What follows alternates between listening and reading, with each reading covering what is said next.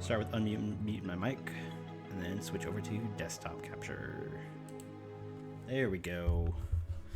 Welcome back to myself. It has been, nice. I think, like a month since I've actually been on camera for the stream, just because I've been so busy. But we're gonna start with an easy stream today. Here's homebrew to class for a campaign that I run, and he is player in, and I figured I'd actually start reviewing it so you can play it soon. I know. Okay. It's been enjoyable. The campaign or the process? Because my understanding all is, of it. Yeah. And it's funny, the impetus, first of all, the impetus for creating a new character in general for that campaign was more so because I'm still like thoroughly enjoying playing my current character. It's more so it's sort of a backup, but it's not intended to be a backup character. It's just, hey, this is introducing a different tone so I can play like a different toned character. Mm-hmm. And then that got introduced with my normal character. So there could be some more openings for actual the actual narrative of the character. Yeah. Opens up a little bit more.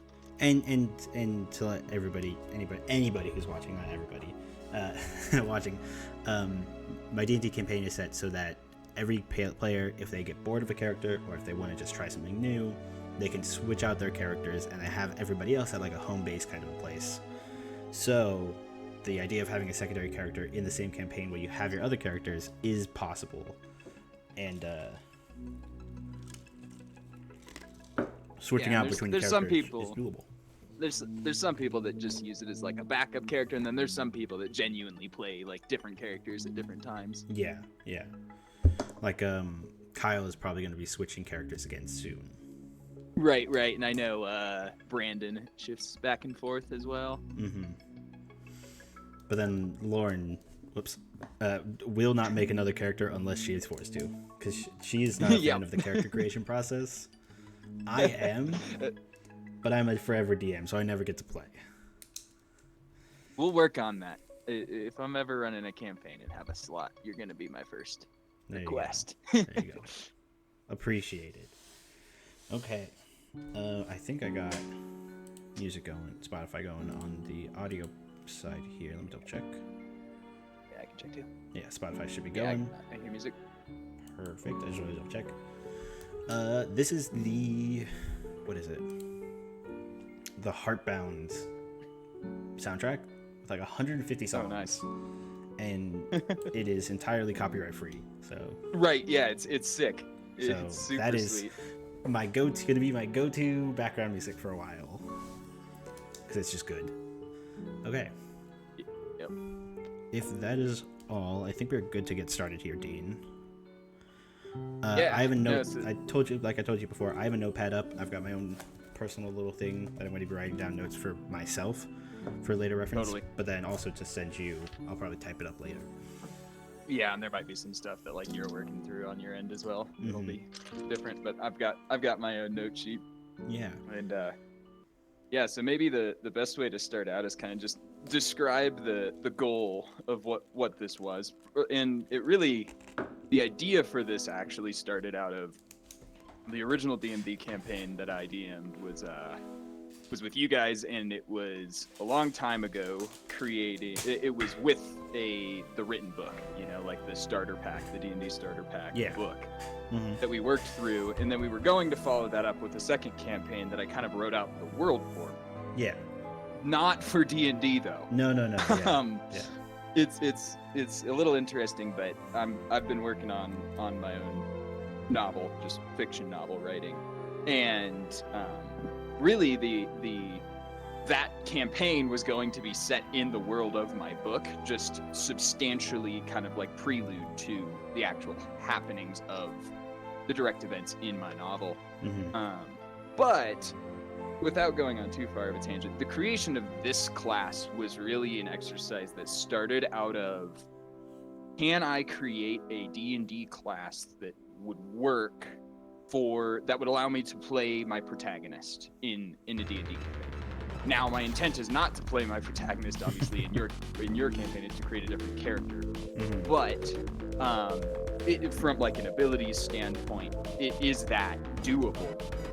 And as a old DM, like I dug through different classes. Kind of the closest thing out there, I think, is like Shadow Step Monk. There's definitely some teleportation prowess there. Yeah, and that's one of the kind of stepstones that I'm going to be using to compare it to. Totally. Yep. And so maybe the best way to start is really describing what this character does. The character has a lot of abilities. My protagonist in my book. And they come from a lot of places, sort of similar to warlocks, but it's kind of more mutual as far as where they get their abilities from. My protagonist in my book does not have connection to either the heavens or the hells. They cannot draw on the energy from either. So they're basically this isolated reservoir of energy that they can then do different things with. It's kind of it's almost like a game-breaking deal, but written into the rules of the world. And so that really allows for them to do a whole bunch of spatial manipulation, is the primary thing. Temporal abilities in general, there are a lot of what they can do, but there's a very heavy emphasis specifically on the kind of space manipulation of that. Is my particular main character. Okay. But I thought it would be a fun exercise with the subclasses to split this out. So really, this was a write-up of, can I create a character in D&D that heavily emphasizes and makes movement fun, which is interesting, and it's been a challenge because movement in D&D is not the most exciting thing for the most part in my mind. It's not the main focus unless you're going for like those cheese builds where it's like, hey, I can move 200 miles in 6 seconds. Right. Or like, oh, well, I just teleported you up super high and then dropped you off a cliff, so if we take 6 seconds and calculate that, like, you're now taking 11d6 fall damage, basically. It's not that. It was the, can we accentuate, this class was, can we accentuate making movement of your character enjoyable and interesting, more enjoyable and interesting than it is. And I think like Shadow Step Monk kind of goes there, for sure, with like linking between shadows. I wanted to try and make a form that was less restricted in where you can move to. Yeah. So it's really taking combat positioning and just positioning in general kind of up a step. Yep. And the class, and you'll see this and notice this as you kind of review it, but the intent is that your survivability and your damage is tied to that movement. You know, and your prowess. So it's not like you're looking to parry shit. You're not trying to get a super high AC necessarily. Like, you're a melee fighter in the subclass that I've written. Should also note, only one subclass is currently written for anyone watching. But you know, the intent is to eventually build that out. Okay. Yeah, sorry, rambling, but that's kind of the long and short of it. It was really an exercise in, can I create a class that emphasizes movement, particularly in combat, but kind of in general. The act of actually generating a character class, let alone a subclass, is I think highly like difficult, because I've done magic items, I've homebrewed magic monsters, I've homebrewed locations and people. I haven't homebrewed entire classes before, so this will be a test for me as well. Right, and a big reason, and I've explained this to you, but I don't know if anyone's watching, but for people that might be watching, you know, one reason that I really wanted to get Esteban's input on this, even though he hasn't homebrewed classes, not only as my DM, but just as a kind of seasoned DM that has done a lot of D&D, a lot of campaigns and things, it's thinking through okay, so this is a subclass. What does this break? Like, what makes your life as the DM hell? You know, because especially coming from a player perspective and as someone that is going to play this subclass eventually, hopefully, and also no pressure if like there's absolutely no way to make it work, we can't make it work. But I've got, as of right now, no qualms as to not figuring out how to get this to work. So yeah, but it's more so like how does this make kind of both of our lives challenging? Of what is written into this class as it is written right now that is like, wait, actually that doesn't make sense. Like, that's not going to be fun for you to have to perpetually deal with. And vice versa, of like, okay, well, this is stuff that I typically can operate on as a DM. And yes, there's classes, all classes have prowess and abilities to do some things. But is there anything that, by virtue of making a class built around something that is typically not built around in D&D, that opens up a lot of possibilities to break shit? Yeah, and as we get further into this, I kind of want to look at some of these abilities, and I want to look at how they can be used in and out of combat both. Right. Because I want to see what types of characters do I think that you could generate with this.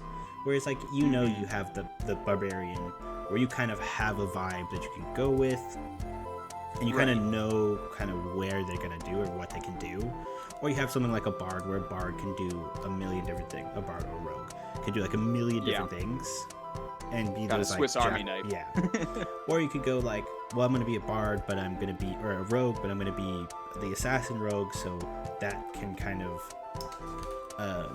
lead to the playstyle that you want and how the abilities of your new class affect those potential playstyles. Thinking not just for you and how you would do this, but if like I wanted to run this class, or you put this online somewhere and somebody else wants to run this class, what are the possibilities of characters that they could create? Yep. Yeah, does it really open a lot of avenues?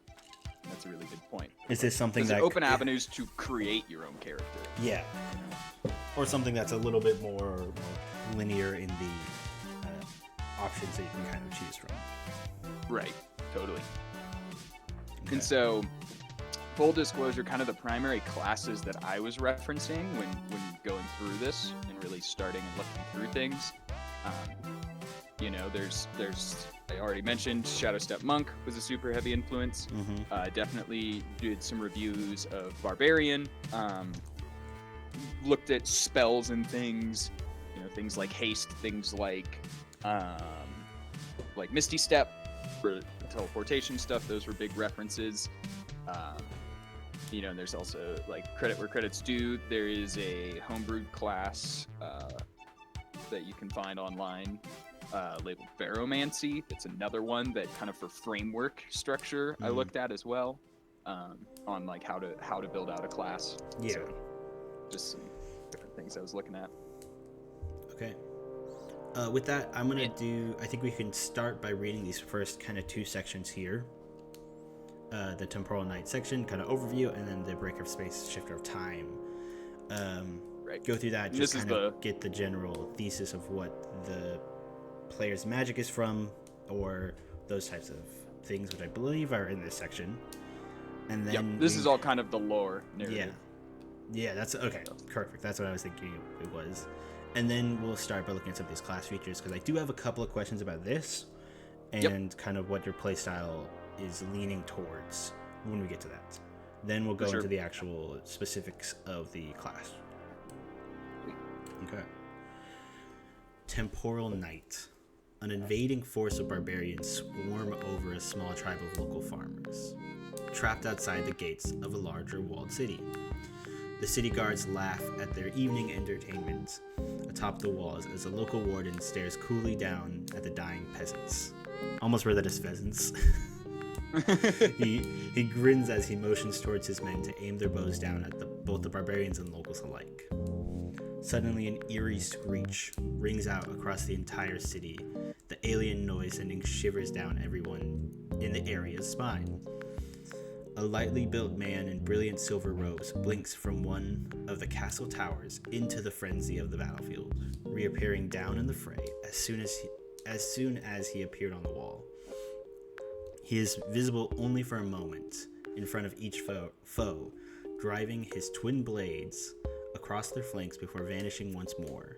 In a chilling and yet graceful flow, he dances throughout the field, seen as nothing more than a flash of glinting silver to the guards. The shine is only followed shortly by the Singeing, yep. Okay. Scent of iron and crimson mist as blood erupts in waves across the battlefield. The once roaring barbarians break down in massive fits of terror as the tide of death washes across the tribe, fleeing from the area as quickly as they appeared. The man stands in the field, not appearing to be moving an inch. Only the farmers left huddled against the portcullises. That's a fragmented sentence. It's like there's something there, but it's a sentence fragment. That's when you forget to finish a sentence. I do it all the time when I'm like writing stuff. I write. Yep. My brain is moving faster, so it's like in my mind I've already written out the rest of that sentence, but. Oh yeah, totally. Just a quick note. Nope, very good note. As the warden leans over to call the soldiers to fire a salvo of arrows on the man, a second bang rings out, and his head slowly tumbles downward, separating from his body. Soldiers turn to catch one final glimpse of the man before he vanishes once more, leaving crumpled bodies as his only trace. So this is the twin curved blades, I recall being from your character, correct? This is an exact kind of depiction of it. I was just like, for the narrative stuff, I'll write out the depiction of what my main character is. Yeah. Not perfectly, obviously, not much visual description here, but a good idea of the like kind of high level capabilities of what this class is aiming to do. Yep. Okay. Blink in, quick hits, deal damage, move. Yeah. Okay. Next section, Breaker of Space, Shifter of Time. Little that the Temporal Knights can do can be understood. Everything from their powers to their very presence appears as a contradiction to the existence of the laws of space and time, reality. They warp space to teleport instantly and in quick succession create lethal rifts of profane energy, and even force areas of time to slow down or stop on a whim. Most of all, Temporal Knights are aberrations, their souls cut off from the heavens and the hells, stranded in the material world. I have a question about how that would work for D&D. Heavens and hells, referring to specifically they cannot pull their power from any gods or demons. Would that Correct. be something that you could have their energy come from various planes? Yep. Yeah, you theoretically could. have it pulling on it. I 'Cause think the there's the- intent was it was kind of self-generated, as in like Mm. it doesn't, what they do doesn't make sense Gotcha. in any fundamental like casting sense or magic sense. Okay. It's not traditional magic casting. Sort of like how in Avatar: The Last Airbender, bending is not magic, and they like make literally the first 2 minutes of the show they are explicit in describing that. It's very similar in that my writing of that is directly out of my book, so that can be reworded in several ways. No. I just had the question But of. yeah, the flavor is essentially like it's more of a science of what they can do rather than like it's not just a different warlock. They're not pulling energy from from a demon or from a fae, something like that. No, I was just thinking because the shifting of time and space could potentially be manipulating the energy from one of the planes of existence. I can't remember the name of the plane of existence off the top of my head, but it's like the plane of the plane of chaos.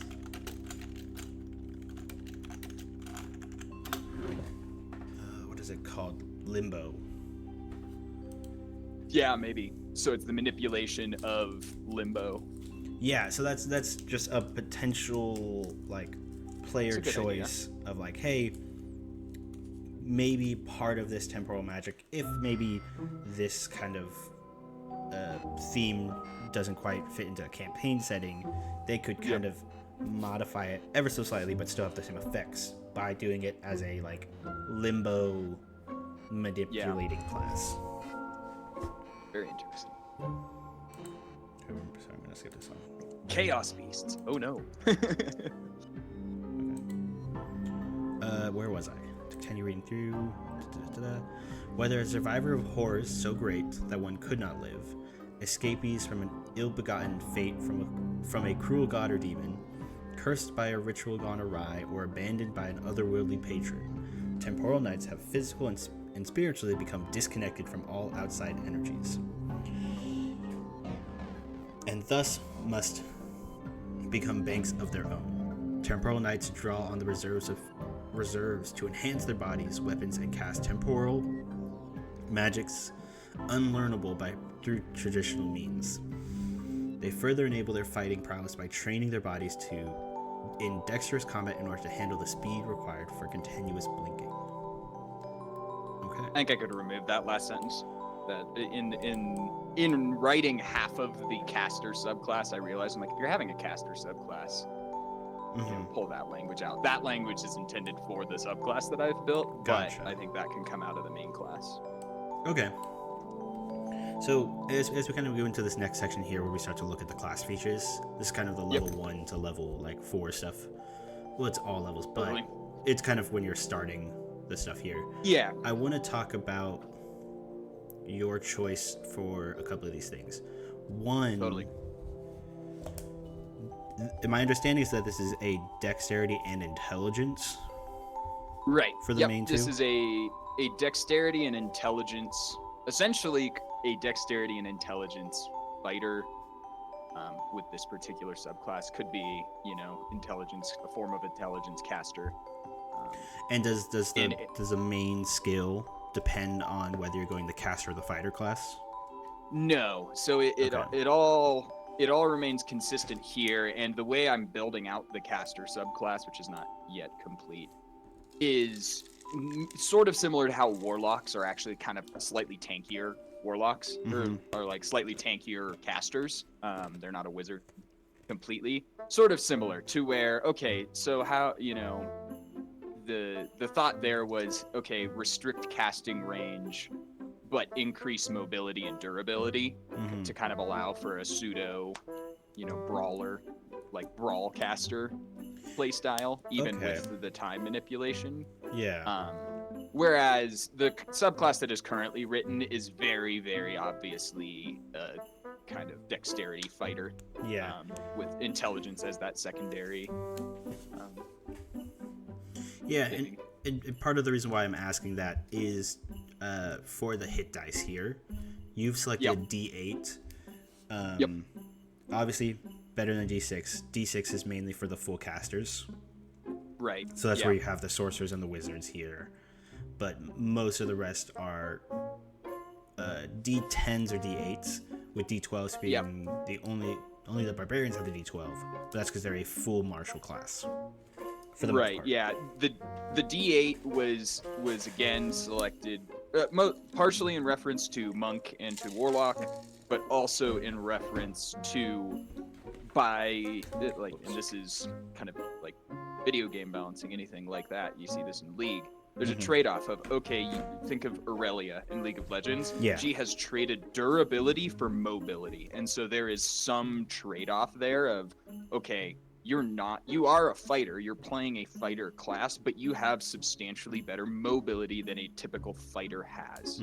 So that knock, one place that can come is to the hit dice, Okay. Putting it at a slightly more, like 8, I feel like 8's the middle of the road, like you're reasonably durable, but you're not really built to tank a bunch of shit. Yeah, you are not exactly, as you say, a tank or somebody who's going to be pulling all the attention.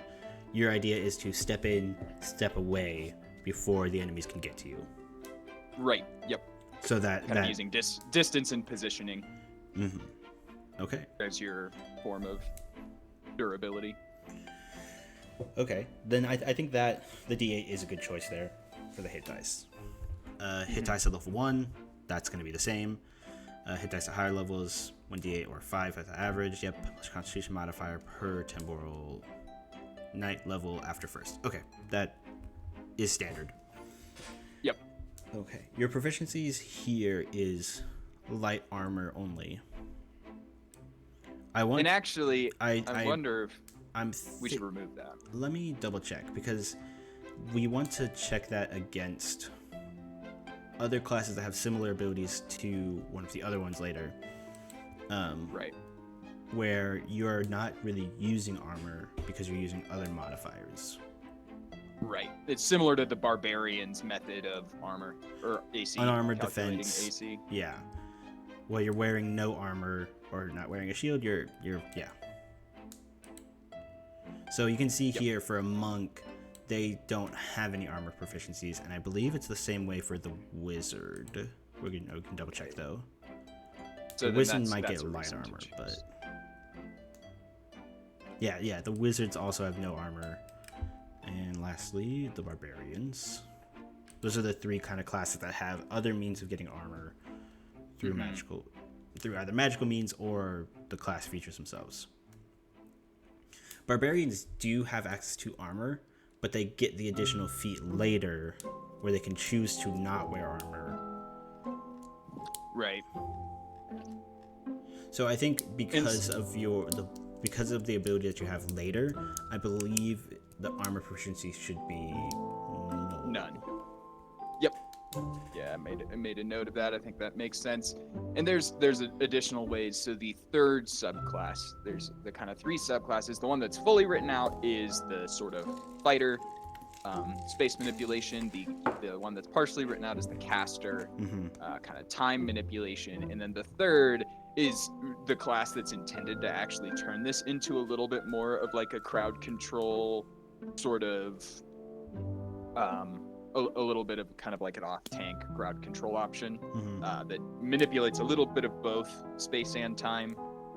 Inspiration coming mostly from the classes actually in biotics, how biotics work in Mass Effect, where you have your adept, which is all space magic. You have your soldier, which is all like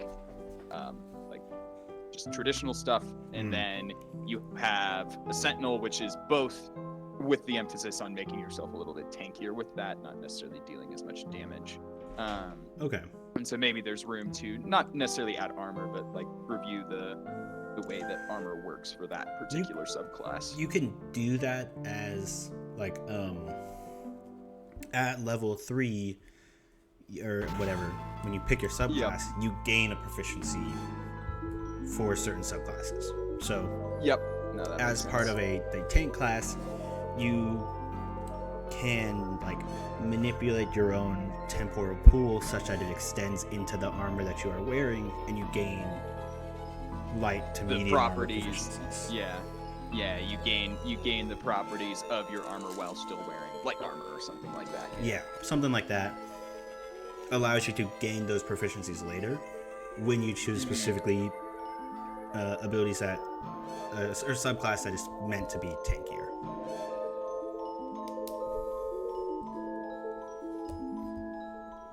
Write that down.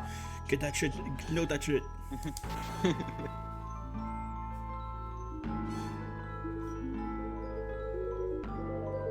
If I could spell right. Okay. Next up, weapons. Simple and martial weapons. I want to look at a weapon chart real quick. Yep. Just to see what that entails, at least in 5. Totally. Yeah, what actual weapons that lets you use? A Mhm. frying pan. Okay, That's a good idea. so you have simple, melee, and ranged are the two ones. Yeah. Martial covers a lot of the more heavier kind of battle Heavier, weapons that are going to be the ones that deal a fair bit more damage or have a little bit more versatility to them. Right. So if you go, let's see. If you go here and you compare this to like the wizard subclass, which is obviously a full caster subclass, they only Yep. have access to essentially simple weapons. Yeah. Right. Quarterstaffs, clubs, and daggers are the main things that you see a wizard use because they are mainly for secondary, with the quarterstaff being used as like their wizard staff. Yeah. When you get to the kind of half-casters, they get a lot more. I'm going to use cleric as a base for the half-caster. Yeah, good reference. You can see they use mostly simple weapons, but they have additional armor kind of things that they can use. So the simple weapons for sure, I think that can stay. The question is, does martial weapons make sense? Yeah. So when you're looking at the list of martial weapons here, let's look at these. Battle axe, flail, glaive, great axe, great sword, and halberd. With the exception of the flail, and the battle axe is versatile. These kind of options here are a lot heavier weapons. When you're looking at even some of these non-ones, the battle axe, the flail, the lance, the longsword, and the maul, those are all in the rules. This is considered specifically heavy, but these are all larger kind of weapons, regardless. In kind of weight and size. Maybe the way to do this, it isn't. Yeah, I think martial weapons blanket is too much. Maybe it's like it's one of those things where you can write in and any two versatile or finesse martial weapons. I think that could be good like that. because I'm trying to think of the logistics of warping around with, we'll say like a halberd, right? Yeah. So it's heavy. it's going to be heavier in practicality when you're moving without blinking. That kind of has the kind of weight to it. Whereas if you're teleporting around, you might actually be able to ignore some of that weight capacity. Because you're not carrying it Yeah. a certain distance. I want to look at the damage numbers here. So when you're looking at simple 1d4, 1d4, a d8 for a great club that's two-handed. So that's like the high damage dealer here. With most of them being a d6. Let's see. Battle axe, d8, d8, d10. You can see these are a lot higher base values. Yep. Maul's 2d6, 1d10, 1d8. Scimitar, which is the finesse weapons, are going to be a little bit lower, but they allow you to use dexterity. Yep. Trident is Which 1d6, again, this class but is it's like that is a ranged. primary. Okay, so then you might want to include the specifications of and any 2 martial or finesse weapons. Any 2. I'm gonna say. What are the versatile? Is there a reason to say versatile, or do we just say So finesse? versatile Like is you can use one-handed or two-handed. or two-handed. Two-handed gives you an increase to the damage. Okay, so let's just go finesse. I think finesse makes sense. So change proficiency in martial weapons to proficiency in any 2 finesse martial weapons.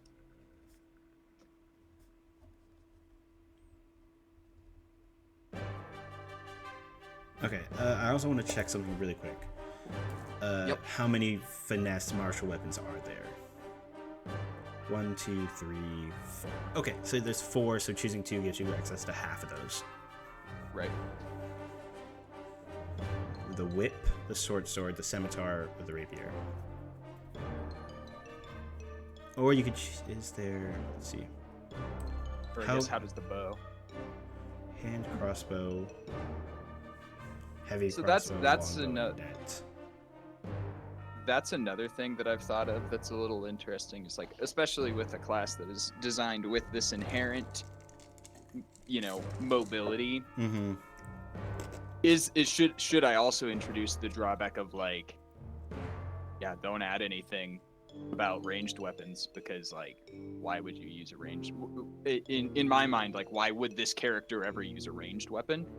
The caster makes sense. The caster's going to do casting things, but like that's magic. They're not going to use a bow, so it's like I don't feel like there's a reason to add provisions for that. We'll have to look at a little bit more of the abilities, but what I'm thinking is, if somebody takes this as a rogue substitute, right?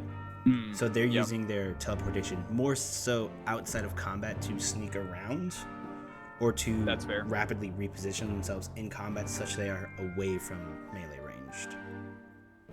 I see. Yeah, that's a good point. So let's see. Loading, light, heavy. Let me see.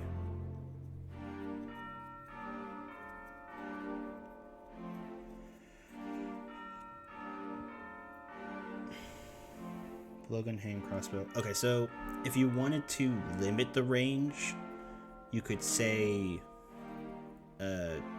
2 finesse, like melee weapons. Yep. And all martial ranged weapons, or you could do and all like single-handed martial ranged weapons. So single-handed would be blowgun, hand crossbow, or net, as opposed to heavy crossbow and longbow. I don't think there should be a restriction on the ranged martial weapons. Okay, yeah. Then maybe we say just select any 2 finesse or ranged martial weapons. I think that's good. Cool. Because then you can say, okay, I want the scimitar and the heavy crossbow. Right. Yep. That allows you to warp around the map and have the option to have either ranged or melee kind of centric builds.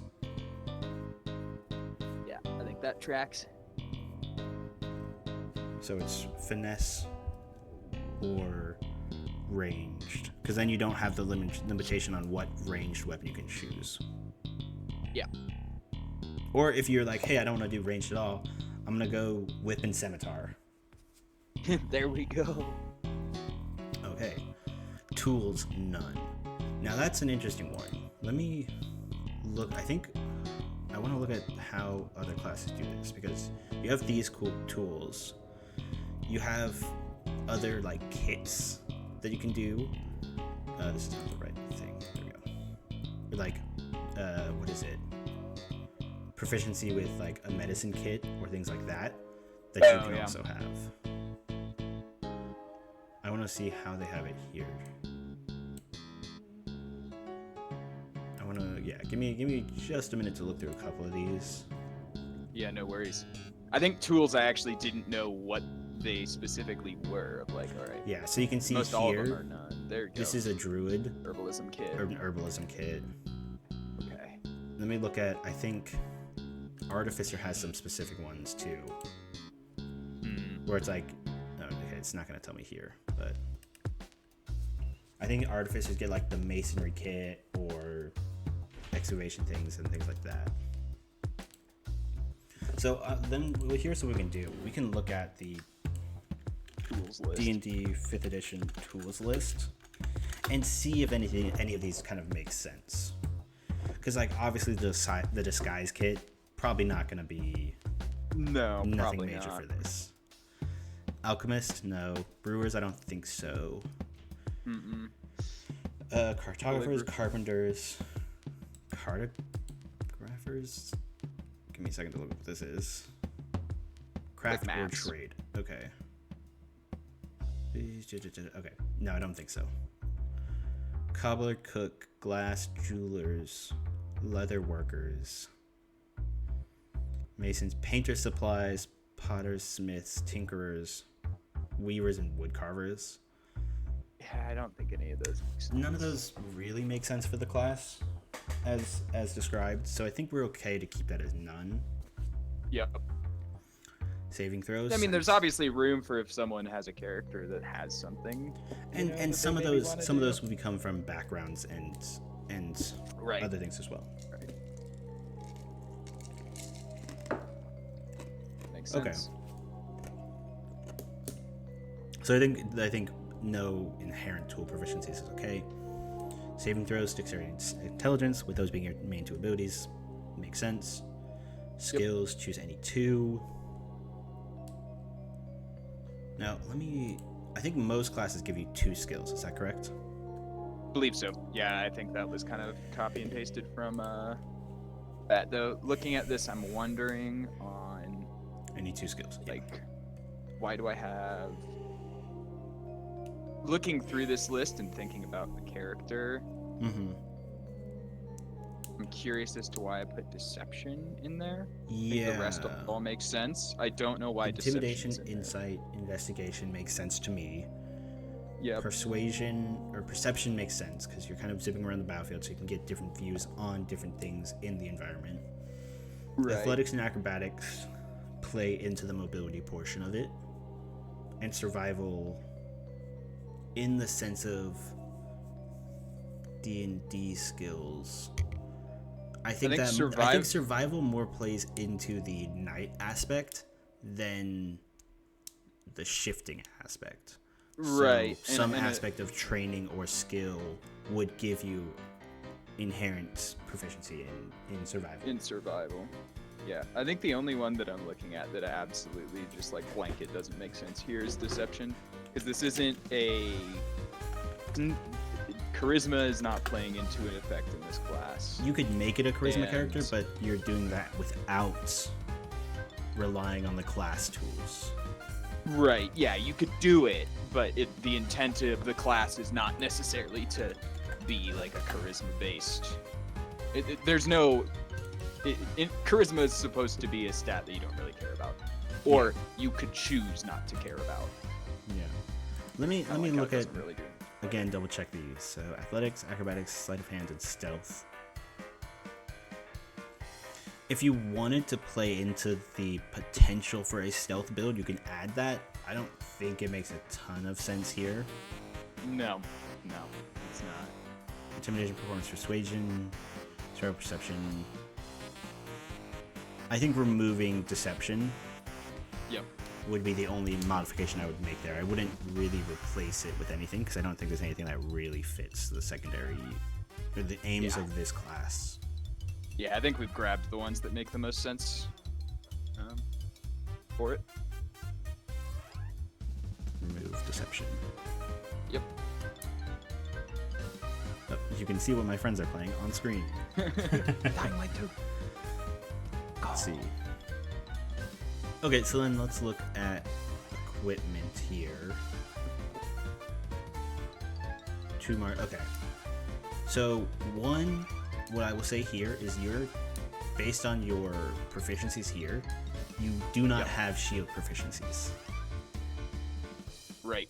And I think that my idea was to introduce that with the hoplite subclass, the kind of tankier subclass, but I don't know that makes sense in general. That's a good point. Well, again, like we mentioned earlier, you can add the armor and shield proficiency to the specific subclass when you get to level 3.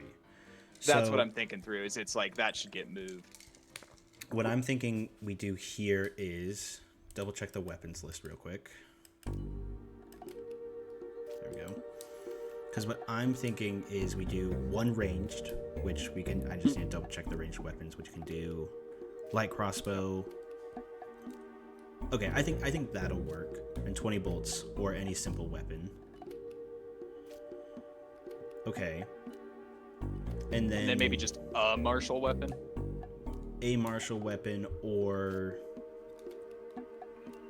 let me think. Because you have it so that your character can get 2 martial weapon proficiencies, right? Right. Yep. Let's see.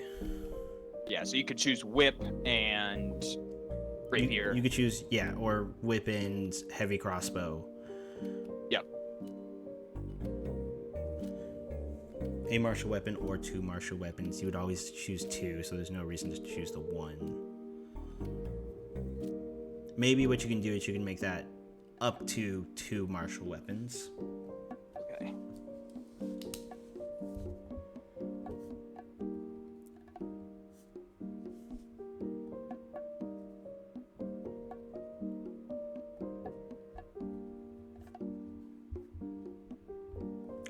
Okay, 1 second. So I think what you can do is you can have option A be up to 2 martial weapons, and then option B do another simple weapon or any simple weapon. So that way you could choose the light crossbow and a simple weapon if that's what you wanted to do. Gotcha. Oh, I see. Yeah, that makes sense. So you could do like light crossbow, dagger, rapier. Yeah, exactly. I think that's how you rework that point there. I like that. Yeah.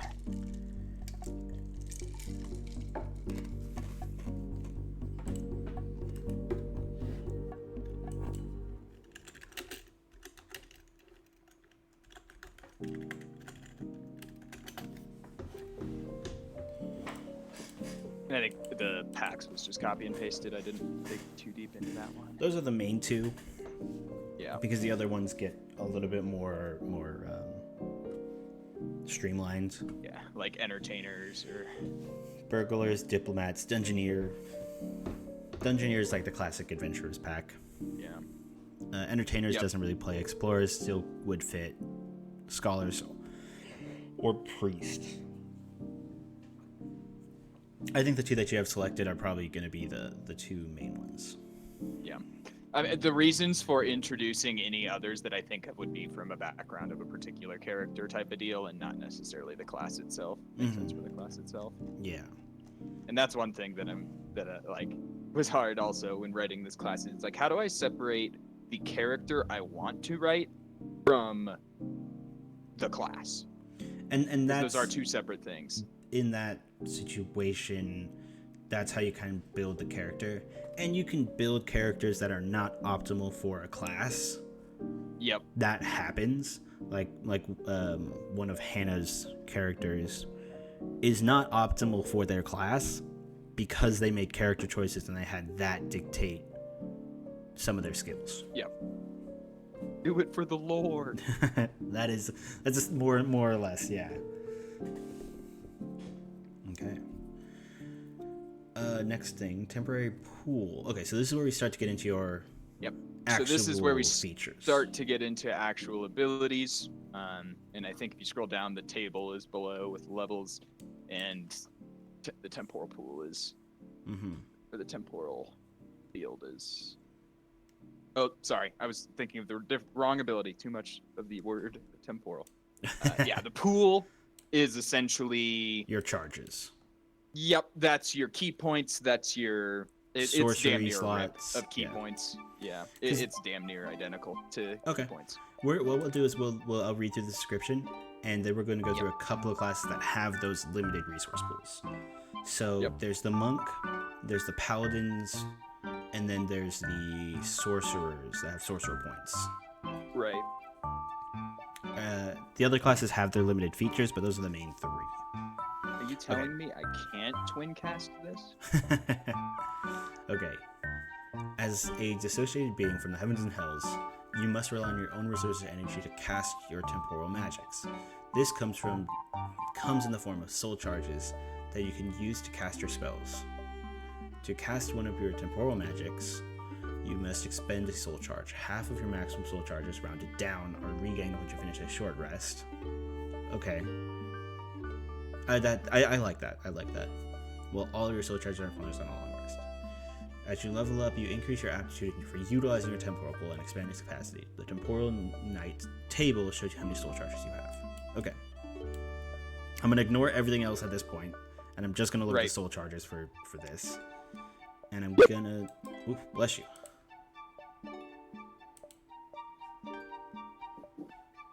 I actually don't know the key point count on monks now that I'm thinking about it. Well, let's check it out. Let's find out. It's pretty much one per level. Yeah, looks like it. Right here. So you have yours set at 2, 2, 4, 4, I don't see it. 6, 6, 8, 8. Okay, you have it every other level. You gain 2 points every other level. I don't see the reason not to do a point a level. We can get into it when we kind of see the cost of these things. I think that's the bigger impact we can come back to and judge is like. I think this is first without seeing the cost of anything. I think this is okay, but know that as a subclass or class, your power spikes aren't going to be every level. You get something bigger and better from your soul charge ability. Your power spikes for the usage of those is going to be more exponential, where it's like, okay, I hit an even level, I get a power, or I hit an odd level, I get a power spike. Right, I hit an odd level, I can now do more things. Yeah. Instead of a more linear progression. Mm-hmm. So that's the cutoff that you're getting by using the method of every other level you get 2. Yeah, it's a bigger jump. I think maybe let's reserve the right to change that once we review the actual costs and impacts of the spells that you're using these charges on. Mm-hmm.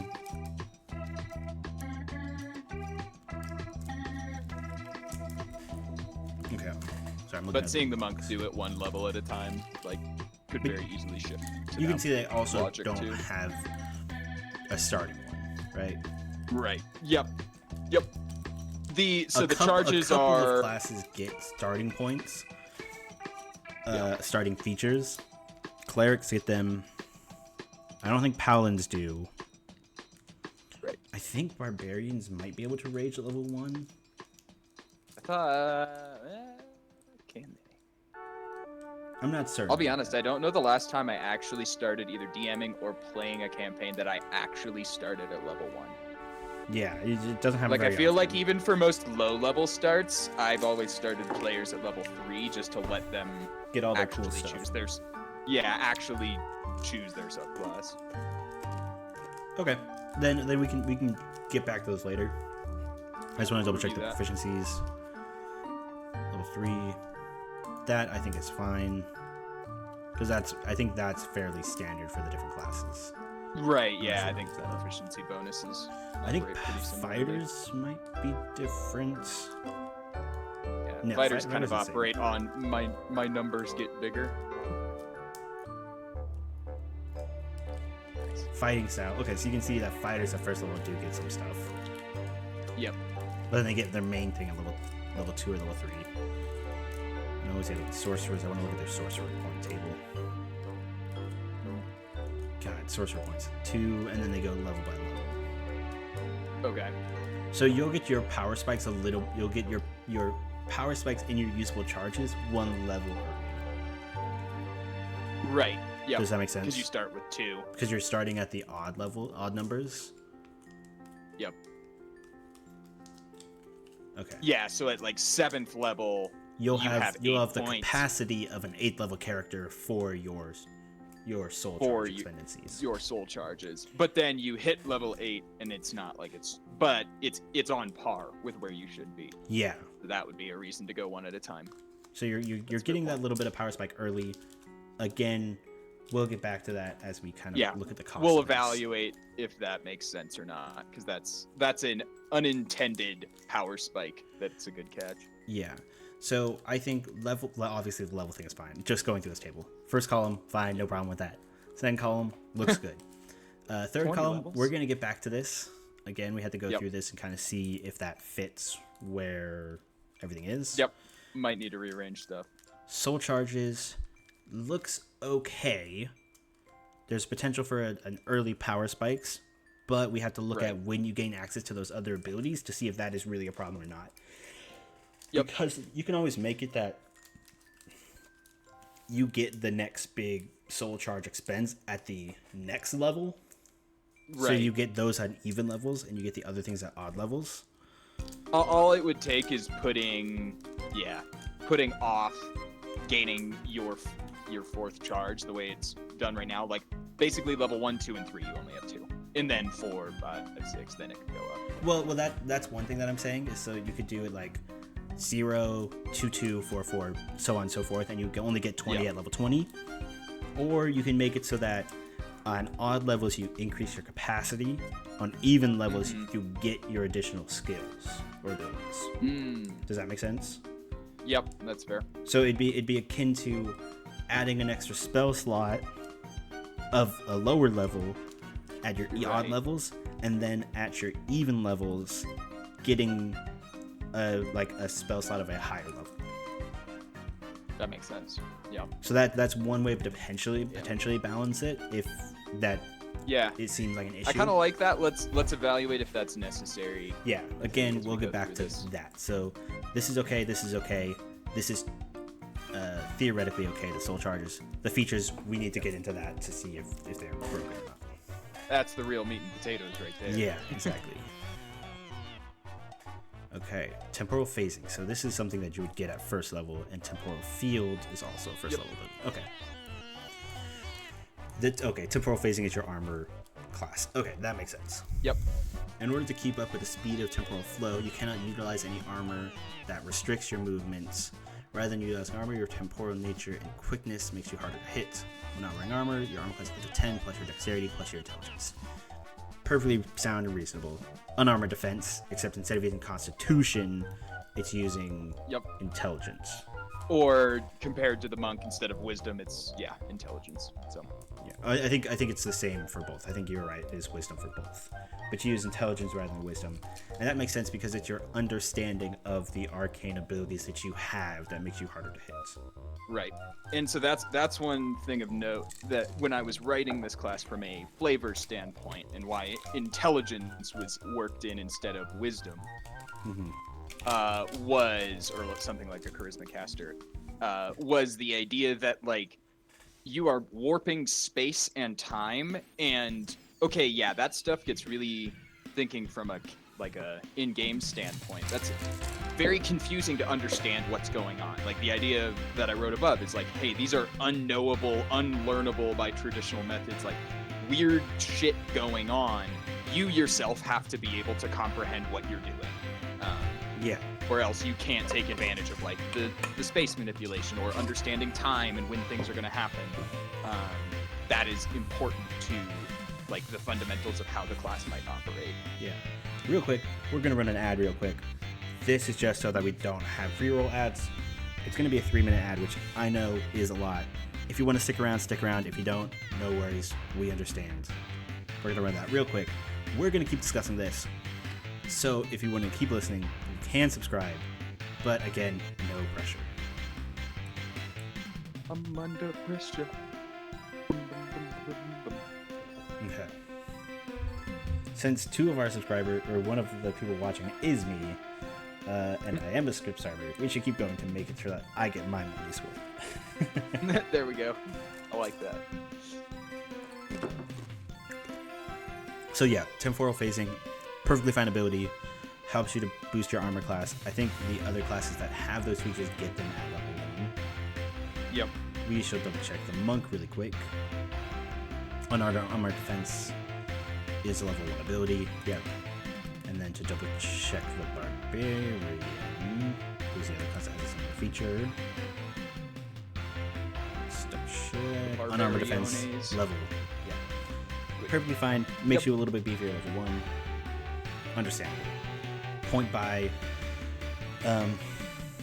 Using point buy, that means you'd probably have an armor modifier of +4 and +3, or +3 and +3. So that'd be 16 or 17. AC. AC at level 1, which is good. Not broken, but really good. Yeah, very good. If you roll your stats, you can get as high as 18. Right? Yeah. So that means you'd have an 18 AC. +4. Right, 4 and 4. Ideally, you wouldn't put your worst rolls in your 2 main stats. So probably that could go as low as like 13. As high as 18, as low as 12. But it's probably most likely going to be like 15 or 16 level 1. Yep. If you're using point buy or rolling stats. I think that's okay. Temporal field. In the floor battle, you have a temporal. Okay, so this is one of your main features, correct? This ability, there's a couple of abilities, and you'll note this reading out when they get very long and verbose. I have a tendency to run on in my languaging, and it's not necessarily good. But besides the point, there's a couple of abilities, and actually, if you want to scroll up and look at the table, I can kind of point them out. Yeah. That I think are going to be a little overloaded. And it's sort of like some abilities are more impactful than others. Temporal field is super important to the class. A whole bunch of shit is built off of the temporal field and feeds into it. So it is going to be a little bit overloaded in what it's doing and kind of what it sounds like. And then all of the abilities kind of play into that field, or a lot of them do. So temporal field is going to be a lot. Blink is a lot. Kind of thinking about like power budgeting. Where did all of the power go? Okay. Temporal field is one spot that a lot of power went to. Blink is one spot that a lot of power went to. And then So is this, sorry to interrupt, is this kind of like how some of the subclasses, like Brandon's subclass, which is a kind of beast warlock, he put a lot of his points or abilities into improving his beast. Yeah. Is that kind of what that is like? Yeah, a little bit more so as not as the character creator, talking as the creator of the subclass. I think of it like balancing a League of Legends character, where you think about Mordekaiser, who has a whole bunch of his power input in his ult. And so it's like all champions theoretically have the same power budget. You want everyone, obviously there's a meta, but like the ideal is everyone is balanced and even. Where was power particularly placed? Some champions might have more powerful QWE, and then think Nidalee or Jace, their R is just a transform type deal, and it's actually not impactful. It's similar, so it's like the power budget of the class, talking from a homebrew perspective. Okay. The temporal field is a lot of power. Blink is a lot of power. And then a lot of the other abilities really go to kind of augment those two things, at least in the base class. And then the subclass kind of allows you to decide the framework of what you're particularly trying to do. Okay. But it's kind of like those two abilities really build the branch work for the rest of the class to operate on top of, is the temporal field and then blink. Okay, I want to double check some clarification here. Soul alignment progression, that is your subclass kind of name? Yep. Okay. Yeah, soul alignment progression is your subclass. Gotcha. I just wanted to double check because I was looking at the monks and I was looking at other things, and theirs is a lot more of, at this level you either get whole monk ability or a subclass monk ability. Yep. So soul alignment is the subclass progression. Except way to grab a cookie. Actually, I have to go to the bathroom. Be right back. Delicious. I have thought about trying to make a baking stream setup. I have no idea how to do it. I theoretically could do it on my desk if I moved my mouse pad. But I think that would get really messy and kind of hard to film.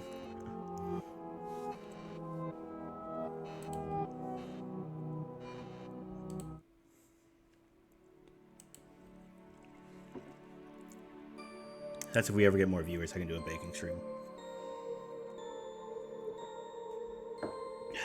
That could be fun. I'm not a great baker, but I make good cookies. This is a peanut butter Nutella cookie. Delicious.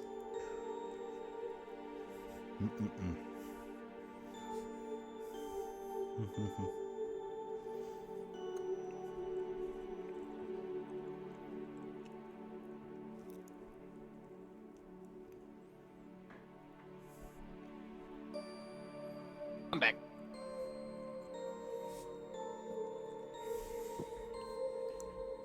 How are your cookies? Delicious. Ugh, they looked dangerous. I yesterday like 3 of them. Man, whenever my sister comes home and makes cookies, it's always just like, dang it. When we used to do in-person D&D back at school,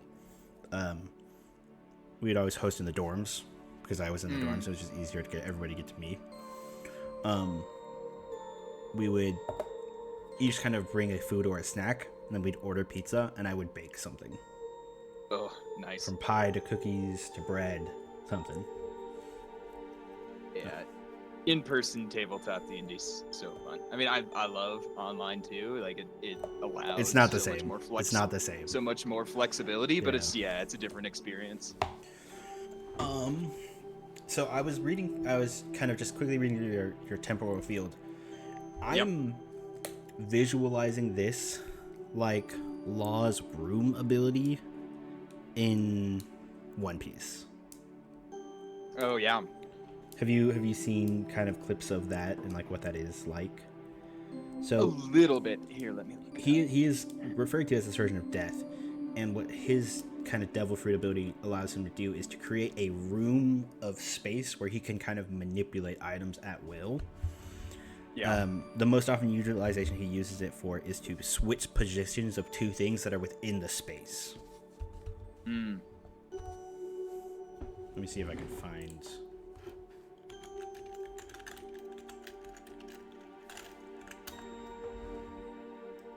And he's got that cool hat And he's got the cool hat and the long sword.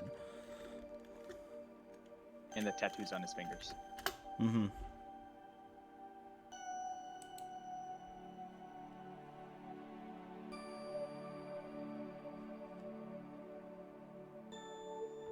Sorry, I'm trying to see if this clip has him use the room ability.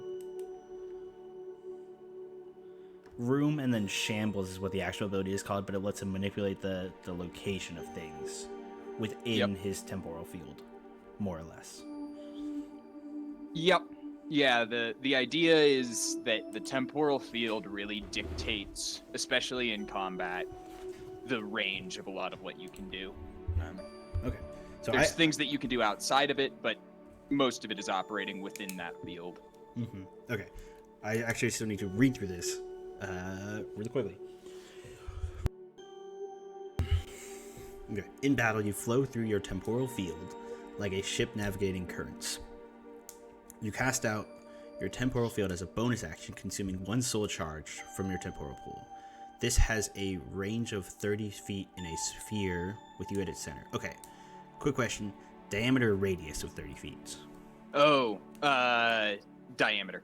Diameter of 30 feet. That's because that's fairly small in D&D sense. Oh, wait, no, you're right. Radius. Sorry, the intent is like, okay, you can move 30 feet in a turn. Typically, you know? Sorry, 30 feet radius. Gotcha. I should clarify that.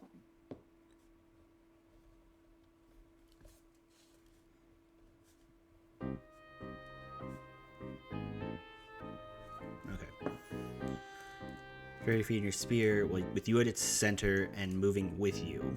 While your feat is active, you gain the following. Okay. 30-foot radius, 60-foot diameter. Let's go check out these abilities that you get. If unarmored, you gain advantage on acrobatics checks. Double your jump distance, and your base movement is increased by 15 feet. At 9th level, your increase goes to 20 feet. At 16th level, it goes to 25 feet. Okay. You move as Blur, and you can disengage as a bonus action. Your movements are light and nimble, different terrain costs you no extra movement. Okay. These are fairly powerful early level movement abilities. I am thinking to decrease the additional movement speed by 5 feet. Yep. Because you're not getting as much. You're not going to get as much mobility as a monk, but you are getting additional benefits to that class. Additional benefits rather than just the additional movement. And thinking on it in the future down the line, I think that also makes more sense. Thinking on the logic of you blink, but that doesn't consume movement. Mm-hmm. And so now you then can move even more from that distance. And so it's like, okay, pulling that back some makes sense. So if you rework that to 10, 15, and 20 feet, you go in. Okay, I think that's more reasonable. So we're going to go deduct 5 feet of additional movement. So like monks get 30 feet of additional movement at level 20. Yep. Right? So that's starting at 16th level, they get 25, but then at 18th, it gets to 30 feet. So they're moving up to, assuming a base speed of 30, 60 feet in a round, using just their movement. Without dashing. Without dashing. If they use their Step with the Wind and use dash as a bonus action, that gets them up to 120. But you could theoretically blink that 30 feet, then move your, at max level, 60 feet without expending any additional Step with the Wind or expanding your field. You get the 30 feet of movement, then your 30 feet, and then the additional 20 feet for 60, 80 feet of movement, which I think is still fairly solid. Still fairly solid, and you also have to remember that the 30 feet that were blinked. Yeah. You didn't incur any chance for attacks, reactions, anything like that. You could cross a river without getting wet type stuff. Yeah. And what I like about this additional movement and the advantage on acrobatics checks here is that this allows for a stealthy play of this combat class. Yep. I think that's a good advantage. You move as a Blur, you can disengage as a bonus action. It might not be necessary. Let me think about this.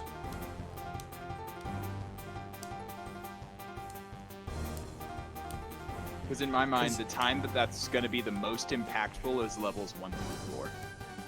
There's so many other things that I have or move. When you can't blink. And there's so many other things that I have built into the class utilizing actions and bonus actions that it's just like, why would I ever, after I get blink, why would I ever use this ability? And I can't come up with a reason in my mind right now. So here's another way we could possibly rework it if we're not happy with that, is that you could separate this out a little bit more, and you could say if unarmored, you gain advantage on acrobatics check, double your jump movement, and double your jump movement. You can have that as 1. Your base movement speed is increased by 10 feet, 15 feet, and 25 feet. And then the other 2 that you have there, so separate out into 4. And then you could say every couple of levels, choose 1 additional. If you wanted to do that. Or I mean, I'm more so just thinking like I don't know if it's necessary at all. Like we might just be able to pull it out. Disengage as a bonus action. Like it just feels it's one of those things that as I sit there and think about it in hindsight from like a 3D perspective, it's what does this contribute that you don't have access to in somewhat short order, you know? It's not like you're waiting to level 16 for it to not matter. So assuming you're starting at level 3, you're one level away from getting the ability to blink, correct? 2. You get blink at 5th level. Yes, right. So that's why I'm thinking like that ability only really opens up opportunities for you levels 1 to 4 and then becomes completely overshadowed by the rest of the class. And that doesn't feel good or necessary, you know. Well, it have might that provision in there. It might be a good idea to, I think, keep it, because what you can do is then you can feel the character growing in power. True. Does that make sense? It's like, oh, you can't do this now, or you can only do this now, but then later you get this additional benefit, or this additional ability that supersedes this lesser one. But if this lesser one still becomes required, you can use it. Right. That's fair. Please note that if you do choose to give armor proficiency to the other classes later, the other subclasses, that first ability would not be affected. The first ability wouldn't be impacted. The other two would not be. Right. Yep. So that's something to consider when you're working on those other subclasses. Working on the other subclasses. But I think it's fine as is for those abilities. It is very powerful.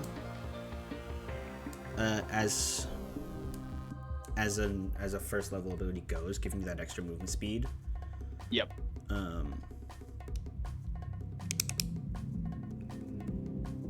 Let me think about this actually. You're decreasing it by 5, so it's 10.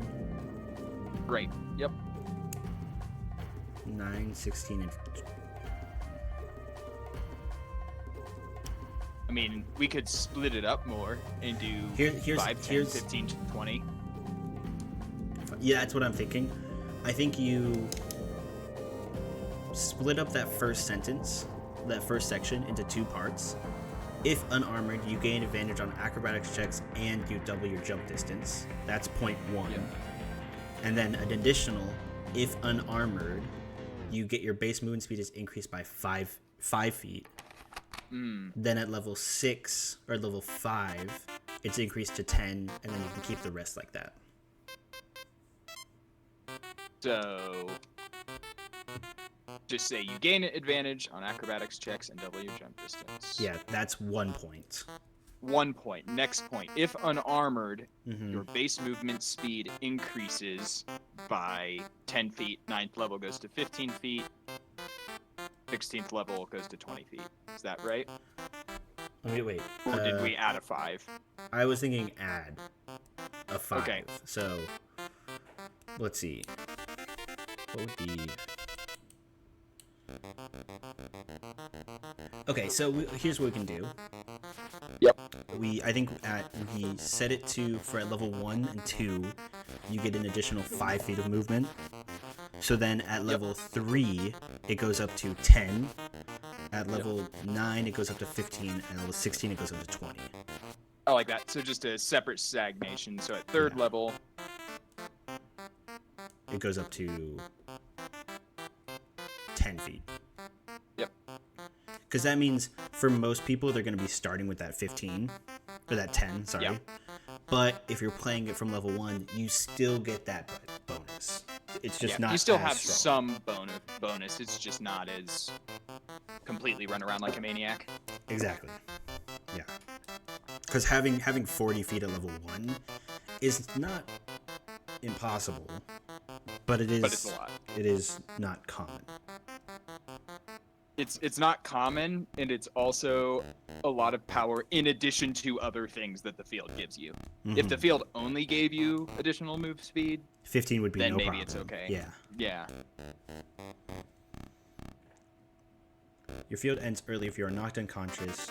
You can also end your field as a free action. Okay. I want to look at rage for that. Yeah, how Because does rage work? has a set time limit. I think it's 1 minute, Gotcha. which is 10 rounds, right? Yep. Yeah, I think one thing. Your rage lasts for 1 minute. If it ends early if you are knocked unconscious, or if your turn ends and you haven't taken damage. You can end it early as a bonus action. I think ending it as a free action is fine. You can rage number of levels equal to your. Okay. What were you saying? Sorry. No, that's fair. I'm thinking through. How the other I guess abilities are affected by in that. my mind, with this ability, when I originally wrote it, there was some additional reasons not to always have it on, which is why I didn't put a time limit. Okay. But now that I've pulled that out, I get where you're going with like potentially wanting to add lasts for a minute when you expand it, because it's the sort of thing where if not, why wouldn't you just woke up from a long rest? All right, hey DM, I'm just gonna immediately consume a soul charge to expand my temporal field. It's expanded for the rest of all time, basically, or at least for the day, and it's just like there's nothing inhibiting me from doing that, and there's no reason not to, especially with how important all the other abilities are for. Yeah. With it. There are some classes that have things like that, like a wizard casting mage armor. You do that first thing in the morning if you're adventuring, and then you just consume a spell slot. A spell slot to do that. Yeah. So it's not uncommon, but to give it more because this is something that you could use out of combat, unlike a barbarian's rage, which is not super useful outside of combat. You can probably extend it up to like 10 minutes for out of combat use. Okay. Field lasts 10 minutes long. I think that makes sense. Kind of like Fly. That's how long Fly lasts, right? Yeah.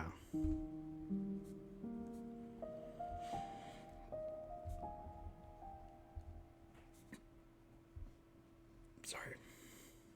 I had a burp. Had to burp. Yep, so your field lasts 10 minutes once expanded. Your field ends early if you are knocked unconscious. You can also end your field on your turn as a free action. I think that's reasonable. I think 10 minutes gives you good like amount of outside of combat usage while not allowing you to say, I keep it up perpetually. Yep. And the reason I made it a free action instead of a bonus action is also it's one of those things where, again, you don't have any incentive to ever not have it. So, like, why I think incur a cost to then reduce your power substantially? I like to think of it as, like, how spellcasters can drop concentration. Yeah. You're just no longer focusing on that ability, so it dissipates. Yep. Okay. It isn't a concentration thing. It's only once you're knocked unconscious. Yeah, no. And I still think that's okay as well. Because it's essentially you pouring your internal like energy outwards, and once that energy is out there, it should stay out there unless it like comes back to you to keep you alive when you go unconscious. Right. Okay. Fluid perception. We're making very slow progress. Sorry. No, we're good. They're good. We're going into enough detail that we are kind of working through this. Because I just looked at the thing. It's like, damn, we've been going for an hour and a half. Hot damn. And we're only at the level 2 ability. Well, these are the bulk of the abilities is in the subclass and like levels 1 through 5. 10. Yeah, 1 through 5, 1 through 10. Fluid perception. Starting at second level, your temporal pool becomes one with your material body, shrouding yourself in a faint energy at all times. Anything that touches the field feeds into your subconscious, allowing you to understand and react to the input at uncanny speeds and accuracy.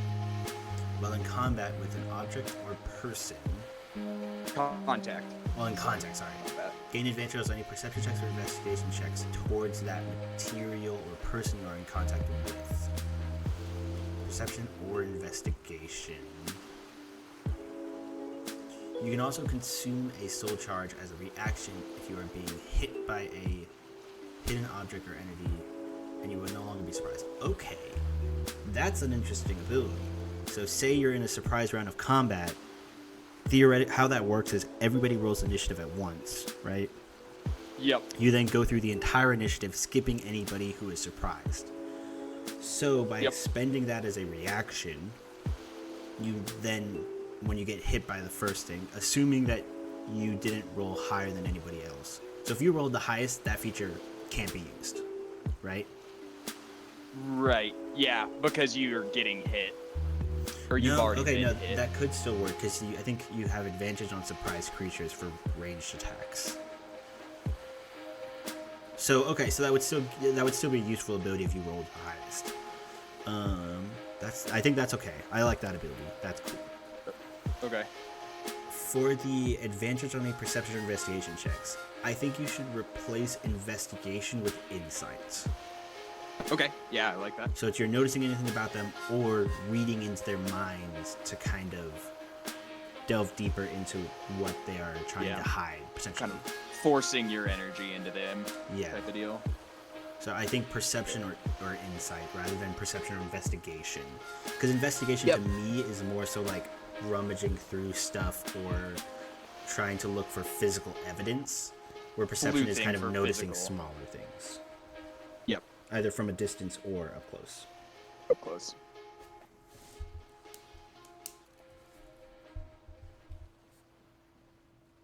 And that would get changed in the lower level as well. What was that? Or in the next person, the additionally. Oh, okay. Finally, you can utilize this skill while your temporal field is expanded. You can help identify anything you may observe or perceive within the field, either as a reaction to making a perception or investigation check, or when your field is already expanded, you can expand your sword charge to give yourself advantage. You can expand your sword charge to give yourself advantage. If your sword field is not already expanded, it would be expanded following this direction. Yeah, I think.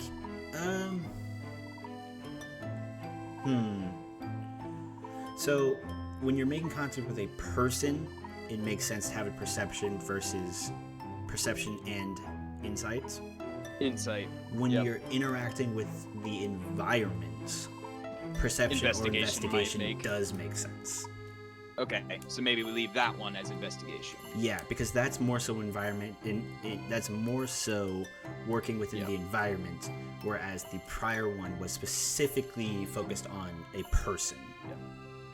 And essentially the way that latter part is working is it's like you are basically sonar pulsing, is what you're doing through your temporal field. Then in that case, insight would make, or investigation would make more sense than insight. Okay. So I think we keep that word as is. We just shift to the first half. First one, if you're like shaking someone's hand type of deal. Yeah, you could like make an insight check into them to see if whatever you're looking for is what you're like feel their vibe basically. Yeah, the vibe check. Literally. Yeah. It's a literal vibe check. Mm-hmm. Rename the ability vibe check.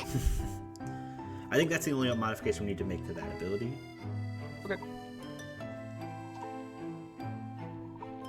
So it's a mostly out of combat ability, but you have that combat element of the surprise, which removing the surprise condition is fairly powerful and not something that any other class I think has, with the exception of you taking the feat alert, which means that you cannot be subscribed. Surprised.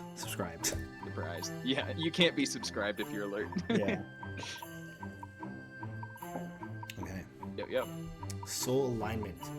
When you reach third level, you gain awareness of your soul cavities and can further specialize the shape of your temporal magics. You commit to training to be a battle dancer, theurgist, or hoplite. Theurgist, yep. All detailed at the end of this class description. Makes sense? Your specialization grants you additional features at 3rd level, 6th level, and 11th and 17th. That's fairly standard. You choose a subclass. Yep. Okay.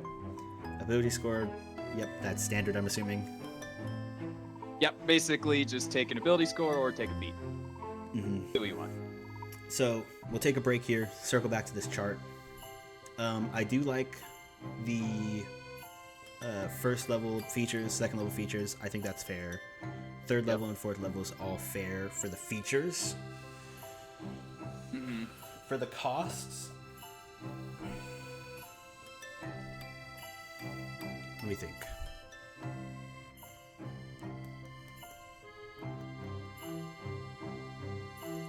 Being able to do your stuff at first level is pretty good. Having 2 charges. Is that? Do we just want to go 1? Just go up like monk? 1, 2, 3, 4, 5. Yeah. So what I'm thinking for that is, at first level, you have a basic understanding of the field ability. And that's it. That's it. You can use that. You can once expand per it day. once. Yeah. Yep. Or short rest. Once per short rest. Once per 'cause if you short would rest. Yeah. short rest, you'd get it back. Mm-hmm. You get your 1 point back.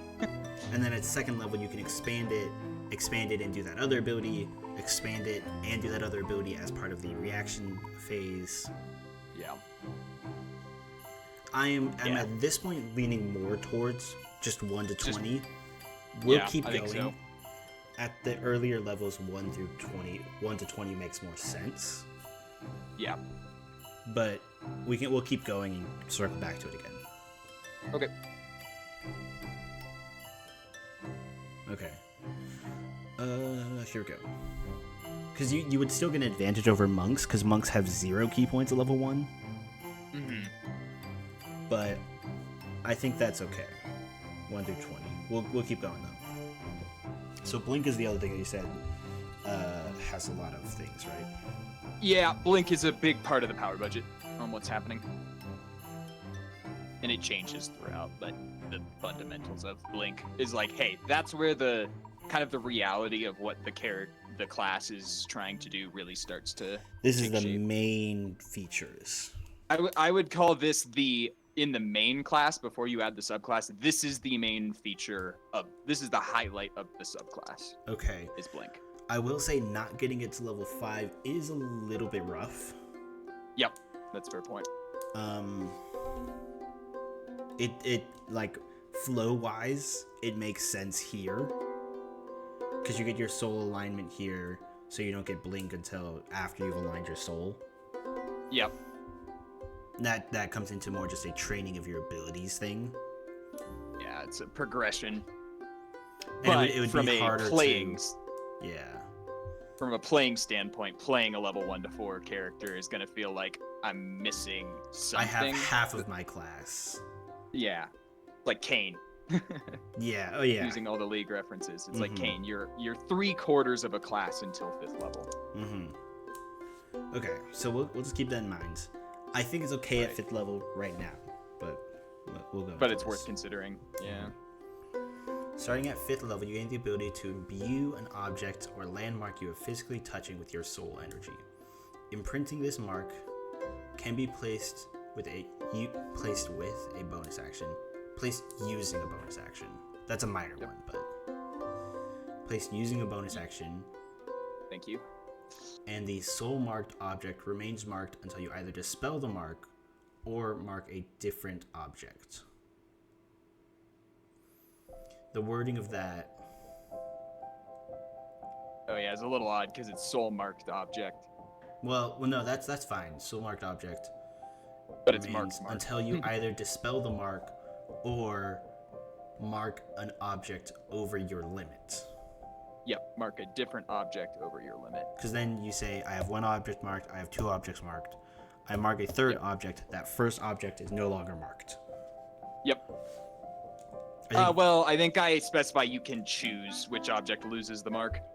The mark cannot be removed by any other means.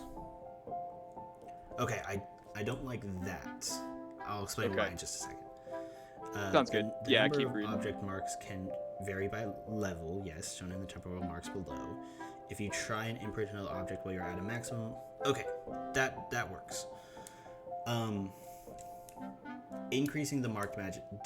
removing the marked magic.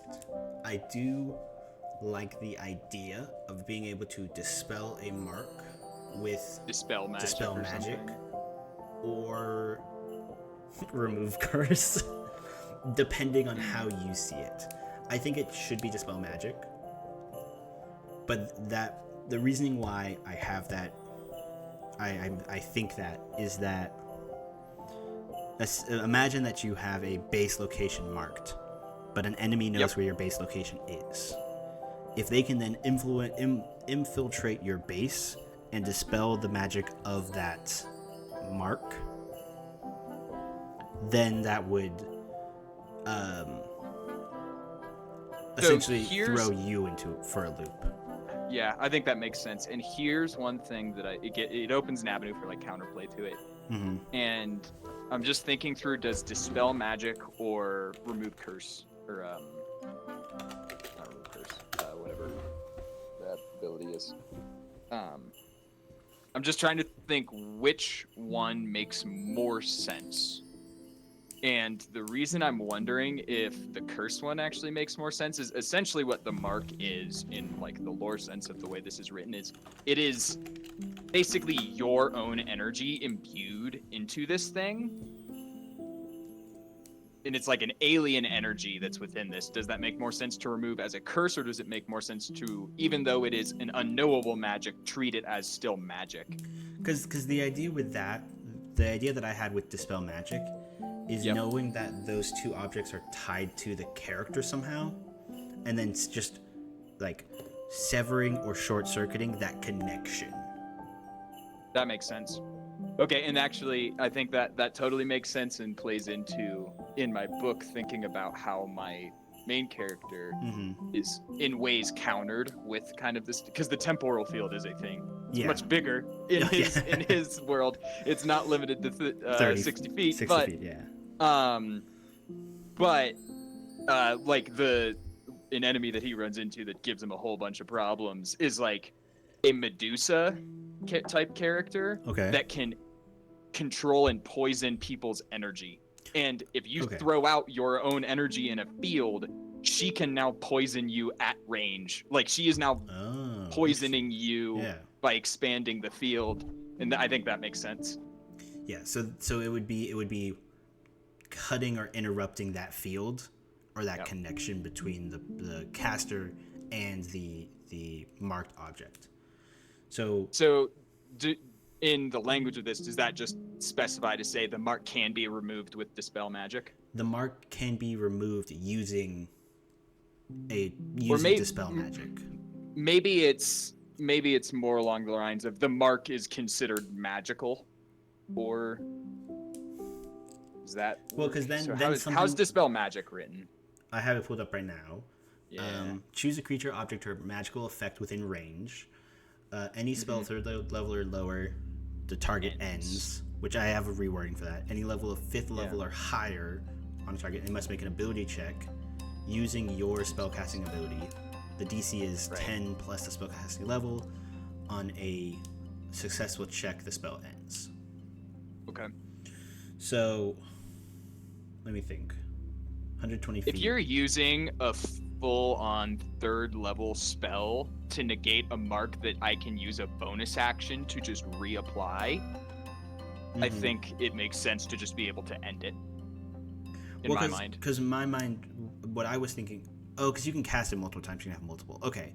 That's why I'm saying, like, instead of making the spell save, like, I think it's reasonable to just say immediately it's considered immediately the mark. Yeah, it immediately dispels. So this is a lesser connection because you have so many of them. You can have so many of them. Yeah, eventually you can have 6 of them. So. Because the other idea that I had was essentially setting the DC equal to 10 plus like intelligence modifier or something. Yeah. I think it makes more sense in my mind just to be able to end it. Okay. Because it's such a low cost. Marking the object is such a low cost. You know, it doesn't cost a soul charge. You just do it with a bonus action. Okay. Like, I think that's reasonable to just be able to end it. So I think for the wording, instead of saying the mark cannot be removed by any other means, replace it to the mark can be forcibly removed using dispel magic. Makes sense. Because that would allow an enemy or counterplay to this ability being, I have some form of way to sever your connection. I'm gonna say the mark can be forcefully removed using dispel magic, but otherwise cannot be cleansed. Or wish. Who would use wish to do that? That's fair, actually. So never mind. I'll just say can be removed using dispel magic. Okay. Or wish. If you're using wish to cast dispel magic, something's wrong. Yeah, if it's actually that big of a deal, go for it. Like. Okay. Keep moving forward then. Once the charge has been marked, once the subject has been marked, you can consume a soul charge to blink to the target's location as an action. Immediately. So as long as the object's within 30 feet or within line of sight. If an imbued subject is within your temporal field, you can use a bonus action to blink to that target's side. Okay, I like that. As an action if you're out of your field. Okay. And the teleport requires consuming a soul charge. Yes. So when I was first writing this I would ability, I wasn't capitalize sure. soul charge just consistently throughout the document. Thank you. And I think I have it in a lot of places. I just didn't do it there. Mm-hmm.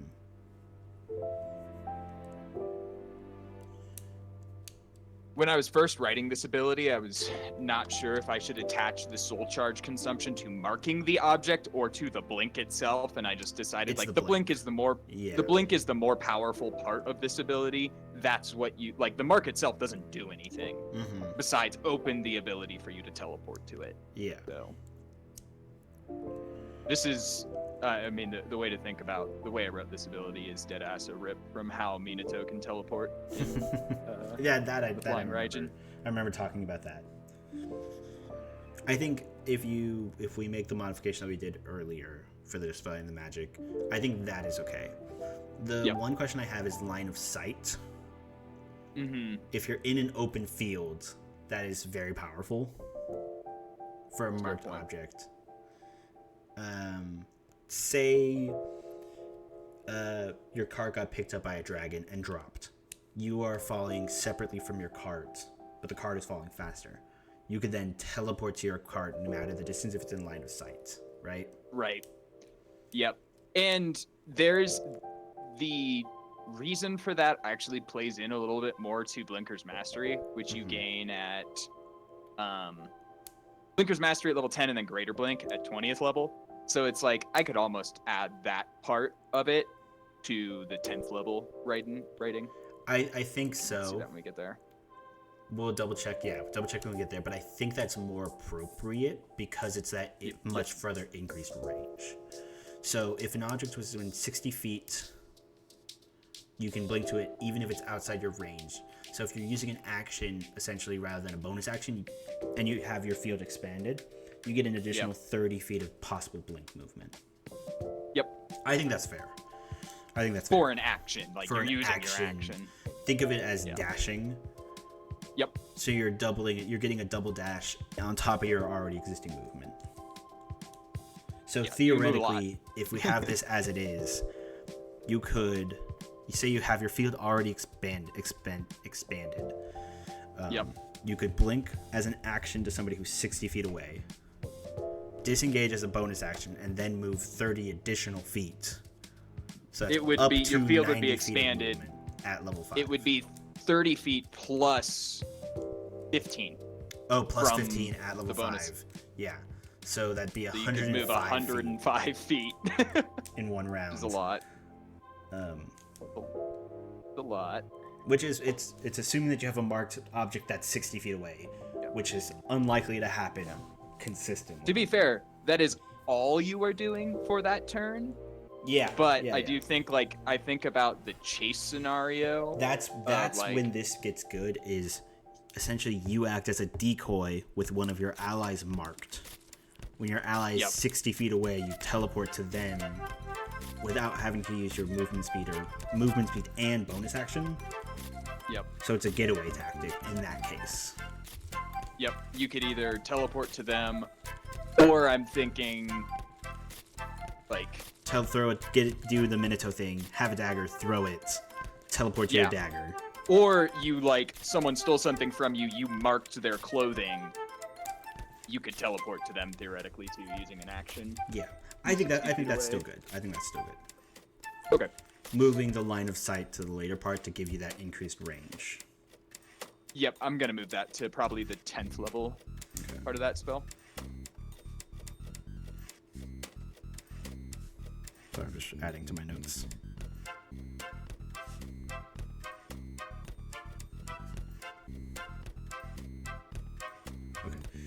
Okay. I like the number of objects. I think that's a fairly good progression. Mm-hmm. So I think that's okay to leave as is. Yeah, and then I kind of changed it because going 2, 2, 3, 3, 4, 4, 5, 5, 6, 6. Like eventually, it was just starting to get aggressive. I'm like, okay, that's more so going to be annoying for the player to keep track Yeah, of. like, I have 22 marked point. objects. Yeah, it's like, okay, 6. Being able to teleport to 6 different objects is like pretty reasonable. Yeah. That seems pretty fair. You don't need more than that. Okay, we're gonna move to level 7, Shroud of Separation. At 7th level, you get the prolonged time your soul has been stagnant and uninfluenced by the heavens, earth, or hells leaves an ominous air of the incomprehensible to anybody in contact with your temporal energy. Whether you are attempting an intimidation check, whenever you are attempting, you can do so with advantage so long as they are either in physical contact with you or within your temporal field if it is cast out. Okay, I like that. Additionally, you move your action to unnerve a foe within the combat. The creature within you must be within 30 feet and must make an intelligence saving throw. If they fail, they perceive your aura as a cosmic horror and are frightened by you for 1 minute. You can use this feature once per long rest. Yes, you don't specify the DC which you need to do.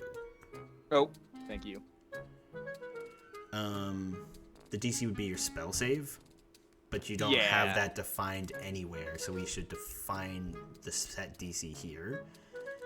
In the language of this actual ability? Yeah. Okay, so Spell save you may DC. unnerve a foe, must make an intelligence saving throw. This How do you calculate spell save DC? the spell save DC is be 10 plus your proficiency plus your intelligence. Yep. Oh wait, 8 plus. Oh sorry, 8 plus your spellcasting modifier plus your proficiency. That's your. Your spellcasting modifier, I'm assuming, would be intelligence. Yeah, your intelligence modifier. So at level 7, when you get this, your proficiency would be 3. Assuming you have a 4, so that's plus 7. Your spell save would be DC 15 intelligence, which is a dumb stat for most things. Intelligence? Yeah. Yeah. Not for you. Not in this case. No, not for you, which is why this is good. But for other things. So your spell save DC, or the spell save DC is 8 plus your intelligence modifier plus your proficiency bonus. Yes. Right? Mm-hmm. Should we specify that somewhere else, or does it make sense to specify it here? Well, it depends on the subclass, because the subclass would introduce that earlier, right? Mm-hmm. That's what I'm wondering, is like that's actually going to... I don't think it matters much. Well, no, it will matter. So... For the main class here, we'll specify it here, because this is the first time you use it here. Yep. Because you don't use it anywhere else. The other thing, you could also add it to the class features. Mm-hmm. You could do where it's like proficiencies. You would add spellcasting modifier intelligence, and then spell save DC 8 plus spellcasting modifier plus proficiency. Gotcha. So you would add it to like the proficiencies area. Okay. Yeah, I might end up doing that. I think we. So then the verbiage here would be, they make a intelligence saving throw against your spellcasting modifier, or your spell save DC, and then that's described up here. And you would just label that like right below, I assume, saving throws. You would say spell save DC. Yeah. 8 plus your intelligence modifier plus your proficiency. Spell save DC. It's just important for the subclasses, so I figure it's... That's what I figured. So that's probably the better place to put it, is earlier. Yeah, makes sense. Copy the write-up. And then in the ability, you just say against your spell save DC, right? Yeah. Because I'm like, oh shit, what's that? Then they check back above to see what it was.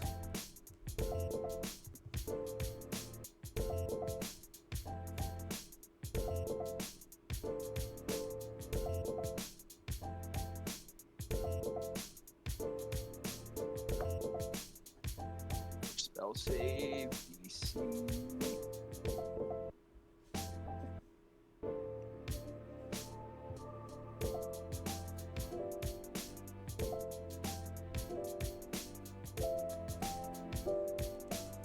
Okay, cool. Okay. Other than that, I think that's Fail. pretty good. It gives you your out of combat ability to have advantage on intimidation checks if they're in contact with you, or if you ever turn field out. So if you have your field out, that's a bonus action to do that. But if they're touching you, no need to require the bonus action. So essentially, if you're like pushing somebody against a wall, you get advantage on your intimidation check. Right. Yeah. Okay, I think that's okay. I think that's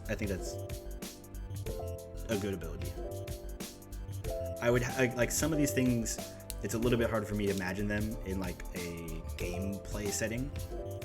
Right. Do note that you are not a charisma caster, so intimidation is not necessarily one of your best skill checks. Something that you're good at. Yeah. But it was more of a flavor thing of yeah. like, you got some weird ass shit going on. Mhm. Okay. Harden the soul, steal the mind.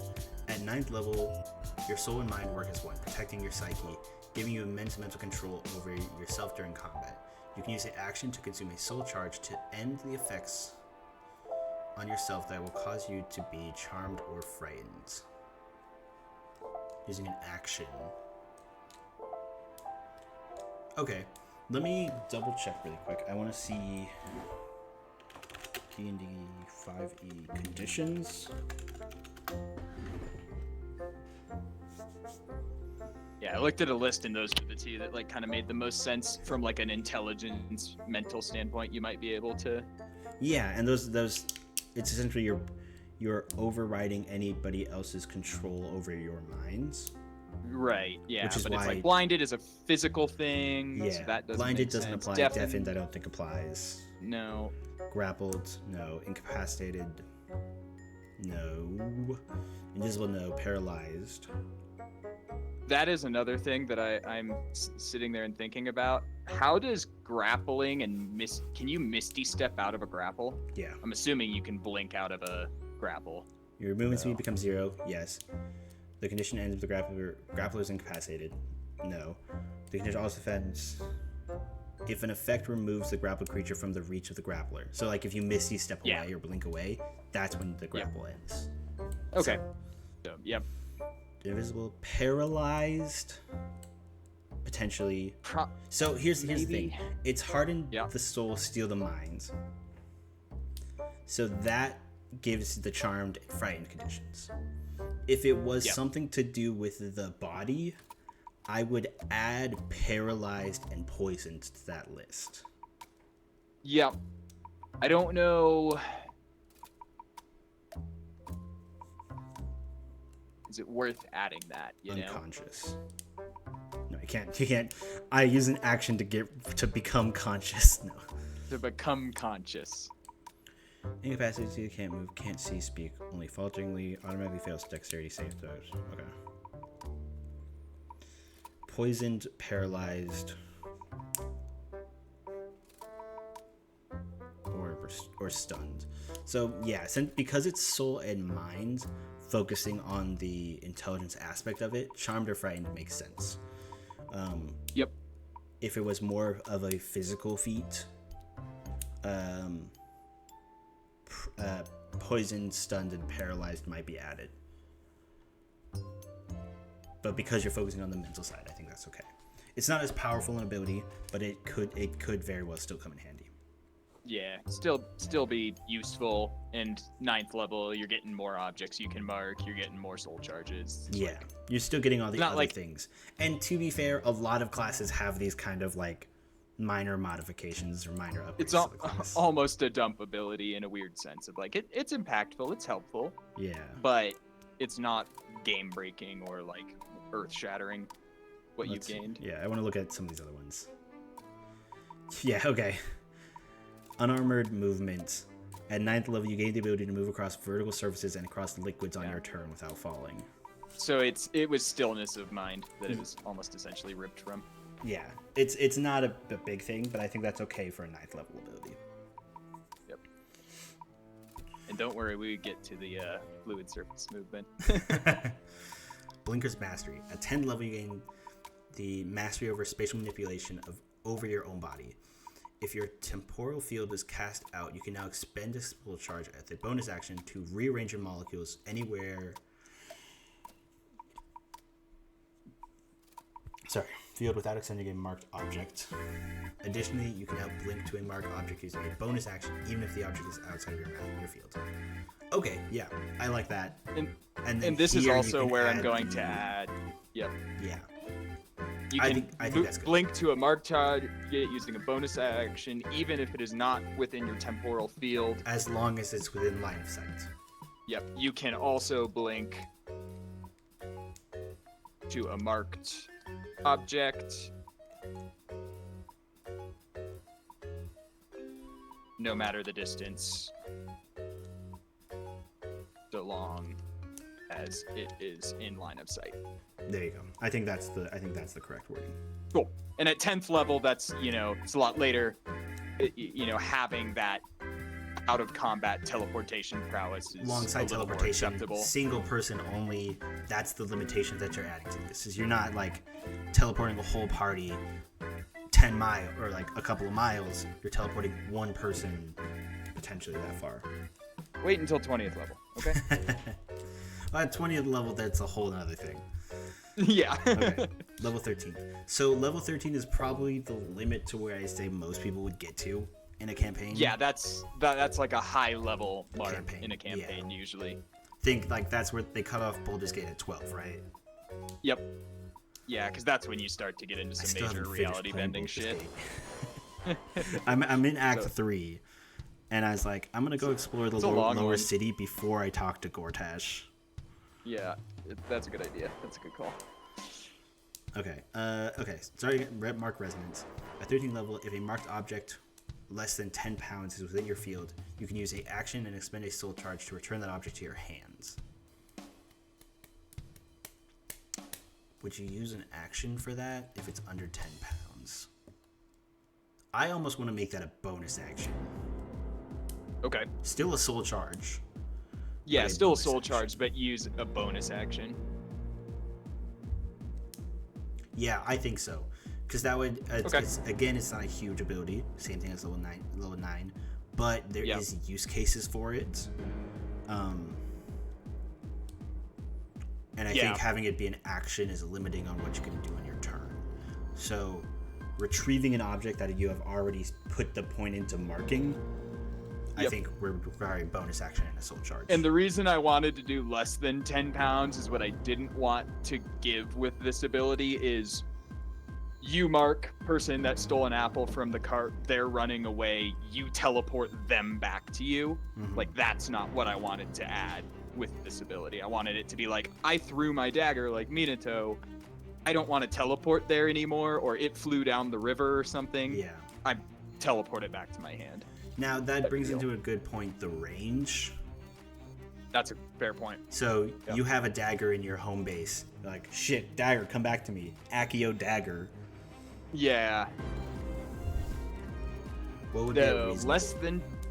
less than 10 pounds. What would be like the most? I guess you could bring like some magical items or shit like out of nowhere. So what would a reasonable range be for that? a mile? Maybe like, yeah. That way it's not like, all right, I'm pulling something from across the world. Let me check that distance in feet. It's like 2,000. Oh, 5,000 something. Okay.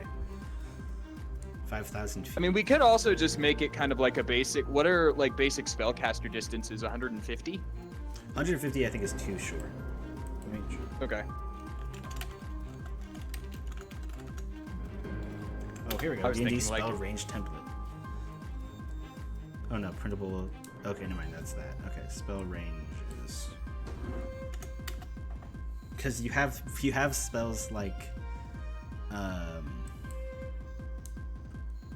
you have spells like 120 feet is a fairly common one, but then you have message, which is any plane as long as they're on the same plane of existence as you.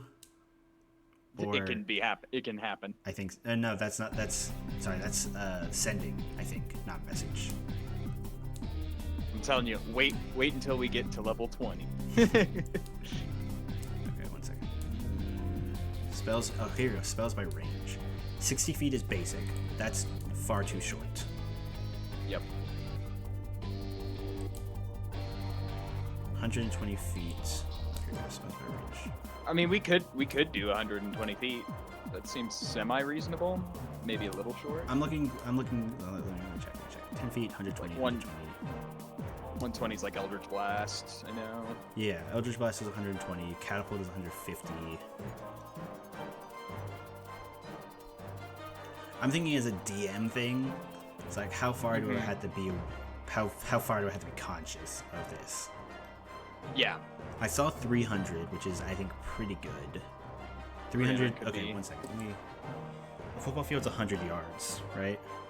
Yep. 30. That's 300 feet. The inside is 120, but Yeah, not counting those. end zones. Yeah. Yeah. So that's a football field's length. That seems pretty short. Yeah.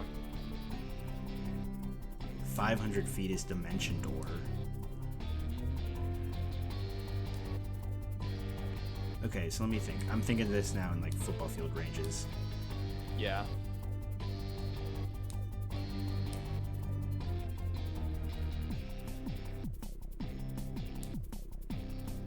I like the idea of giving it something a little bit longer. Like a mile or something. I like that. a mile. Okay. Because that's a respectable distance. It's still like technically within eyesight, but it is a long enough distance where like, okay, that's impressive. You pulled a magical staff from a mile away. Yep. At 13th level, if a marked object less than 10 pounds is within a mile of you, There you go. That's the word. you can use a bonus action and expend a soul charge to return the object to your hand. I think that's good. Cool. Okay. Well, you're making that modification. Once again, it's been another hour, so I'm gonna run a quick ad, 3-minute ad, so we can get rid of what do you call them? What do they call it? Pre-roll ads. There you go. Free rules. If you want to stick around, stick around. If you don't, no worries. We understand. I'm gonna run to the restroom while that ad break's going. Yeah, no worries. I'm gonna get some more water.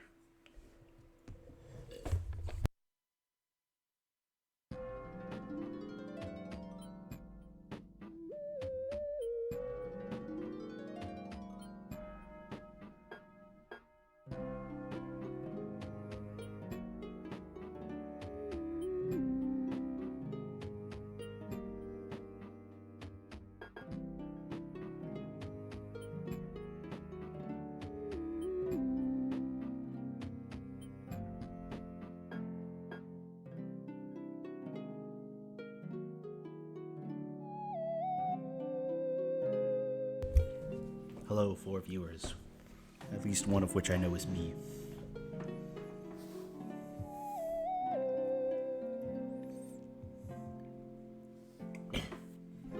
Channel is currently offline. No, I am not. At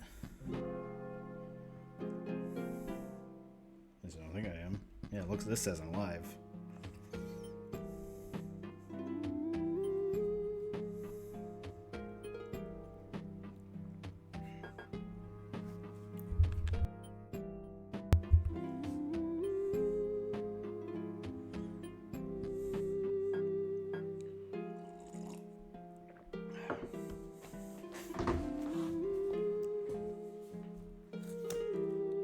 Hope everybody's having a good weekend. This would be Sunday, right? Yeah. Good Sunday.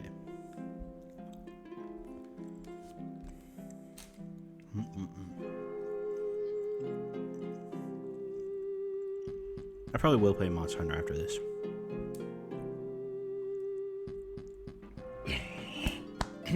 Sorry.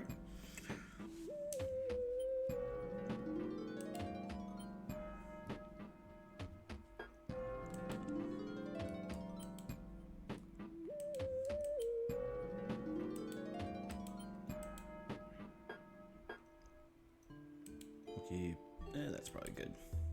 I'm back. Welcome back. The ads are ending in 50 seconds, but we can probably go ahead and get started.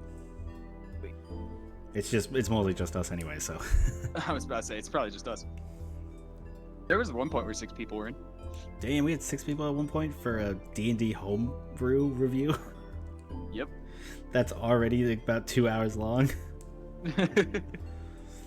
Okay, what is this, level 14?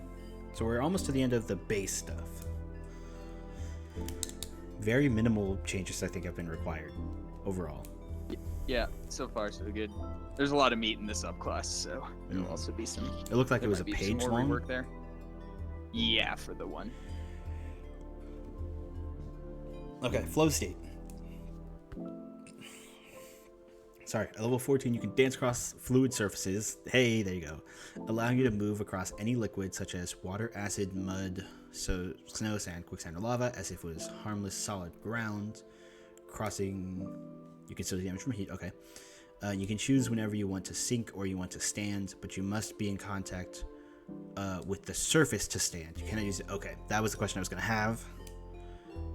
I do like that. Question. Liquid surface. Can you walk on clouds? On clouds? That's a good question. It would very rarely be the case where that would come up. That's more of That would be kind of fucking crazy. Now I'm thinking, like... But there are things where it's like, it might be like smoke or something like that. There's things where that might be more applicable, you know? Well, but specifically because it says liquid surface. Yeah, and I don't think there's naturally occurring clouds are composed primarily of water in its liquid or solid state. Oh, well, I guess so.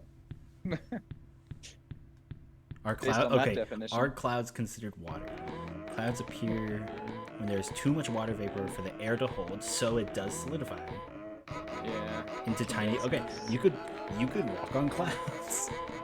Okay. Yep. Should I specify clouds? I would not. That seems more like a DM decision to make. A DM funny or clouds optional. Yeah. I'm saying I would allow cloud walking based on this like definition. Okay. Extension of will. At 15th level, your fluid perception improves to the point where you are subconsciously aware of any actions within your field. You no longer have to use a soul charge to avoid being surprised. That's good. You get the alert feat. Minus the bonus to initiative. Okay. Yeah. No attack rolls have advantage along you. Okay. No attack rolls have advantage against you while you aren't incapacitated. That is very powerful.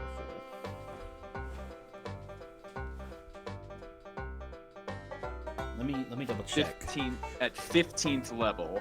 Well, because what I'm wondering for that is the paralyzed condition. Oh. Yep. Because prone, that makes sense based on the thought process of you are aware of everything around you, right? So it's like prone, that makes sense. You can kind of dodge that. Paralyzed is a condition where you lose control of your body. You're incapacitated. Let me double check. Because incapacitated, you can't take actions or reactions.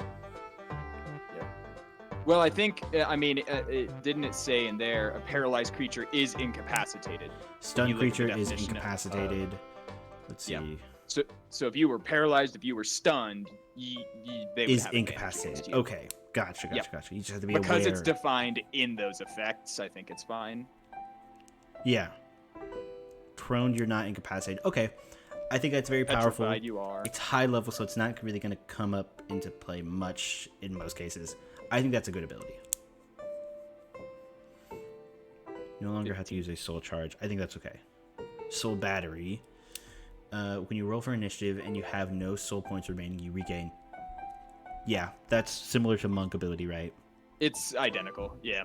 It was, but I liked how it worked. It's just like, yeah, if you haven't rested in a long ass time, or you all have used your short rests and you don't have anything, like, okay, you need something, and this allows you to still mildly operate within combat. You know, once that point has happened, still. Okay, greater blink. Your prowess to teleportation expands beyond yourself to and your marked objects. As a ritual, you can expend a soul charge per target to teleport yourself and any willing people within your temporal field to any marked location or location you can see or have been to before and are well familiar with no regards for distance, visibility, or plane of existence. You're level 20. I was gonna say plane of existence. You're level 20.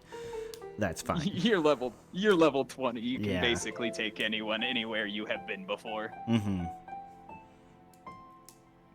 Yeah, I think that's, for a level 20 ability, more than fair. I have no comprehension of level 20 abilities. So No. Yeah, level 20 is weird. Like, I didn't know what to do there. I was just like, you know, this feels kind of fun and is never going to happen, so... That's understandable. I'll give it to you. No questions asked. So overall, the base class features I think are really good. I think this would be a fun one to play once you hit level 5. Yeah, that's the big thing. Is like level 5, it is still really good. It's very versatile in what you can do inside and outside of combat. But you don't get your main combat feature until level 5. So it's a little bit of a slower progression class. You get some stuff from your subclass, and I think going through this, having your temporal field give you so much is kind of where you're front loading your stuff. Right. So most all of it's coming at level. Your big spikes are essentially level 1, level 3, and then level 5. Yeah. So that kind of keeps up the class up until that point, because then level 5 getting blink, and then you're getting more of your subclass stuff and more of your other features and abilities. So I think that base part is pretty good. I like the feature spread for this. Soul charges. I think I like your idea of changing that to just be 1, 2, 3, 4, 5. Okay. Have that increase one at a time.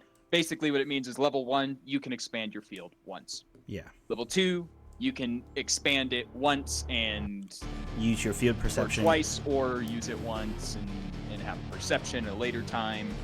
Third level, you can expand it once or twice or 3 times, do different things with that. So I think that's reasonable. Just keep it in line with your levels. Yeah, I think that's 1 through 20 is good. Technically, it means I could clean up the table and just say you have as many soul charges as you.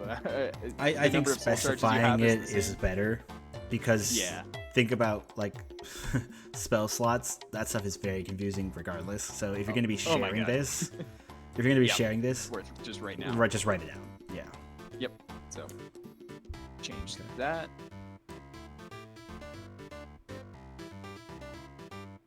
We'll just go with one at a time. Yeah, Battle Dancer is the one that's actually done. So this is the one you were going to play in our campaign, correct? Yep, this is the one that I would like to play in our campaign, ideally. Okay. Are you ready to move on to this section? Yep. Okay. So this is starting at 3rd level. You can choose the subclass or field Battle Dancer, committing all the energies towards the fluidity of their movement through space. Temporal knights that shape their soul cavities to those of battle dancers flow through the battlefield like water and bend the fabric of space to their will. The speed at which a battle dancer possesses information during battles is insurmountable, and they warp the battlefield to their advantage with blazing speed and physical prowess. Okay, Soul Samba. Starting at 3rd level, you train in the art of space manipulation and its implementation in martial combat, allowing yourself to warp space around your body and weapon. As a bonus action, you can spend your soul charge charge your weapon with temporal force, spending 1 soul charge per weapon. to charge each weapon with either a cold, thunder, cold, or force damage, depending on the charge you fare the charge. Okay.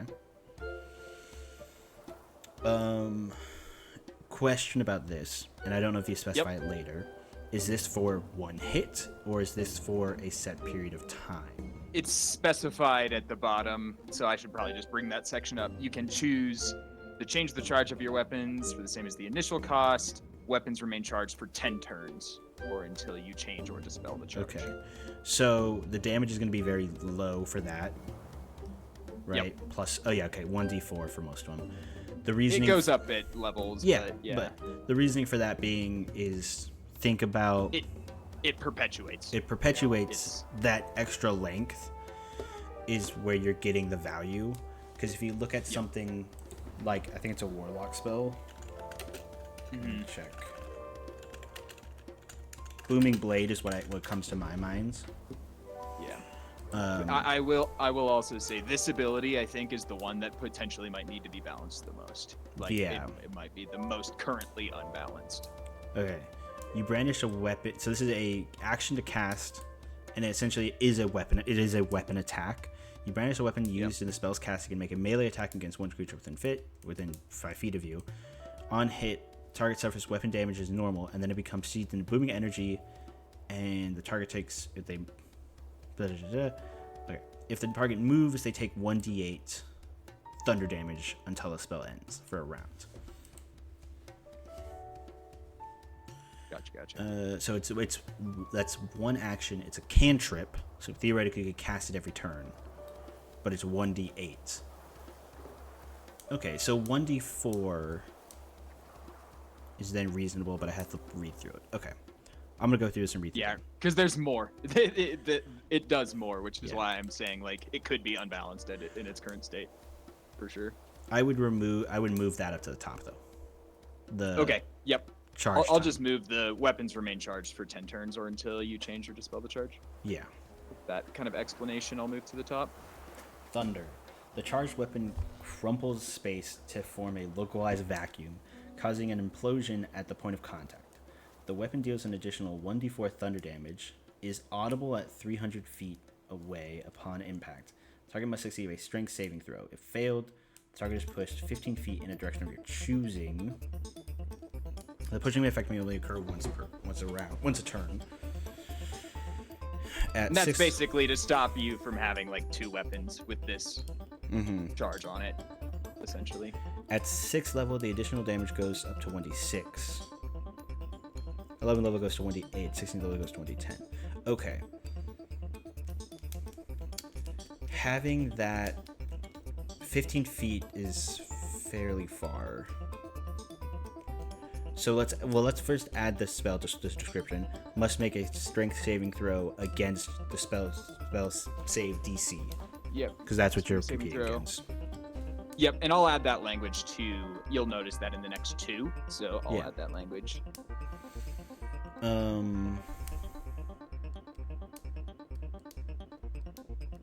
Okay, so I'm trying to think of how this would work.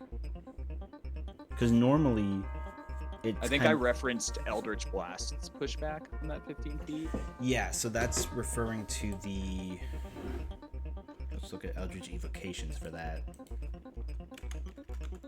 Eldritch Invocations. This is the...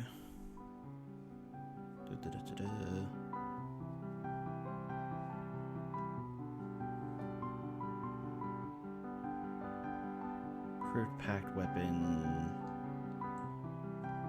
Where is it? Repelling blast. You 10 feet away in a line. Is it 10 feet? Mm-hmm. Okay. Yeah, then we should drop that. I don't know. I got 15 from. Well, the 15 feet you get from the strength saving throw. Because the Eldritch Blast evocation is just on hit, no matter what, you get pushed them 10 feet back. Gotcha. So the 15 feet is against making a strength saving throw. That's fair. Okay, I think that's fair. It's a little powerful for level 3. That's what I was wondering, yeah. Let me double check when they get that. let me check when they can choose their Eldritch evocations, because that's.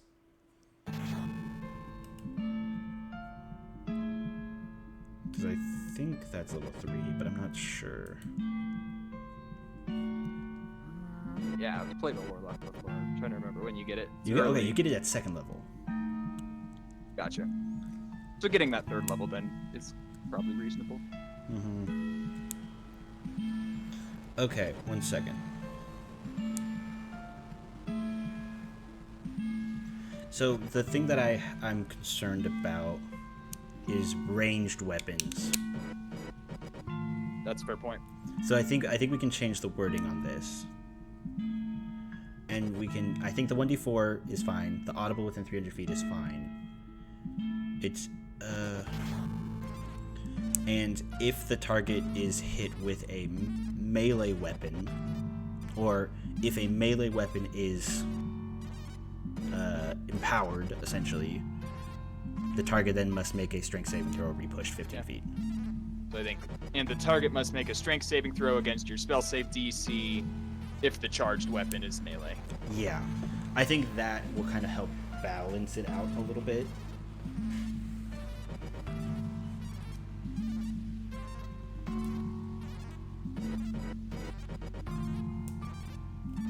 And keep in mind, using the word "must" means that the first strike you hit with this means that that's the one that happens. Where? The target must make a saving throw.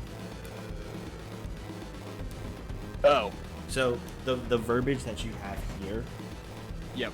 is designed such that if you're using essentially the first time you make a melee attack in a round, this would trigger. This, yeah, triggers on them. You can With that rearrange it weapon. so that I would say the weapon deals an additional 1d4 damage and is audible, and the attack is audible within 300 feet away. Period. Yep. If using a charged melee weapon, you may once per round, you may force the target to make a strength saving throw or be pushed back 15 feet if they fail. Yeah, I like that. That allows you to get one hit in. Oh shit, they're tougher than I thought. Second hit, try to push them back so you can run away. Yep.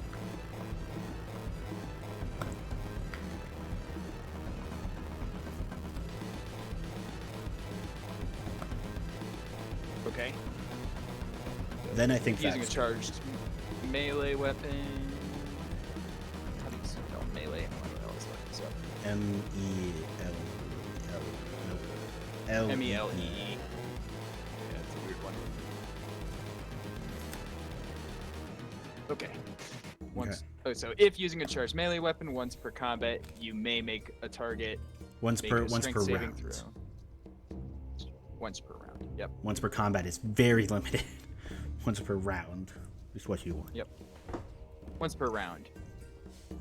You may make a target, make a strength saving throw against your spell save DC.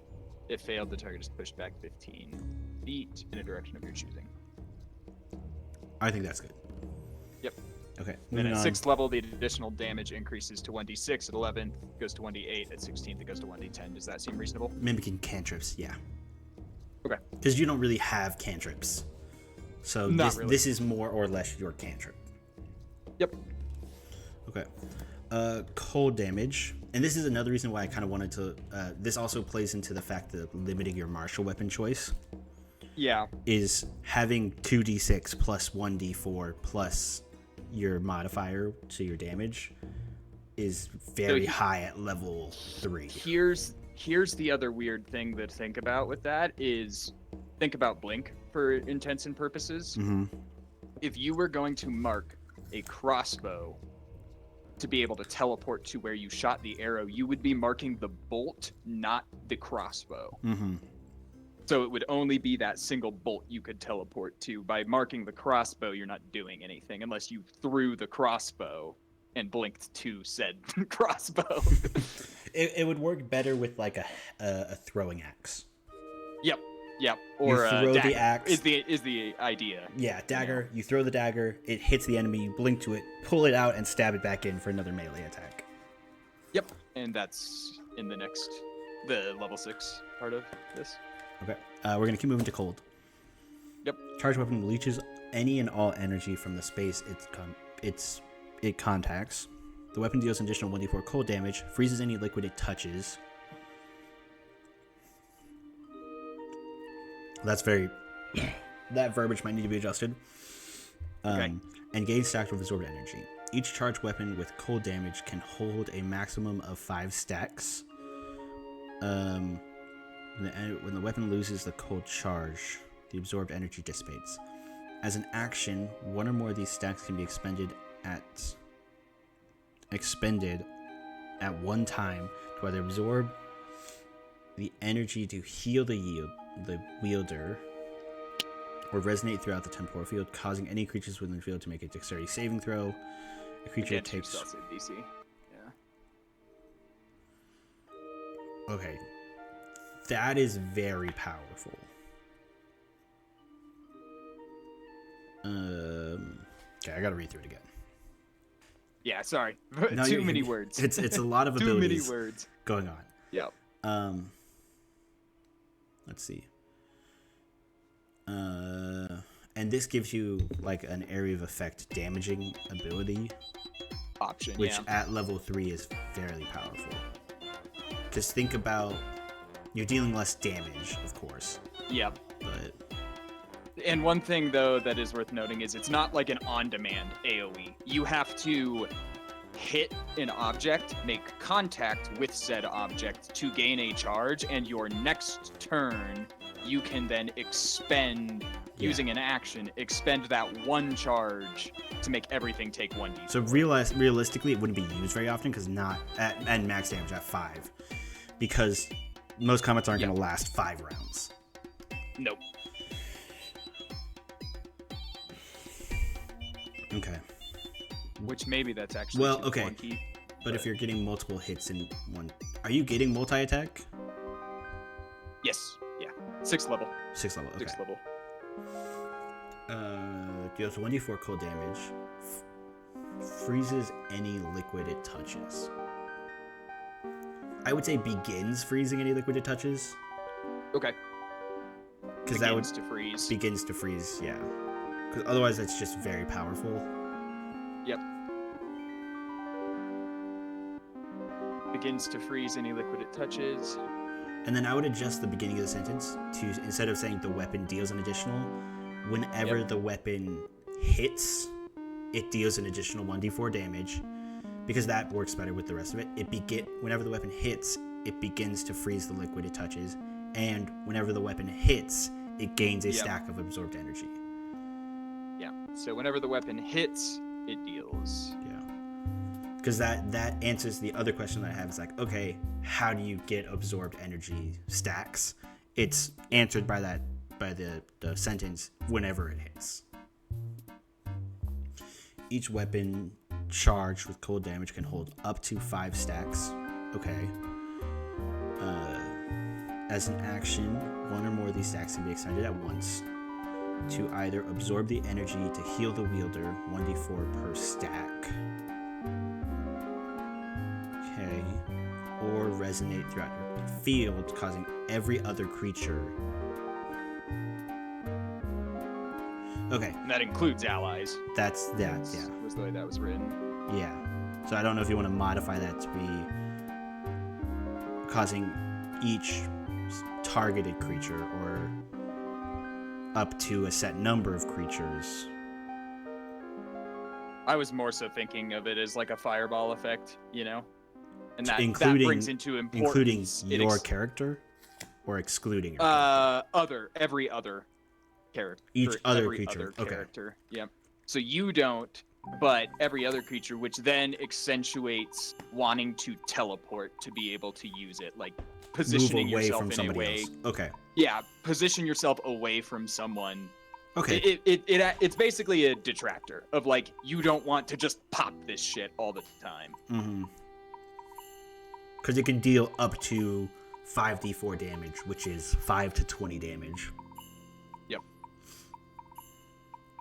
Okay. Obviously, dexterity saving throw against your spell save DC. Per stack on a failed or half much successful, that's fine. That becomes very powerful when you get to 16th level. So it's anywhere from 5 to 50 damage. Yep. Yeah. But you're at that you 16th can level, then so pop. that's, I think, fair. Okay. And you gain other AoE effects Yeah. too. The healing becomes very powerful. That's fair. Well, it's the damage, so that's why I specified the damage. The healing I was gonna leave as 1d4. Oh, the additional always. damage. Okay. Yeah. Yeah. Okay, yeah. At 6th level, the reading additional that damage correctly. increases. The additional damage goes up. Mm-hmm. But the healing, I'm just leaving as a flat 1d4 at all times. Yeah. You know? Okay. It's not. It's basically a top off thing. It's not trying to like full heal. You know, you're trying not to get hit with this class more often than like tank hits and heal off of it. Okay. Let me... Okay. With the verbiage of this one here,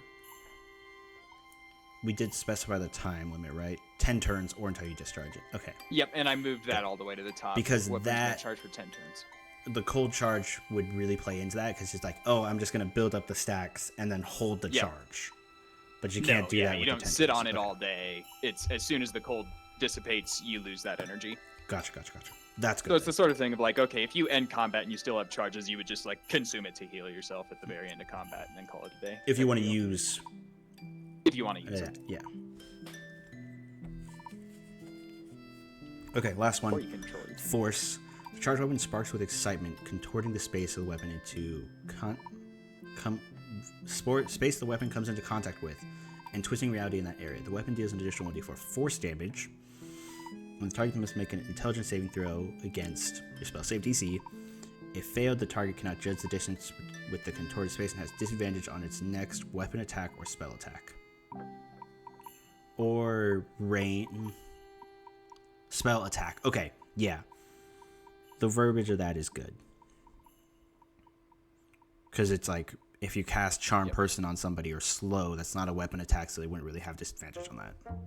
Right, and I did add the whenever the weapon hits language to both the thunder and the cold Yeah. here as well. I think that's good. Okay. I can see use cases for all three of those. It's a little bit Swiss Army knife. The damage isn't crazy, but it's nice. It's reasonable. And you're more so doing Sort it of for like- the bonus effects. Yeah, it's like thunder is your crowd control, force is your distortion, and cold is like your kind of blanket, hey, damage option. Okay, I like that. I think it's a good. You're not dealing crazy damage, but you are getting a little bit more. Okay. Yep. So at 6th level, you can attack twice instead of once. You take an attack action on your turn. You can also make a single attack after taking a thrown attack weapon. Okay, so that's where you're saying throw the dagger, teleport. Yeah, that's the Make throw an the attack. dagger as an action, bonus action to blink to said dagger, then attack with Said dagger or dagger. sword or whatever. Yeah. Yeah. Okay, I think that's good. Slipstream Waltz. At 11 level, mastery over spatial manipulation has led you to develop a new technique for battle. When you receive this feature, you can consume 3 soul charges to perform one of the following spatial arts. Okay, one second. I gotta reread that real quick.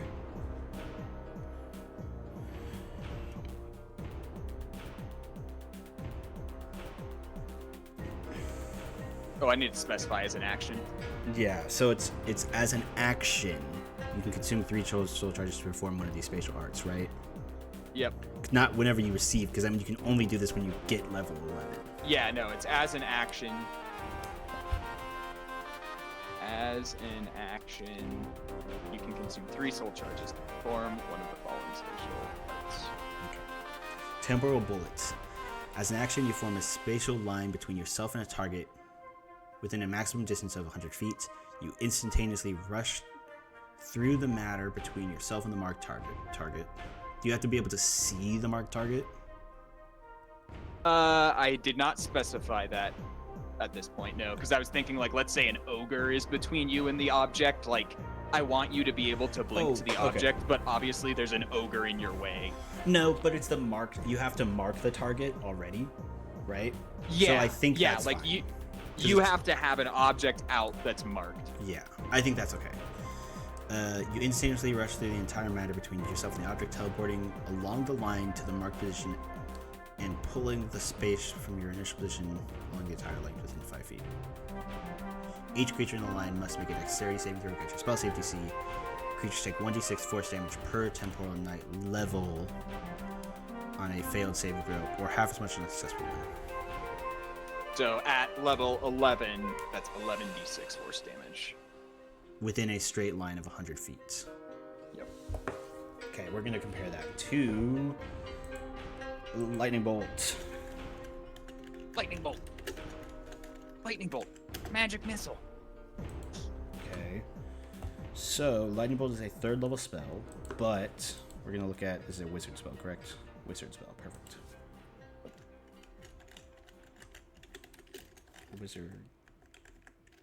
Wizards 5e. So we're going to look at the maximum damage a wizard can do with lightning bolts at level 11. Yep. Because they get If they the were to spell slot at upcast 5th it. level, but at 11th level they could cast it as a 6th level spell slot. Yep, they can upcast. Whereas it's 1 level above 3rd level, so it's 3 additional d6. So that's 11 d6. Is that where you got? Was that what you used for the spell? Yep. Yeah, but then I wanted it to scale, so that's why I just defined it as the level of the object. Because you really don't get other damaging options in the rest of the class. So it's like, okay, here's kind of a blanket, roughly scaling option that you have. There's a fair bit of like setup that you have to do for it. Yep. But essentially, you throw a dagger 1 turn, right? The next turn you line it up and then use this ability. Totally. Yep. You can like bonus action to blink elsewhere and then action to then use it. So it's 2 turns. It's like a 2-turn setup. You have to have the mark somewhere you want it, and then you can do it the next turn. Okay, I think that's fair. The bonus damage gives you a little bit more as you level up. But because of the setup, I think that's more than fair. As a reaction to hitting an enemy with damage, you resonate your weapon with the molecules of the target you hit, tearing themselves apart. Deal additional 1d10 damage per temporal night level to the creature you hit. So as the initial hit deals any damage, this bonus to damage is unaffected by resistances to immunity or force damage. You're just spending 3 charges. At level 11, you have 11 charges. That doesn't require your field to be extended, so you should have your full 11 charges. So that means you can do this up to 3 times at level 11. Yep. But you're dealing... Okay, 1d10 force per temporal night level is 11 d10. Yep. Which is... And this is one that can get balanced as well. Like the idea that I was trying to write here is like you are literally tearing the cells apart. Like force damage is the best thing I can think of with that, but the idea is like this is unmitigatable. If the first hit can hit, like you are warping the space of the object you hit. So I have here an average calculator. So we're gonna do 11. D10. Wrong button. 11 d10. That's an average of 60 damage. It's a lot to be able to do 3 times, and then on a short rest you can get them back. So Is it an action as a reaction to hit? So you can only do it once per round. Yep. But an average of 60. What's the? How do we do this? 70%.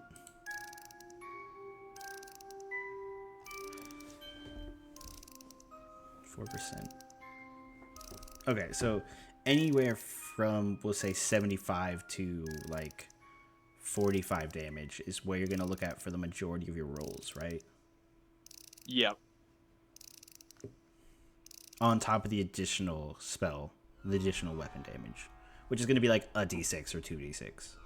Yeah, not too major. Not ridiculous. You might have like a charge on it, so it might be at a level 11. That's going to be an additional. So let's assume you're using a finesse D8. weapon. So it's Yep. 1d6. We can add this here. Be 1d6 plus 1d8 plus 11d10. Plus 1d8. Coming Plus- from assuming you have a charge on your weapon. Plus your you know? dexterity modifier, which is going to be at this Oh, point yeah. probably going to be plus 4. Plus 11d10. I did not account for that. That's a fair point. And then can we roll that? Roll to 66. Analyze? Yeah. So that puts you at an average of 72 damage. Like an upper range of 80 and a lower range of like 50. Yep. How do the numbers look if you make it a D8 rather than a D10? 11D8.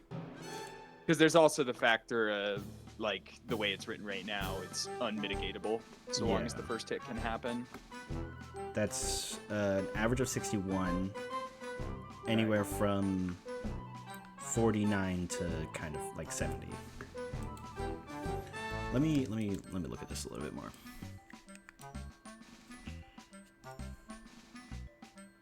It also does have the risk of like unmitigatable things in D&D can get a little sketchy. Mm-hmm. That's like for this other one here, you have the spell save, Yeah. which you can add to this one. What would you be adding it as?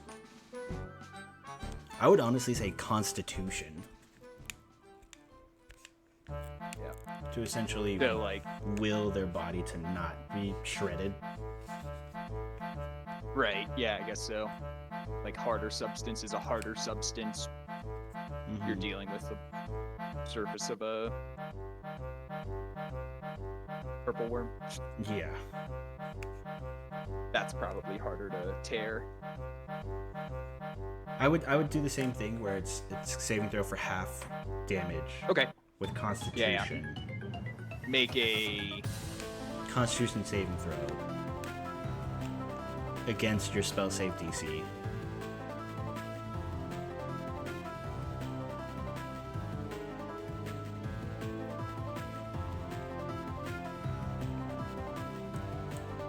So if you're just counting the additional damage, you're looking, if you do D8s, you're looking at 50 additional damage, roughly, at level 11.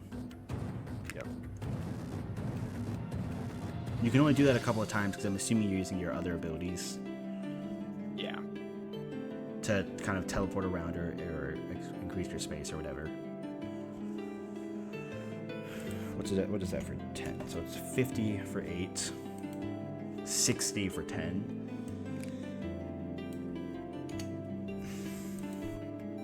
If there was a D9, I would say you could do a D9, but Meh. I think it's there.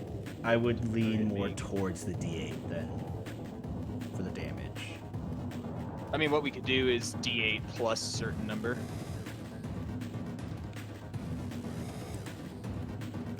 Okay. But no, I think D8's fine. Because, again, it's like the way it's currently written. It's if the first hit can hit, it's unmitigated. So it's, even if it's half. Upon a weapon hit, you may make the target make a Constitution saving throw Mhm. against...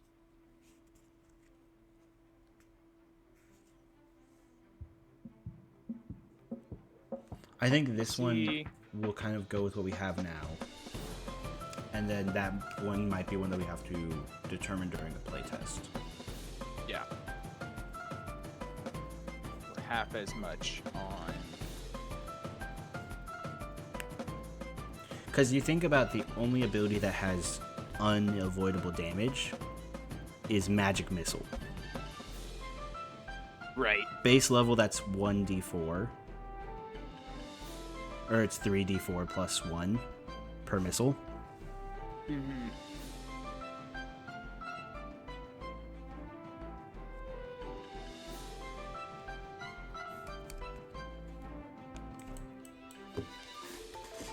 Let me check 1 second.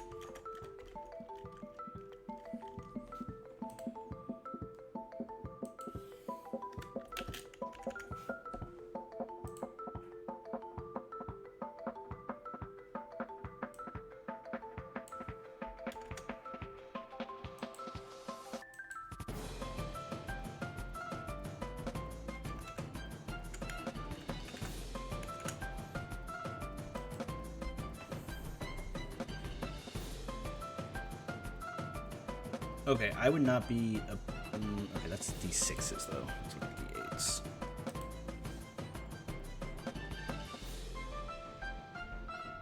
Good, 73 to 38. And part of the reason why I didn't go D6 is, just for your knowledge, like, okay, if it's a D6, why would you ever use matter resonance if you could just temporal bullet one object, you know, like throw the object behind it, call it a day? Well, the reasoning is the decrease in setup and the decrease. That's right. You can just hit it. And the decrease in components required.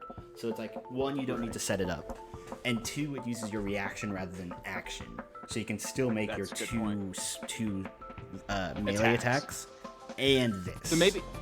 So maybe we do make it a D6. Maybe that makes sense. It's essentially the same damage as the temporal bullet, but it's not AoE. Like, temporal bullet obviously has more potential to deal way more damage because you're dealing that to everything in that line.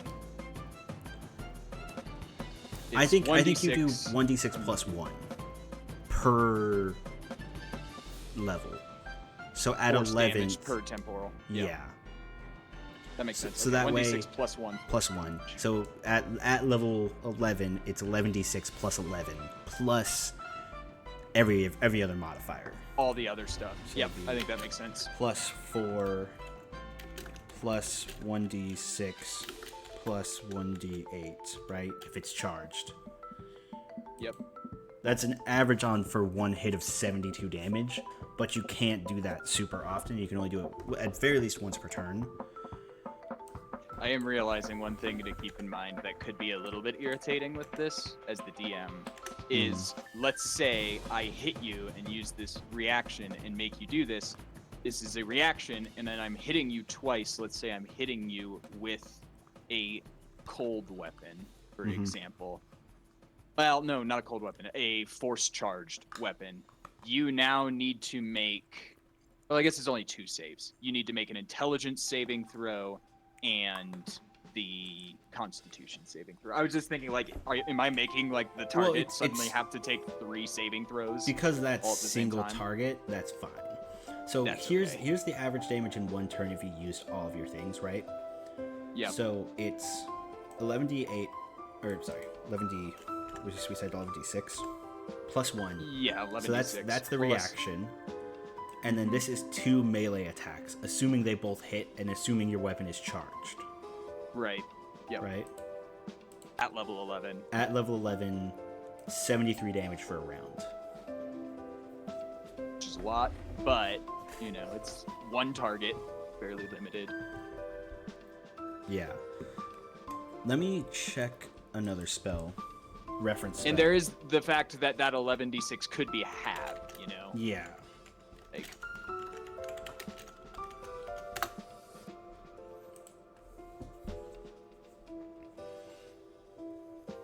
I think it's a 6th level spell. Disintegrate is what I'm looking for. yeah. So this one is, in some games, it's a shit ton of damage. 10d6 plus 40. Whoa. At 6th level. Let's go over But you here. can only do it once, you know? You get with 6th that. level at level 11. But you can only do that once a day. Yeah.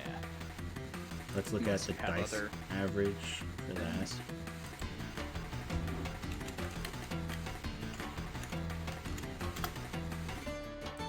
So that's... Okay, it's fine. What did we say? We said 10... 10d6 plus 20, or plus 40, whatever it is. That's 75 damage. So that's actually really good. The averaging that we did, because disintegrate likewise. Really tight. Yeah.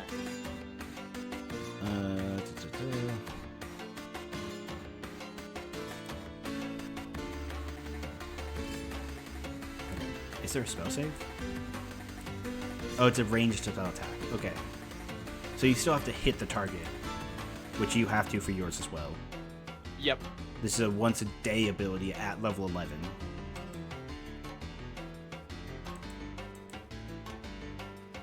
Okay, so because the average damage is going to be a lot lower than like what you're getting from here, I think that's okay. Okay. One thing worth noting is there is the chance for disintegrate to miss. Yeah. Whereas this, because of the wording as it currently is, you're doing it as a reaction to hitting an enemy with damage. There's no way you would ever waste your 3 soul charges. You know, there's no potential. You might like deal half damage, but even then you're still going to be dealing an additional like 30 something damage. And that's partially, I want to look at this again, right? So maybe that's this actually the this trade-off. is the additional damage that you're dealing, right? 11d6 plus 1 for an average of about 50. Right, or But that's- 25 if they, yeah. Yeah, divided by 2. This division is not possible. Okay. Or an average of 25 if they succeed. So your spell your spell save DC at level 11, we're going to assume an intelligence of also 4. 4. So it'd be 8, 16. Yep.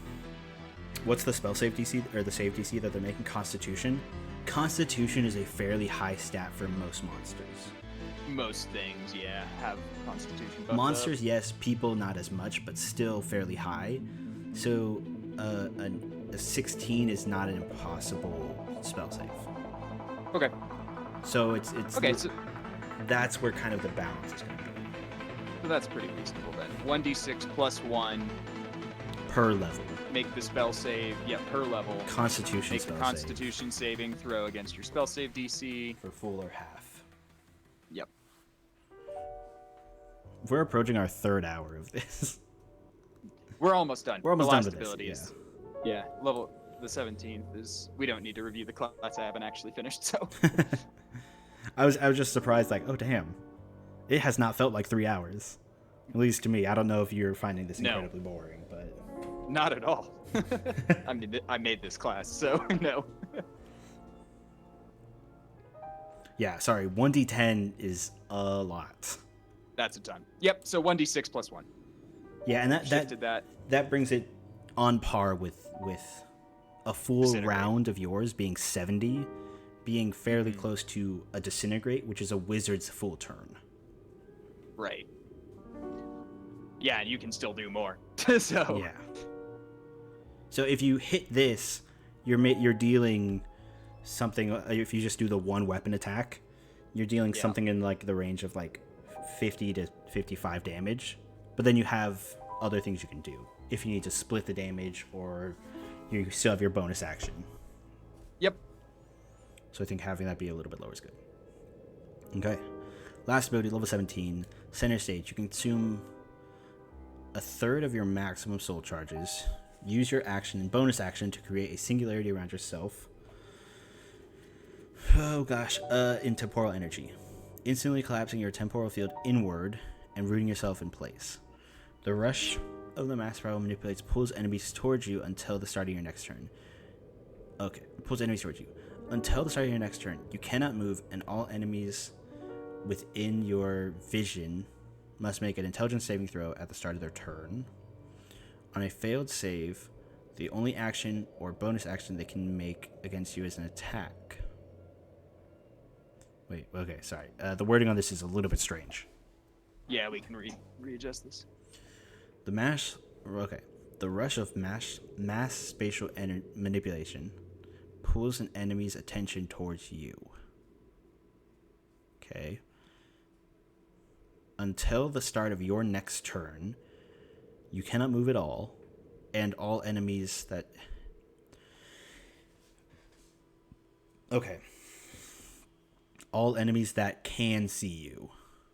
That can see you. Like that? Must make an intelligence saving throw at the start of their turn. Against your spell save DC. Against your spell save DC.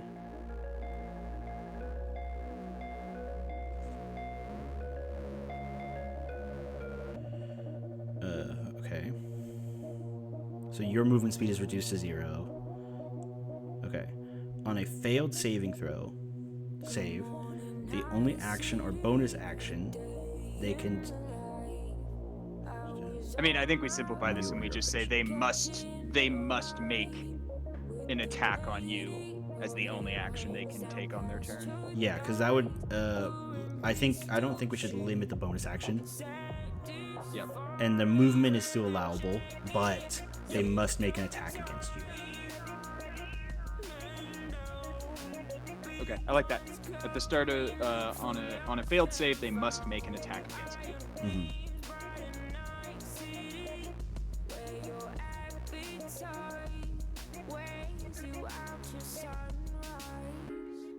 Does that? I would additionally say you can reduce their movement speed by half. Okay. Because you're pulling in that gravitational energy towards you, or the spatial energy, on a failed saving throw, they can only attack you, and their movement speed is reduced by half.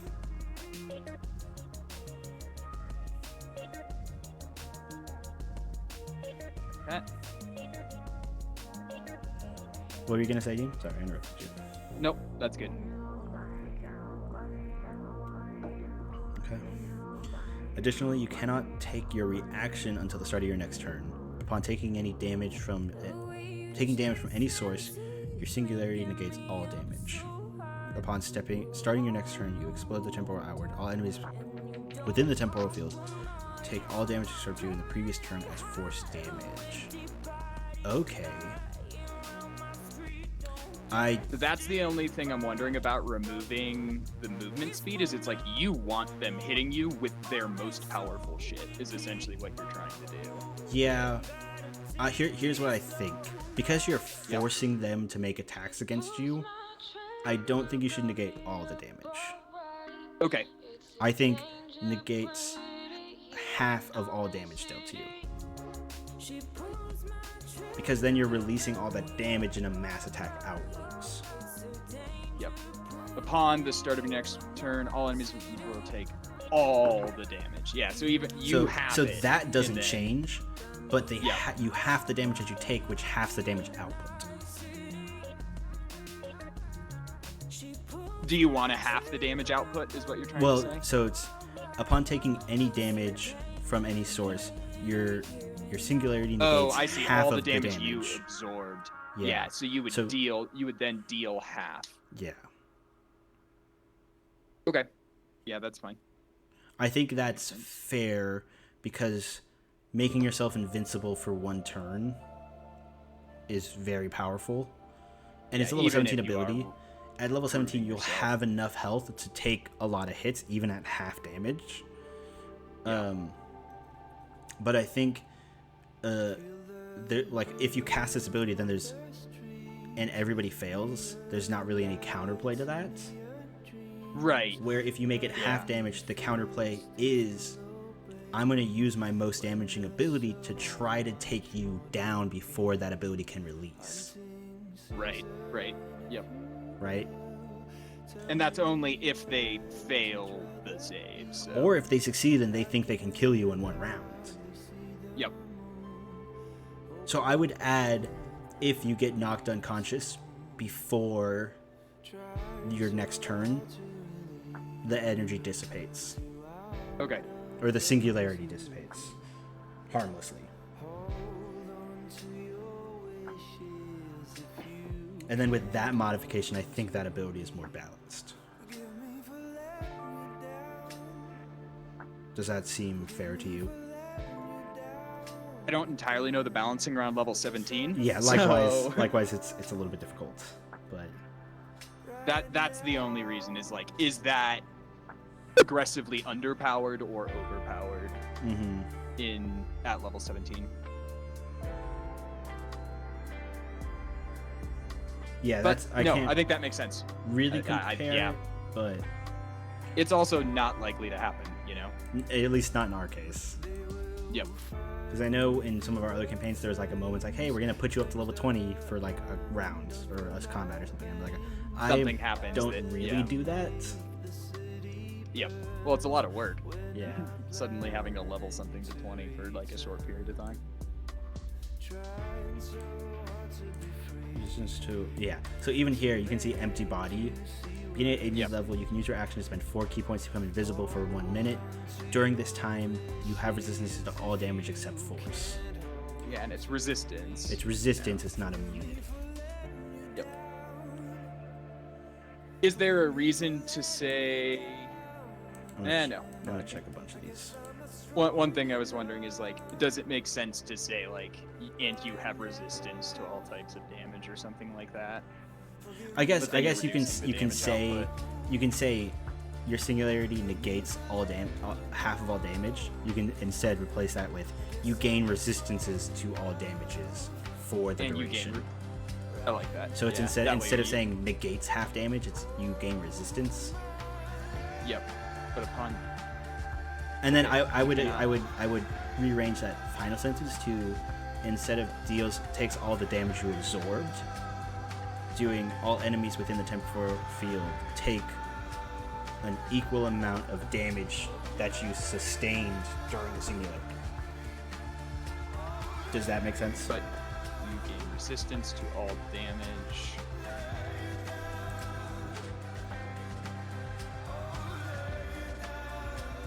Yeah.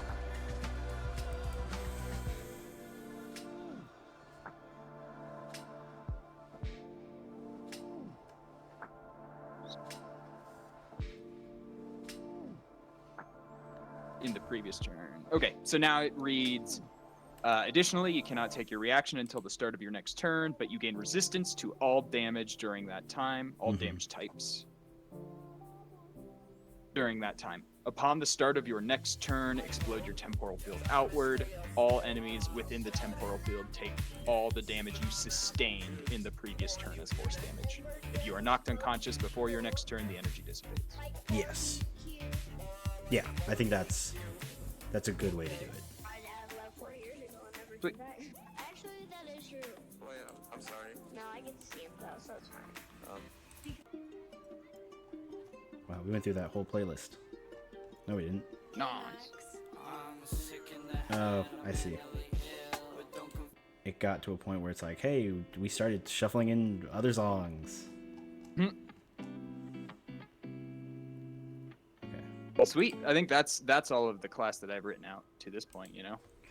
Hooray! I think it's good. I think it'll be fun. Sweet. Because you're going to be Yeah. starting at level 7. Starting at level Minimum, 7. Because I'm going to Yeah. give you guys I said it, and I am going to give you guys a level up once you complete this dungeon that you guys are in currently.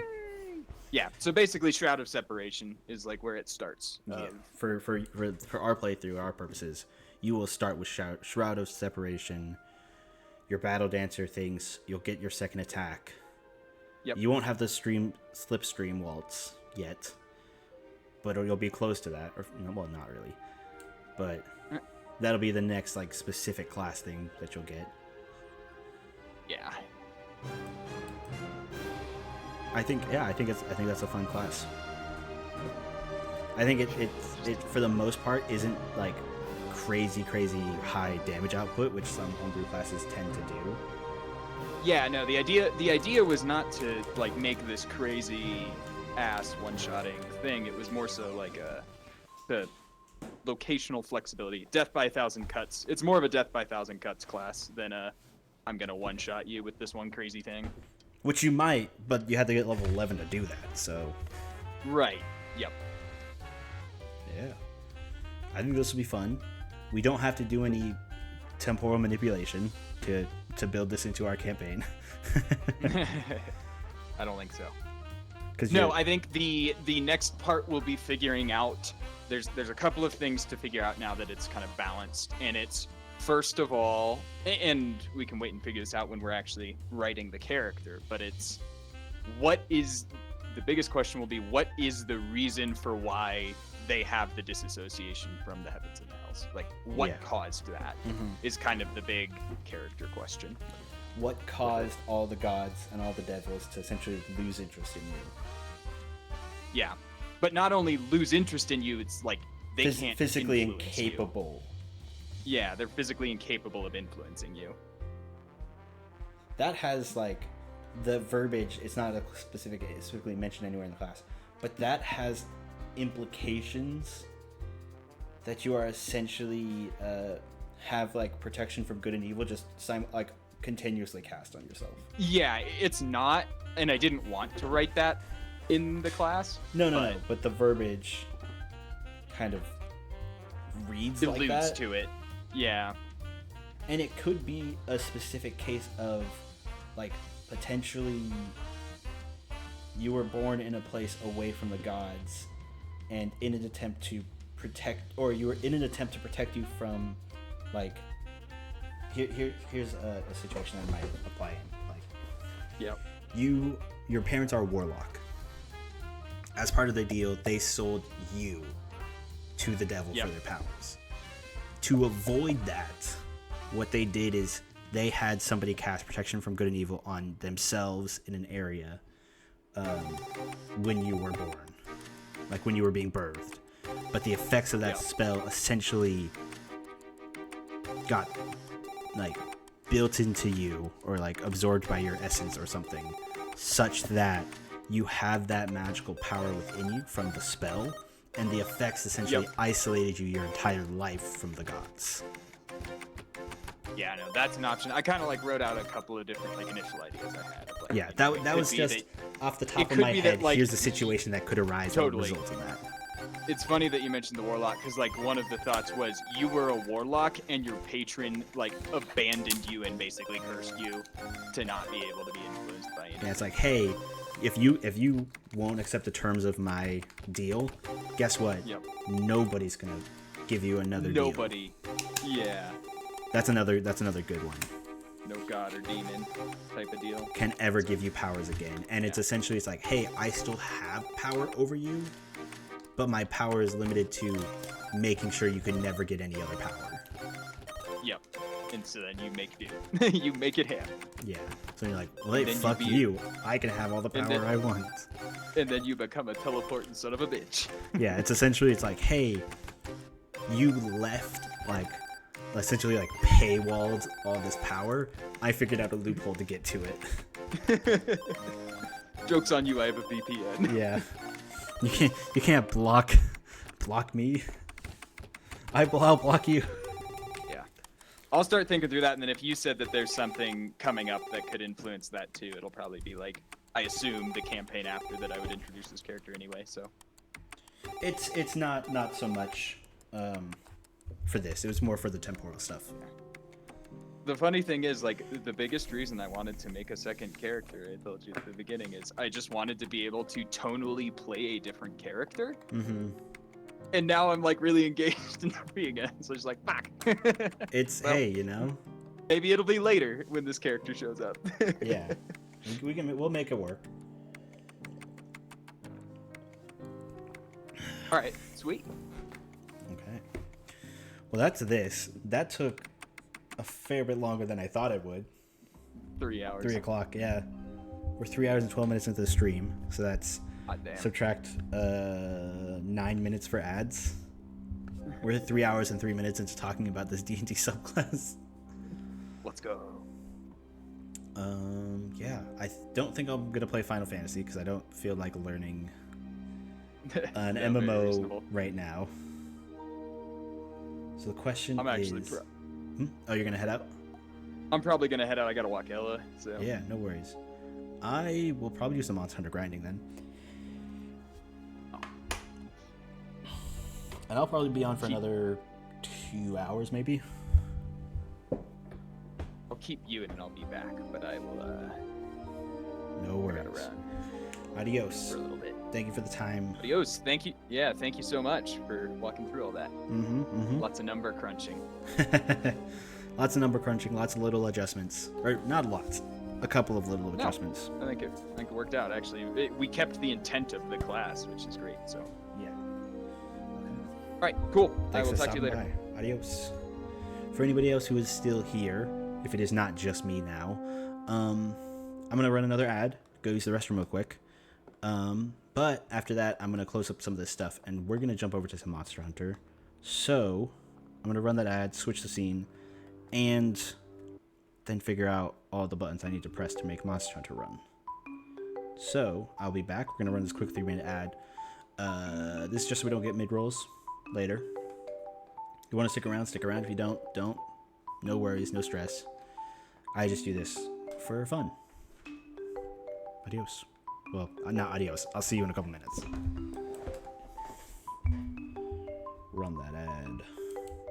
Switch that scene. Mute the mic.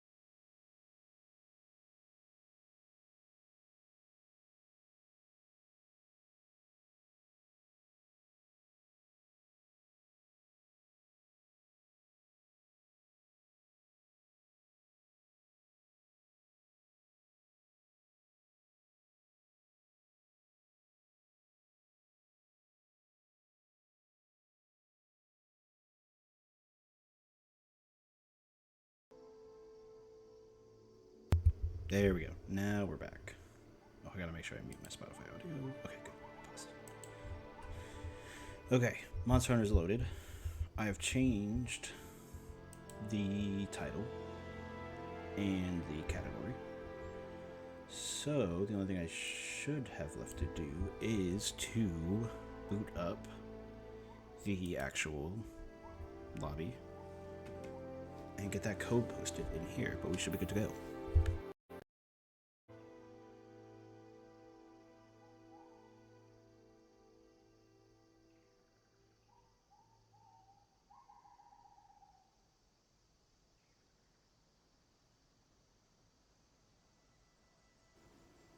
Oh, there we go.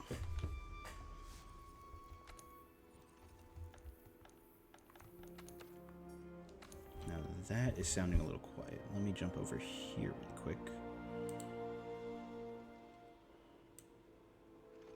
We're gonna boost that up a little bit. There we go. And then I also want to switch over here. Yeah, so I think I'm probably just gonna be farming for a little bit. I'm close to getting MR 100, which would be amazing.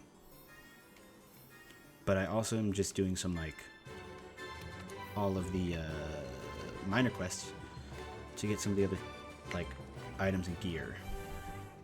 Let's us see. First, let me get this. Copy session ID. Boom. Gonna pin that. Shit, unable to pin. Refresh. Work quick, work quick. Come on, there we go. Pin message manually. And then back here. Did we get it in time? Yeah, we did. Cool, cool, cool. Perfect. Let's figure out what I want to hunt. Wishlist. What do I need? Odogar and Mantle. Lunestra parts. Okay, Odogar and Mantle. Let's see, what difficulty do we need to hunt? That's probably going to be a Master Rank hunt. But I want to double check. I don't want to hunt something harder than I need to. Ebony Odogar, and do you give it? No. Ebony Odogar and Mantle. Yep, okay. So I need to hunt a regular Odogaron. There you are. Needs to be Master Rank. Okay. That is perfectly acceptable. What are your weaknesses? Ice, damage, or paralysis. Okay. I should have that, no problem. So restock real quick. And then change my weapon. Where are you?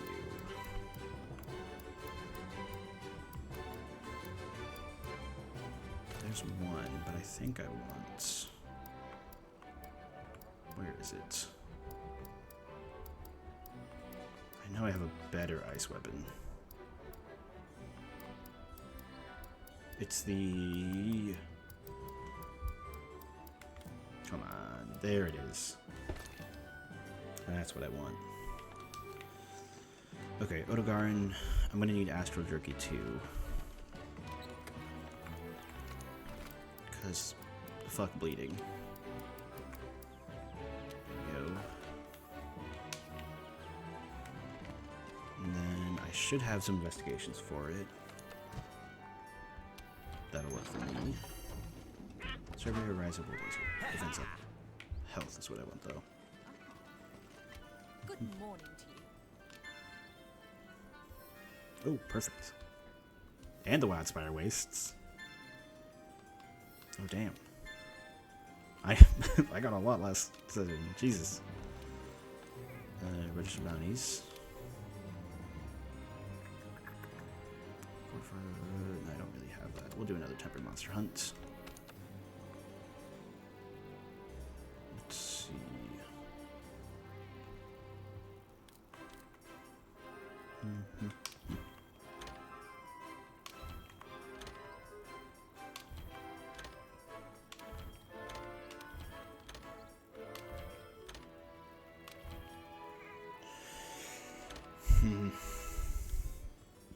Boogie Boogie. Okay, I can sort this by target. I'm looking for. Odegaard. There we go. Do I want to fight a tempered Odegaard? 35 minutes is doable. Oh, it's either tempered Odegaard or nothing. Okay. Because I don't want to do all three of those hunts.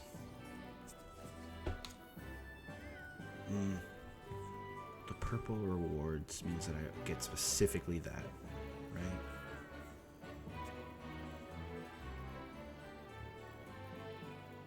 I'll do one of these.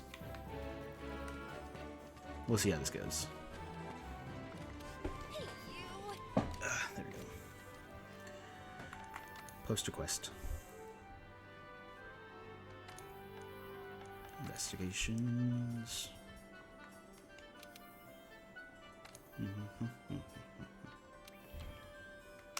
We'll use this.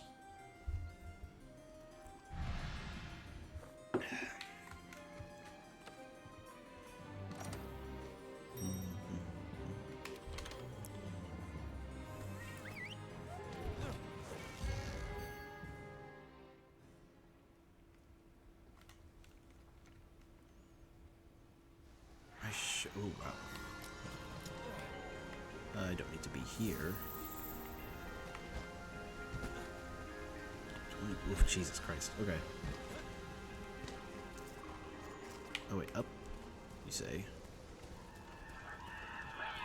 There's the ebony one.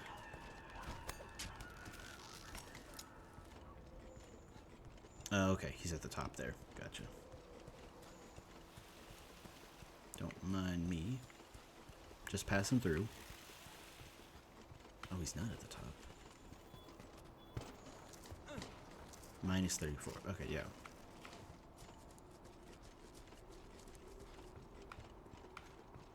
Oh, wait, where'd you go?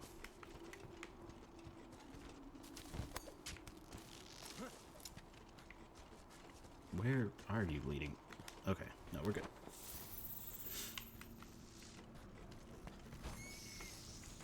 Around. Yep, there we go. 12 meters plus 12 height. There we go.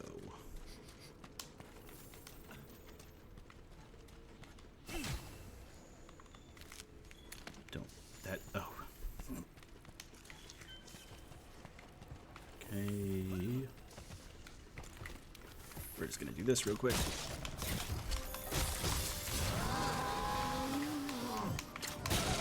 The extra 2 damage. Extra 2 hits. Ow, ow.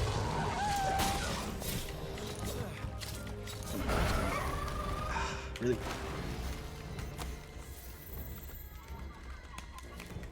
You didn't even run that far.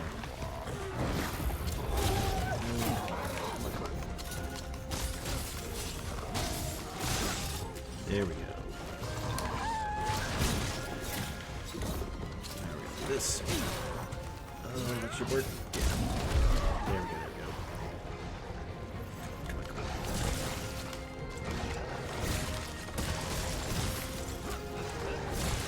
Take it time right.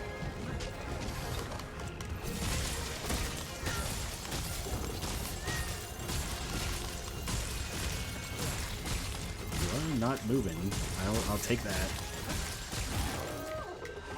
That's a part broken. Oh, beautiful. Oh, wait. 1, 2. Oh, I can get another wall bang off. Where? Damn, how far did you run? Jesus. Okay, not very.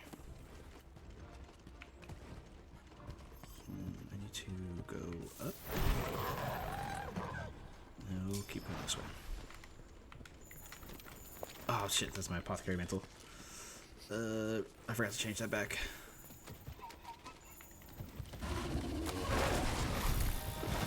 Whoop.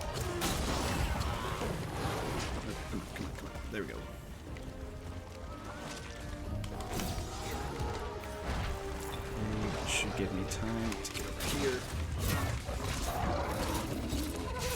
Oh, damn it. That was so close. Meeting. It's not that bad. Damn. Oh well. Okay. Oh, got the tail cut. Okay, that was worth it. To get rid of this.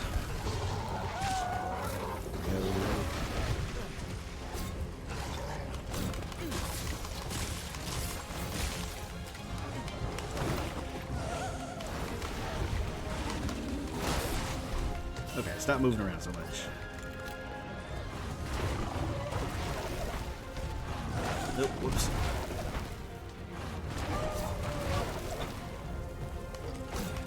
There we go.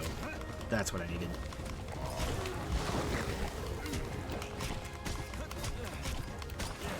I would love if you stepped in that poison real quick.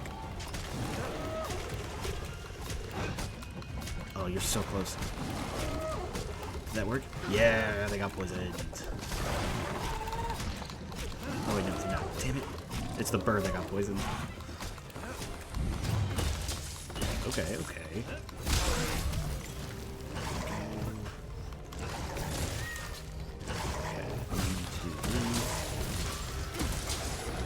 Ah, no, the timing was wrong again. Damn it.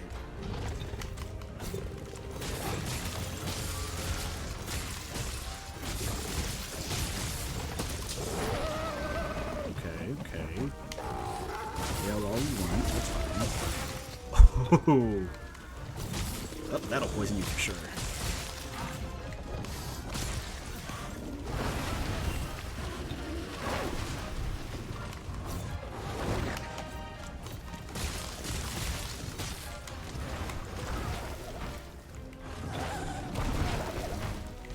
Can't forget about the tail.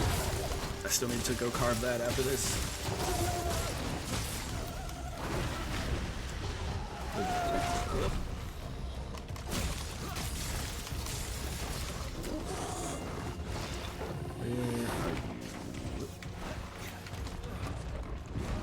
Oh, okay.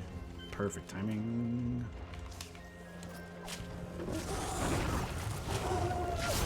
Oh, damn it. Okay.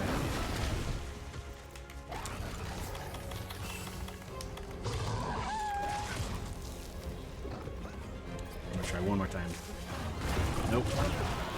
Oh shit, that was a lot of damage.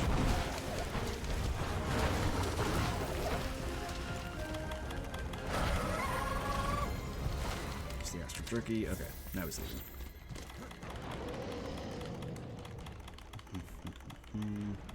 There we go.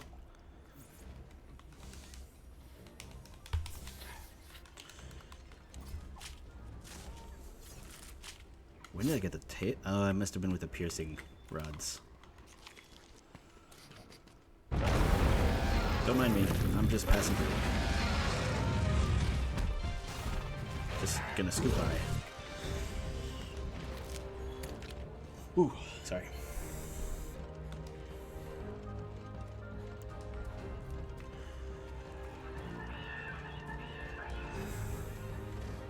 Hello.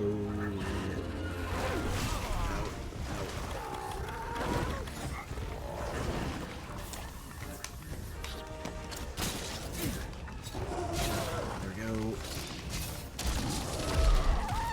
Nice chunk of damage. Timing was still not right. Okay. Oh god. Fuck. Come on, come on. Get up, get up, get up. Oh, perfect. Okay.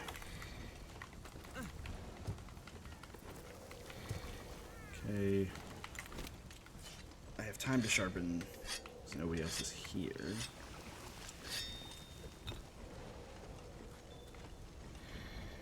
Okay. If I space this right, I should be able to.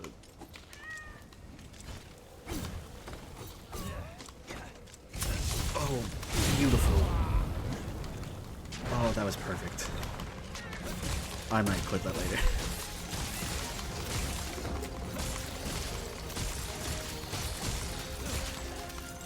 That was amazing.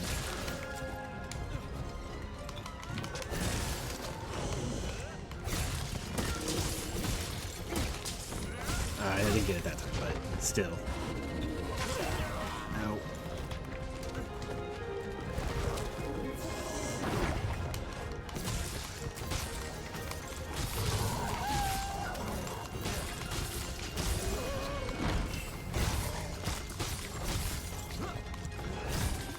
Okay. I'm not getting these timings on the dot, but they're still respectable.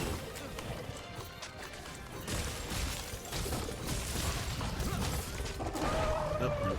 Okay. I can do this actually.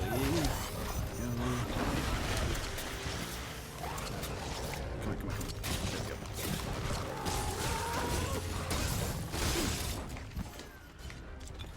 Grab this real quick. Don't mind me.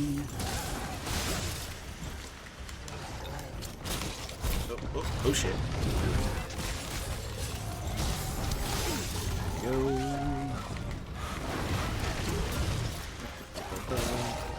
This is not gonna stagger you, but it should deal some damage. There's another one.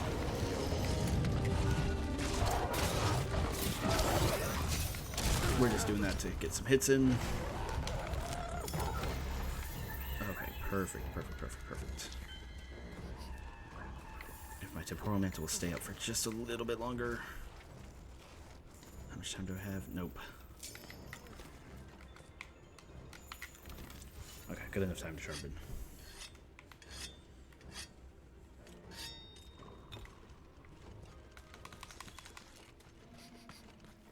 Okay, where are you? Your little bar indicates you're good to be wall banged. Whoop.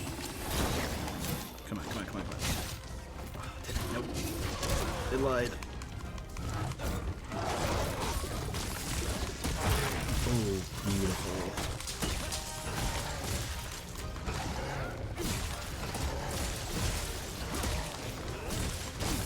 $180 damage, damn.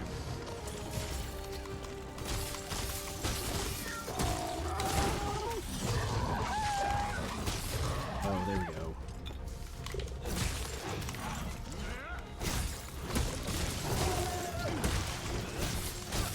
Okay. That's a hit. It wasn't a good one, but it was a hit.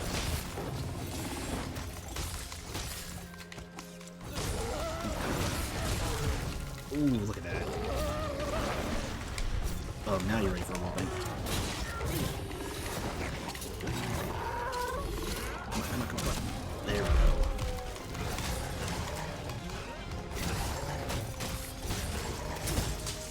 Oh, that's beautiful.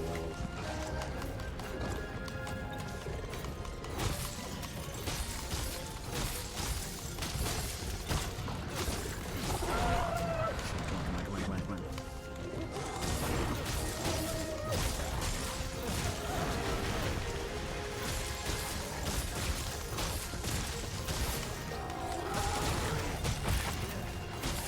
Oh, they're down.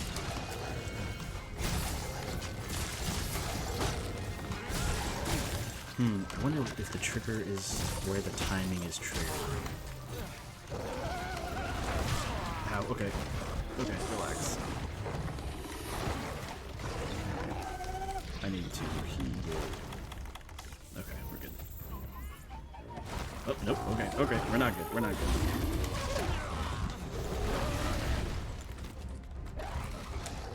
We're just gonna do this real quick.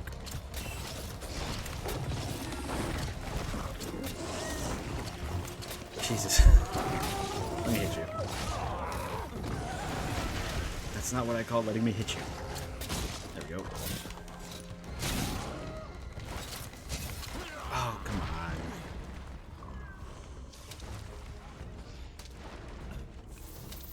Okay, how do I get rid of this again? There we go. Do I have drink bombs? I do. Okay.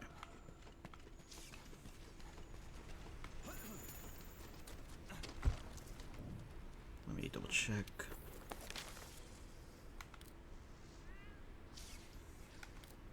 Hunt and Odogaron, okay. That's not what I want. Whoops, wrong button. There's some notes. Okay, I want the carve.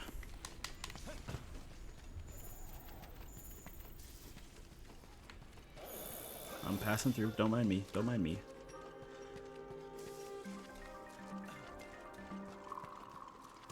Where are you?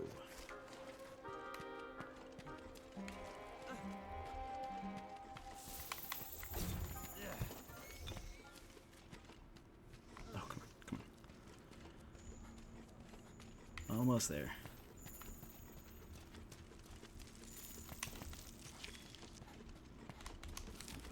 Thank you, herbs.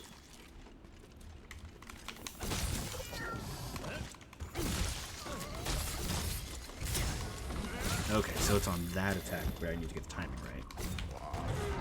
Let's try again. There we go. Oh, sorry.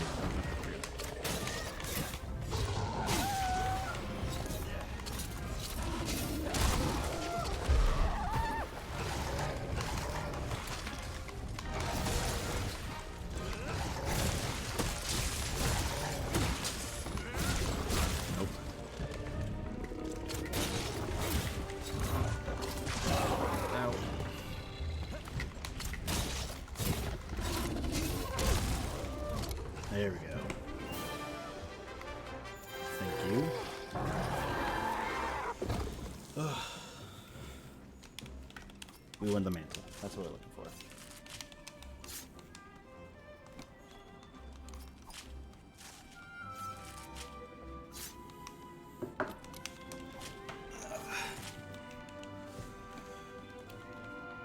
Damn. Okay. Nothing there.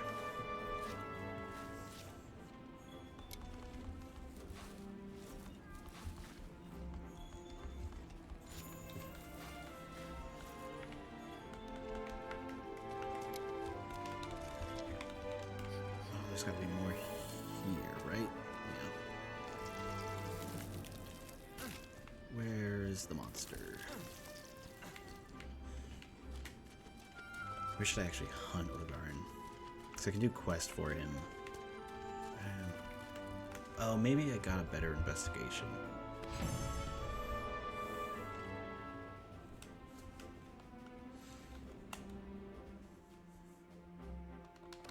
Nope, nope. No, I'm not seeing a mantle. Dang it. Okay. Critical Eye is nice.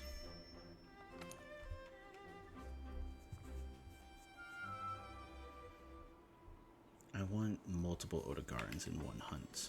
That would be the best.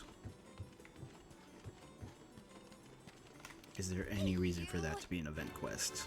I don't think so.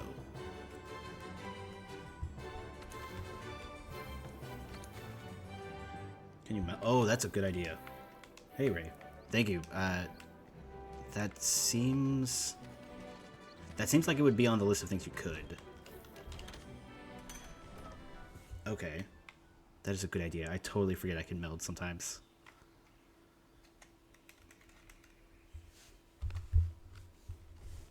There we go. Yeah. When I made, I think my last suit of armor, I needed some Nergigante gems. And I was like, I'm not feeling like doing that grind right now when it was still like lower level. But making those was very helpful. Meld items. Let's see. Obsidian fur. Okay. Stygian. Glavenus. There it is. Perfect. And I have enough. Have you done any the sieges? I'm not quite sure, because in Rise I know there's those sieges. Yes, I do want to create one mantle, please. What do you? Because I'm not quite master rank 100 yet, so I don't know if I'm possible for it.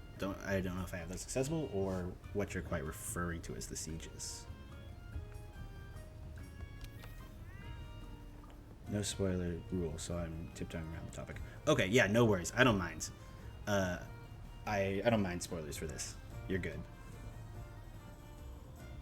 For a game like Monster Hunter, no problem.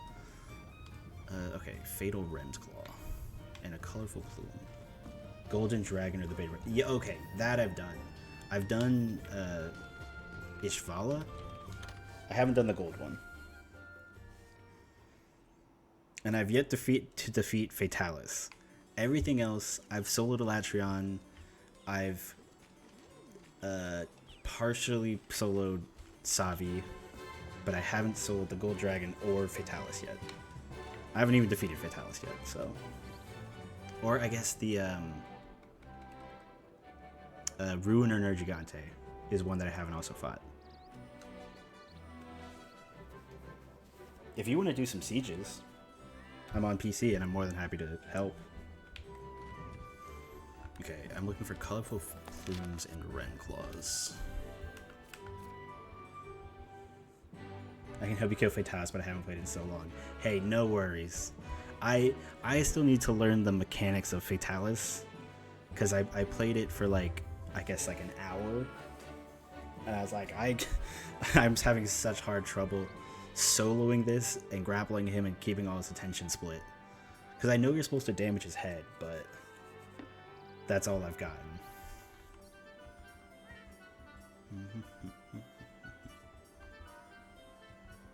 Wrath? I've already forgotten what I was looking for. I've got him 18 minutes on my own. Jesus! Where I used to be in terms of skill for anyone right now. Hey, 18-minute Fatalis is still impressive. I have a mod installed that shows me their health. Because I wanted to know the fact. Like how far it got. I think he had something like 70,000 health. Which is ridiculous. For a single player thing. Because most of the time the monsters have like 20,000 to like 30,000. But I think Fatalis had 66. Yeah. It was ridiculous. I'm like, I have no idea how you're supposed to do that. Get through that much health in 18 minutes. That's impressive. Fatal Renclaw and Colorful Plume. That's what I'm looking for.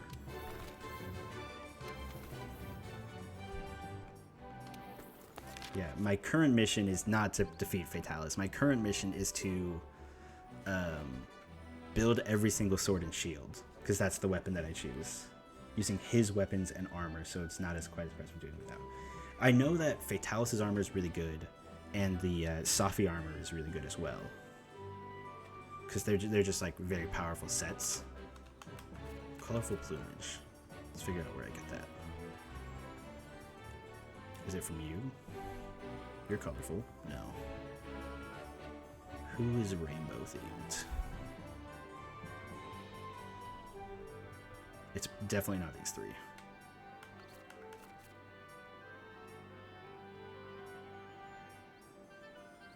Namali. Okay. Yeah, that's the other one that I was thinking, and that's a fun fight. I like that one. I just want to double check. Oh, am I gonna need Fatalis parts for this? Oh god. For the Fatal Renclaw, that seems like a Fatalis item. I haven't fought enough to know. Okay. Colorful plumage.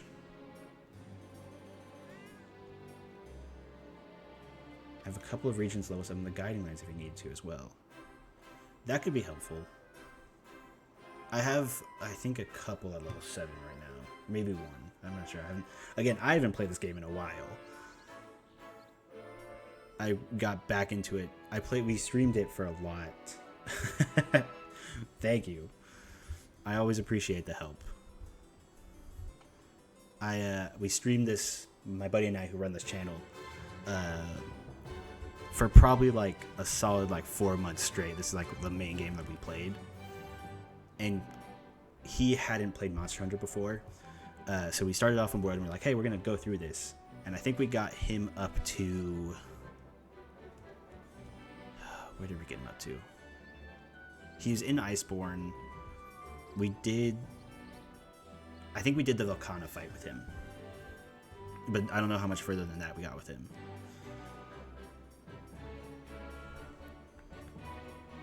Fatal Claw is going to be Fatalis. Damn it. Okay. Okay. Jellyfish monster it is then. Water, electric, fire, ice, or dragon would probably be good. They are an elder dragon, so I'm going to just go on the safe side and use dragon for the elder seal. I'm going to put this away to make more space. I know it's not the best weapon out there. I really like the Witchered sword just because of how much sharpness it has. Ooh, let's get some equipment in there too while I'm at it. Oh, I haven't decked out this at all. Damn, okay. What skills do I have?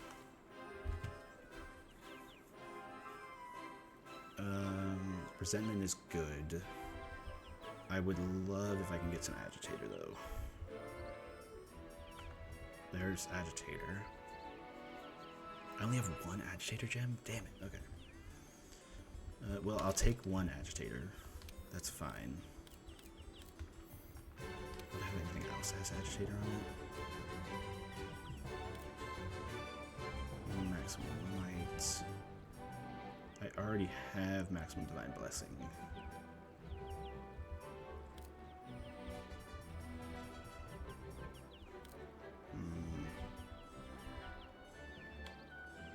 One critical eye, so that's not super worth it.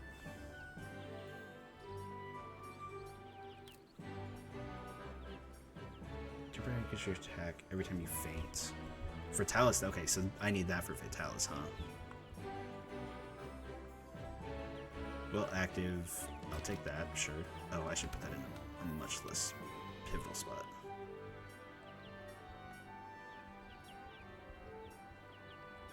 Sure, we'll put earplugs in there.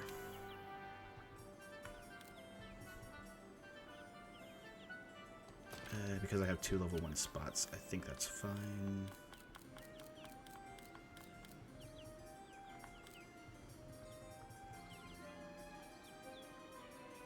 Where is it? Ooh, wait, where was that? I saw... It's not speed eating. Okay, I'm getting free meal back. Is it item prolonger, resuscitate? There we go.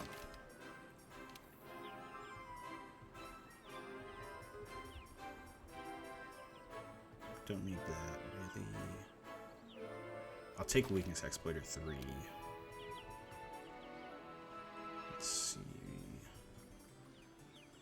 Jumping could be pretty good.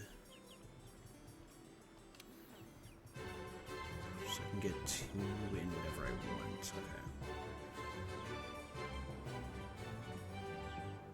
Evade distance is nice. Yeah, we'll go with this.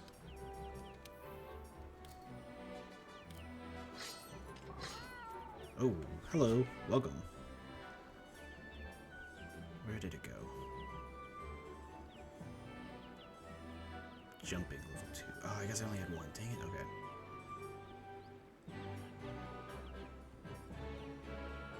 Okay, instead I'll do Destroyer.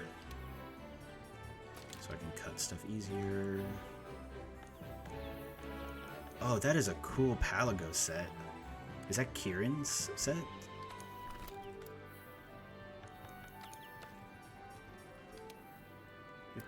Don't mind me. I want Vitality Plus.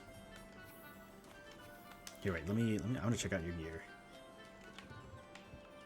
Let's see, how do I do this? I want to look at equipment cards. Player list, here we go. Inspect equipment. What do you got? Fatalis Dual Skies, okay. Dang, Hunter rank 870? Damn. Attack boost, critical eye, agitator 7. Nice. Handcraft stun resist, critical boost, weakness, peak, Stamina surge, constitution. Okay. I love the free meal. I played it for at least 2 hours. Man, if I was, if I could do that in 2 hours. Speed eating and divine. Okay. Fatalis. Okay. Rock City Mantle. That's the one that I don't have yet. That I want to get, but I keep forgetting to do the small quest for that. Divine Protection, Speed Eating, Speed Eating.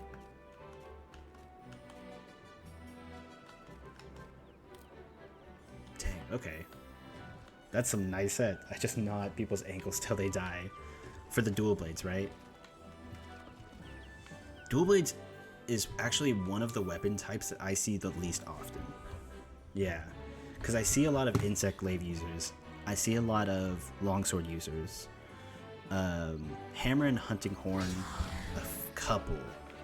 But dual blades and like lances are ones that I see very, very rarely.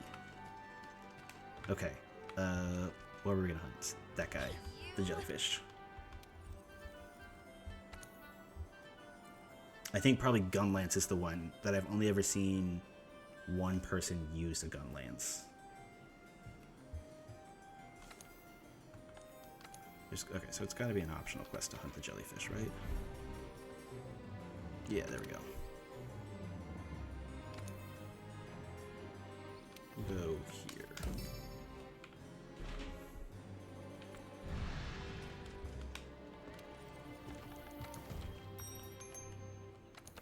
Gotta get the gourmet voucher. His attacks aren't too bad, so I'm gonna go with just damage up.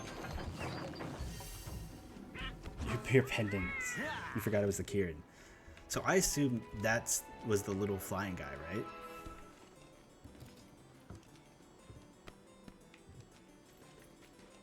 Oh yeah, there it is.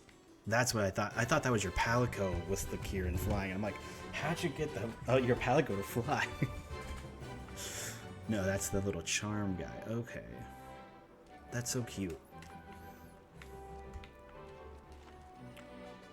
Palico's looking nice and fancy. Kind of like,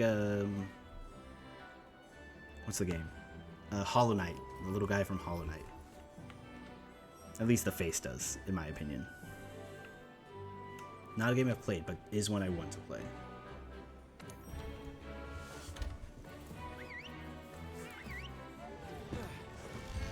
Oh wait, I gotta snooze that real quick. Okay, should be good. Feeling food boosters is activated. Okay. Oh, you got put right next to it, didn't you? Okay, I am on my way. Up. Oh, yeah. Okay, they're up there. Got it. Fire and dragon are the weaknesses. Okay. Come on. There we go. Oh, hello. Come on, come on. Whoop. Ah, damn it. Okay. That looks gross.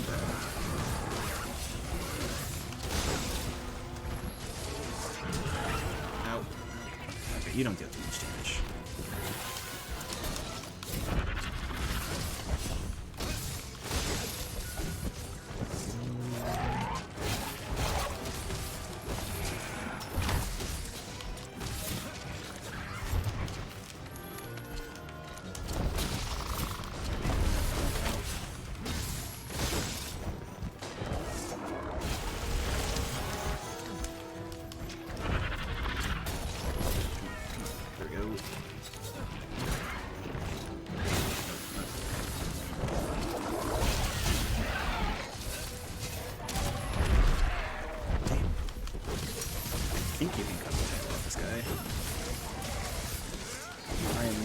About that though.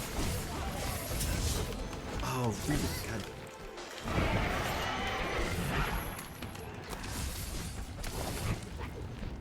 Where are you going? Down. Okay.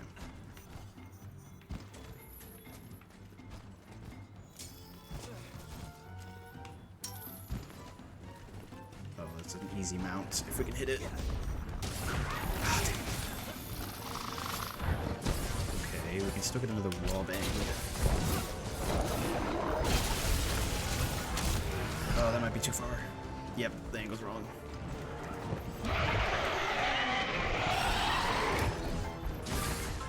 Nice little spiral.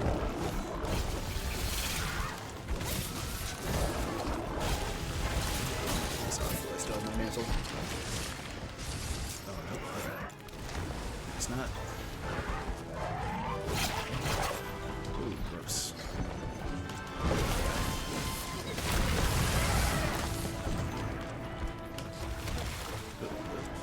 This.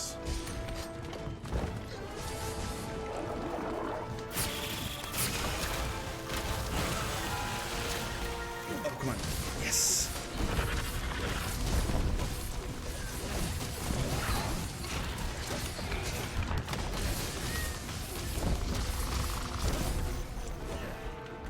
Okay, come on.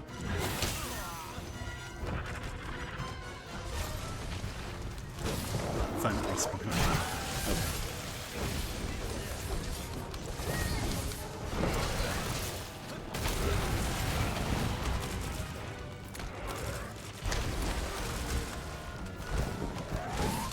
There we go. Fucking awesome.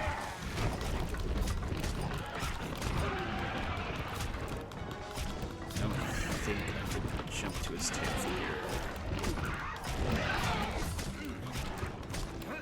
Dang, you got some ability.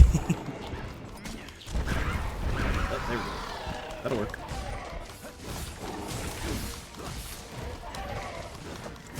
Oh, you were down for so little time.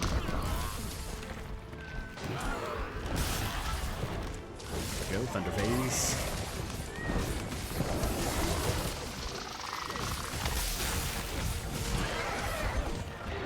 Nice poke. Oh, we lost all his color. Oh no!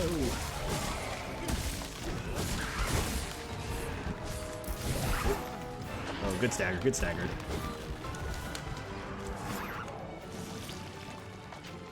Ew, gross.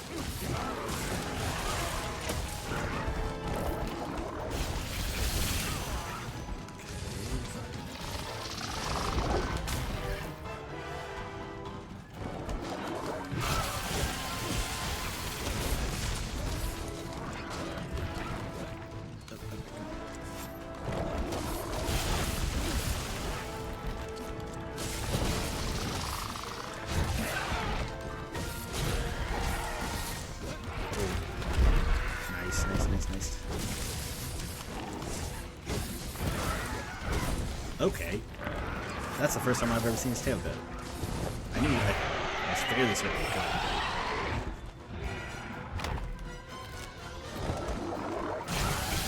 Carved mid-hunt.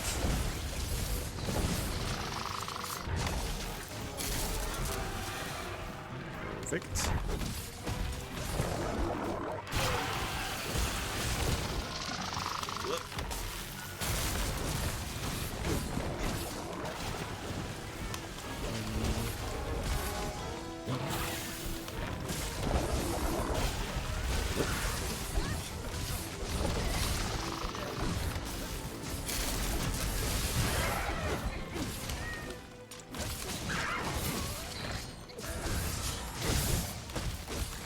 Dropped the mittens. Oh, that's a good one.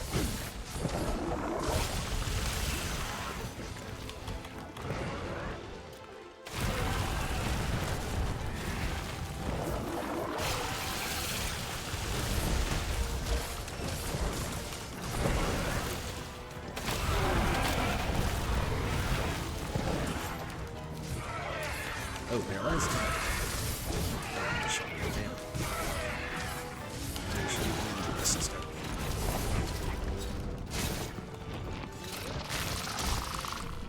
Oop. Damn, I think I just missed it.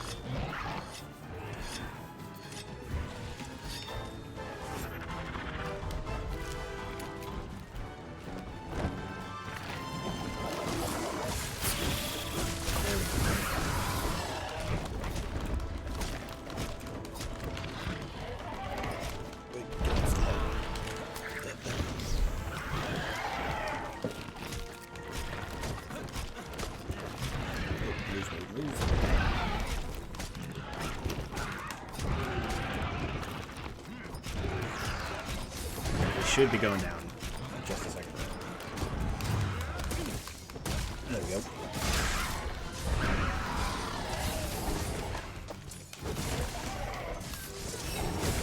Oh, I forgot to get my bombs back. Oh well.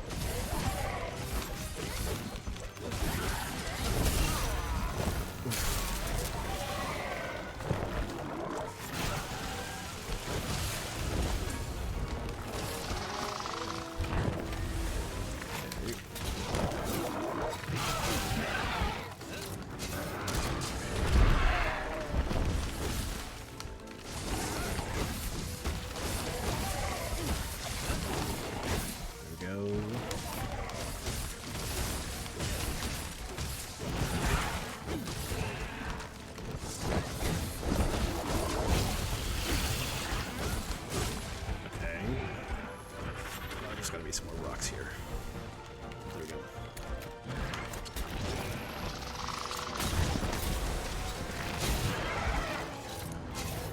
Oh, I think I might have missed. No, okay.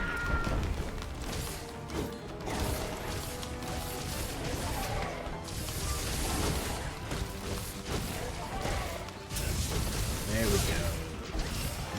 That's what I'd like to see.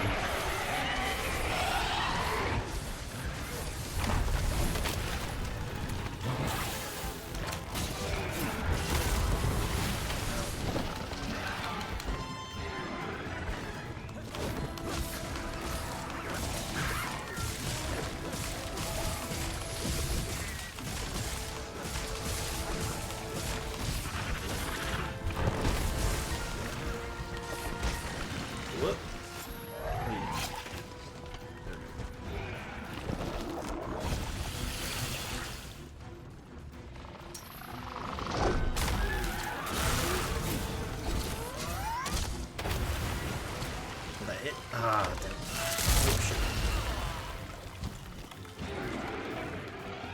Am I stunned? I'm stunned. I think I'm far enough away. Okay. Yeah, we're good. We're good.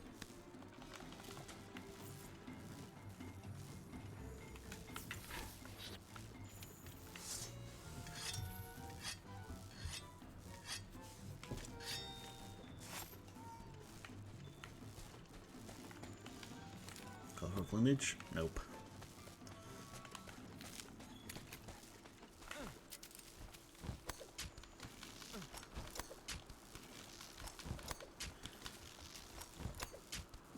Zooming.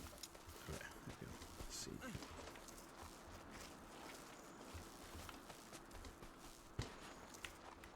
Whoop. There we go.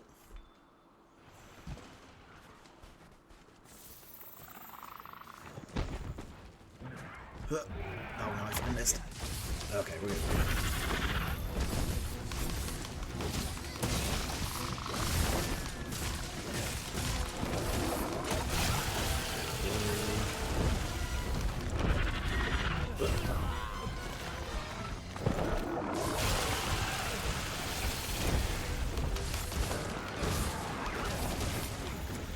Activator's worn off.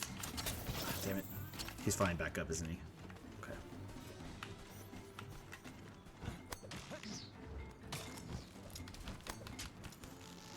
Plus 60. Yeah, okay. He's going all the way back up.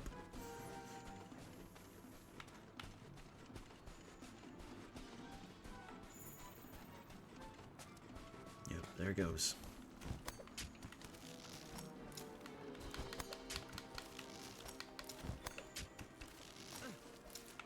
Let's see if I can do this right.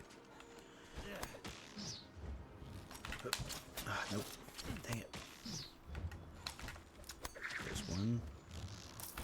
There's two. Okay, I just need to get that first one back down again.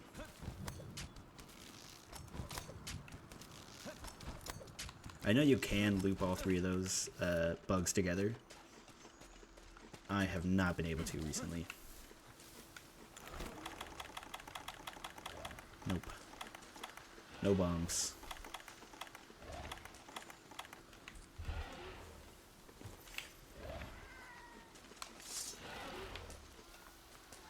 Let's see. Nope, that's not right. Backspace? There you go. Nope. I fucked that up. We're good.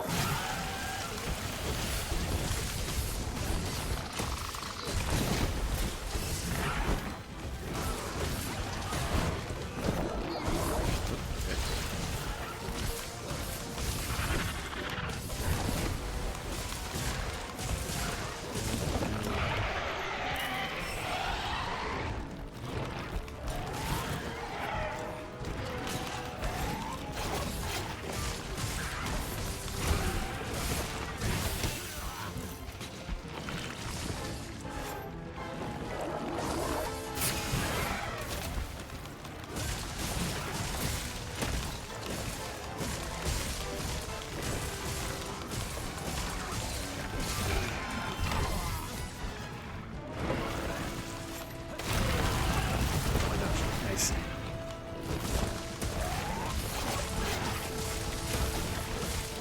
There we go. Good hunt, good hunt. What was that? That was 13 minutes. Not bad. One of the mods that I have, the mod that I have, shows me damage output. You got me by, what was that? 11,000 damage. I'm at 13 and a half, you're at 24 and a half thousand.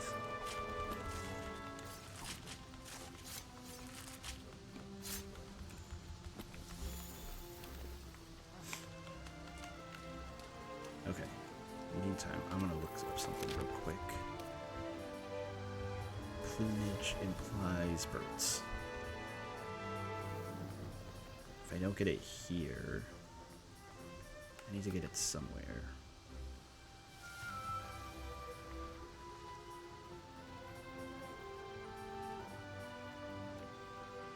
Not too bad. But now, my first hunt, I'll probably be... Okay. Now that you've gotten yourself warmed up, right? Fellwing. Conquerors. Okay. Dang it, okay. That was a gold crown, though. So, I'm not gonna, you know... I'm not gonna say no to a gold crown.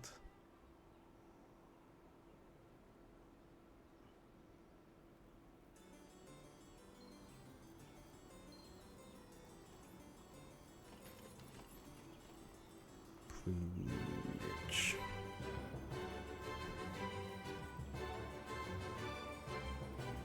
Sorry, I'm double checking where I can get the colorful plumage.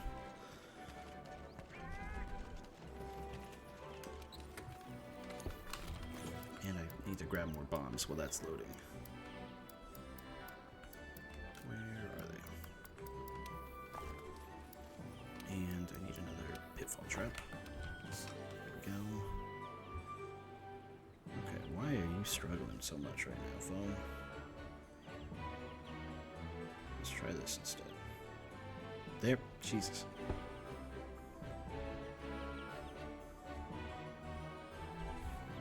Colorful plumage. Not on any of these birds. I need this in Monster Hunter World.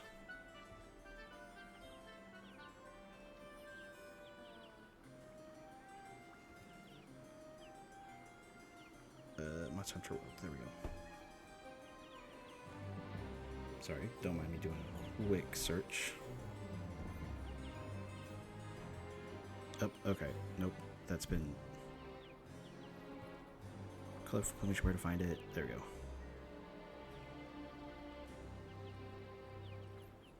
Cool.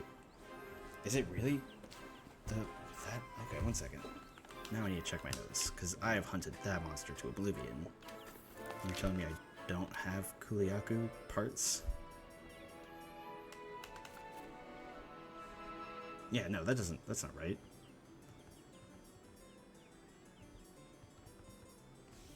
Where the heck do I get this material? A very rare Kuliaku material. The Guiding Lands. Wait. Kuliaku. Oh, okay. Okay, so I have to go to the Guiding Lands for that. Gotcha.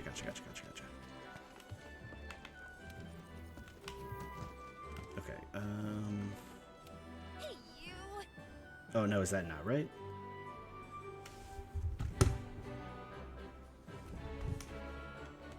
That's a colorful plume.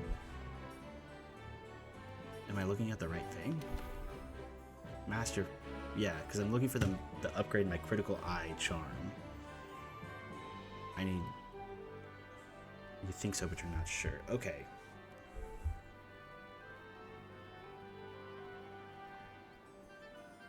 Where to find out how to use it?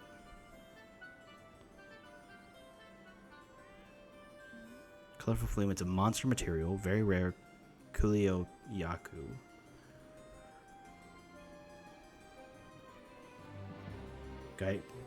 Guiding lens. Okay. Okay. Do I? Okay. Gotcha. That I can do. What are the adjustment levels right now? That should be plenty. 5, 3, 3. Yeah. So I think I just go.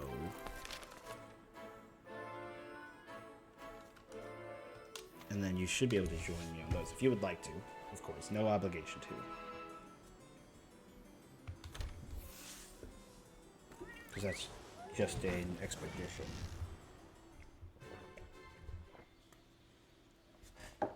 And then I think I have the bait. I should be able to call out one. Guaranteed at level 3. Okay. Perfect. All of my guiding lands are at least level 3. Tigrex, Rathian, Legiana are here. Let's see if I can't bait one out, though. Change back to return. Bait out monster. Okay, perfect. Wildspire regions. Lure out the monster, yes. Give it to the dung beetle. Okay. Off you go.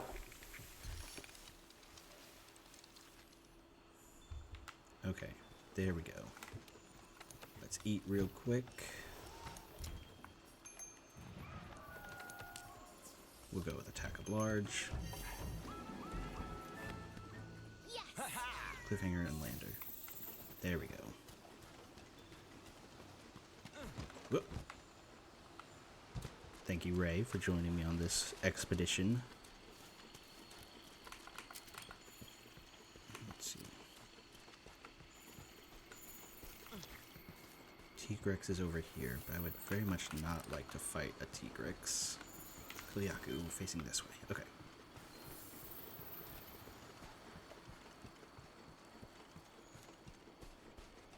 There they are.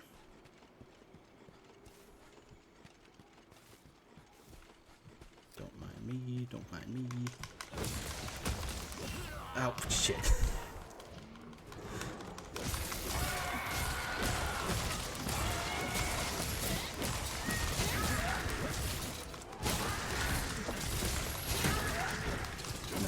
Nice. A beautiful wallbang.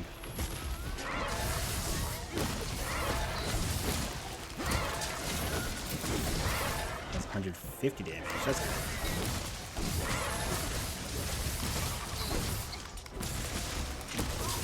All the little slashes from the dual blades.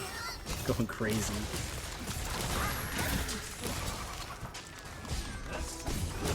You go through stamina like wild, right? If I recall correctly.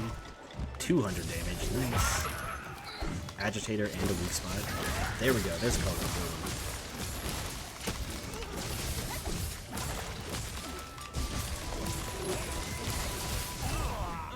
Oh, I wonder if Fatal Renclaw, or whatever it is another item that I have to get up here that I need to. Okay, I'll have to look that up in a second.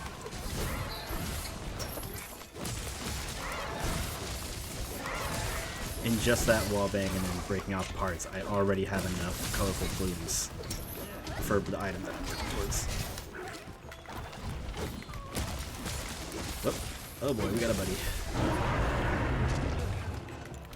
Don't mind me.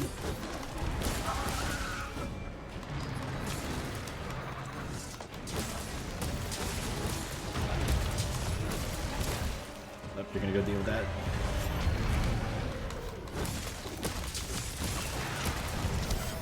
Oh, whoop, okay. Thanks for joining the party, Tigrex.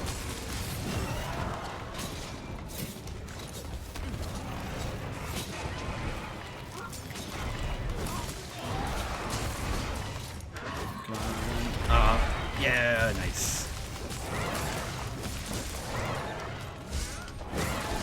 I love doing that in Rise, where you can ride monsters too. And then just throwing them into each other.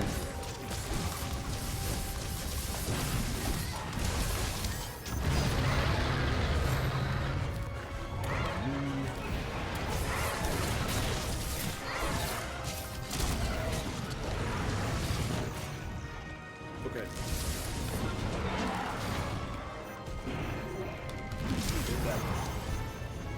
Hey, puzzle dude. Sorry, I was trying to double check which. But yeah, puzzle dude. Thanks for the follow.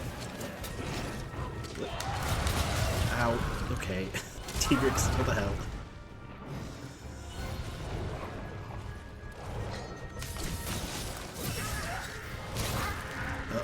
That's too far, isn't it? Yeah, that's too far. Whoop.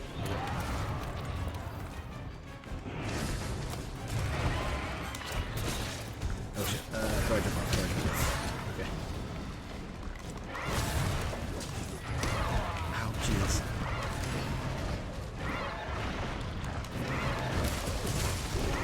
Get your tanks out faster. Switch axe. I feel like Switch axe I've seen do some wild numbers. Oh, good stagger. I've seen Switch axe. I know that heavy bowgun is ridiculously fast with how fast it'll down a monster. Aaron, thanks for joining. I'm assuming that should be puzzle dude, but I don't want to assume too much. Get staggered. Oh, we had the same idea.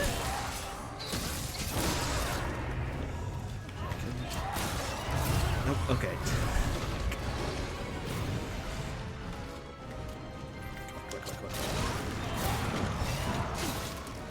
Nope, okay, that's not good.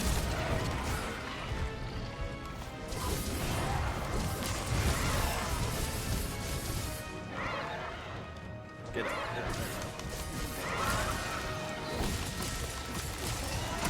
That's one down.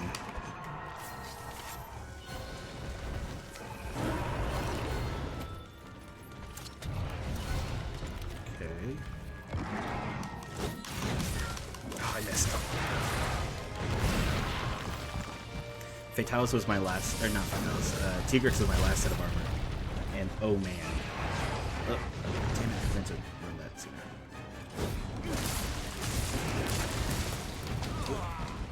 I need to move that.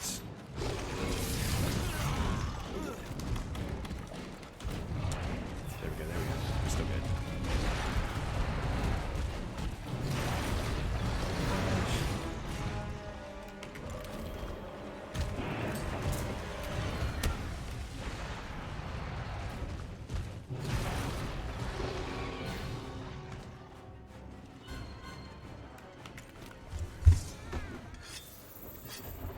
Well, the ad's running, but I did fire the SOS. Okay, there we go. Oh, I gotta recharge. I gotta sharpen again.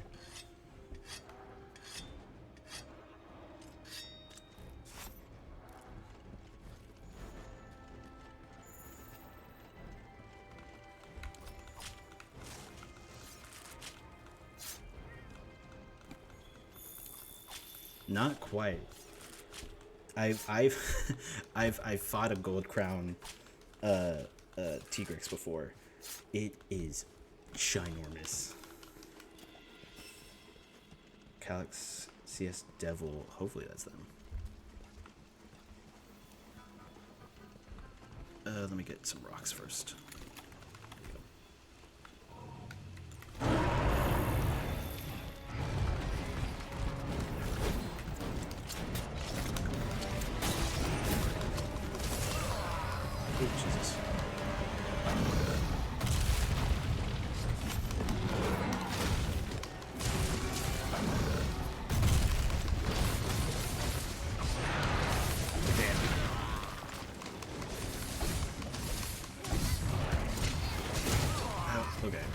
to get better.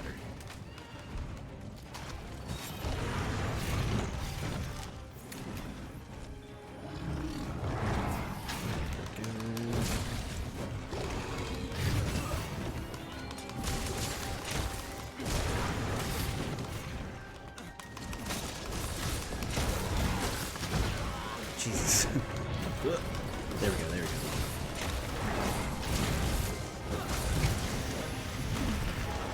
Okay. Oh, nice. Oh, I love to see a hammer.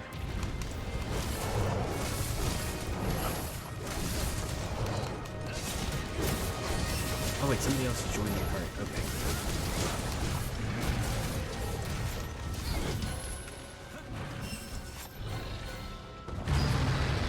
Oh, okay. Yep.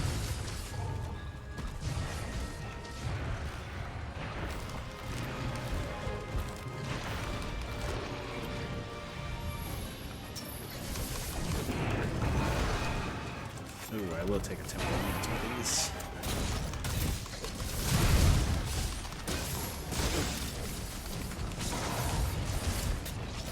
Oop, okay, come on. Nope. That'll work.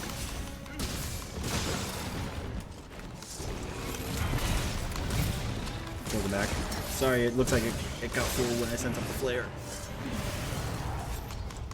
I realized I had sent it up right before the whatchamacallit ad ran. Oh, there we go. Nice dagger. Okay, come on.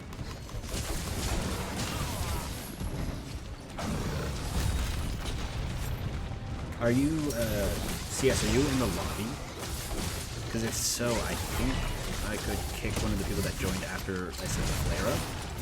If you wanted to join.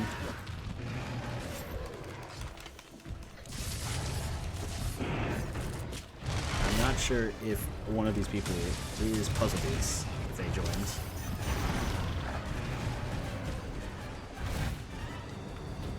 Okay, you dropped a lot of material. Damn.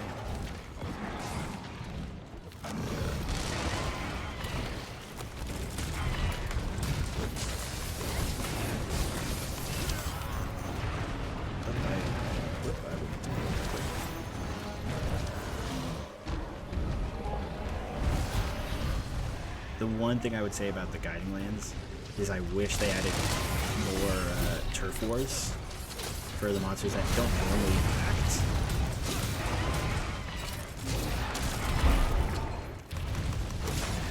Just so we could have more of that kind of those cool interactions.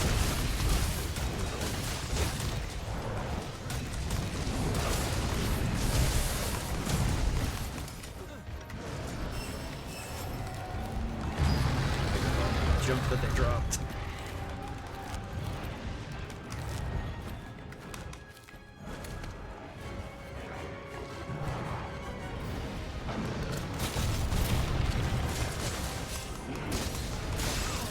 Oh, okay. Sure, I'll go flying. Don't atomize.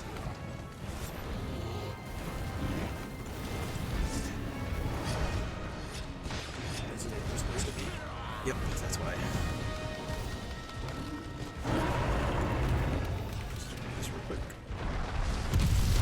Oh, Jesus.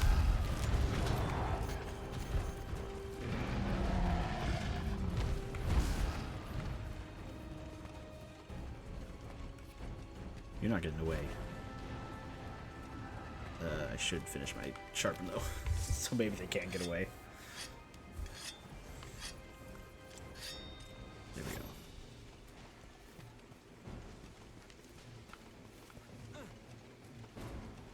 Up further. I'm following you, Ray. What? Oh,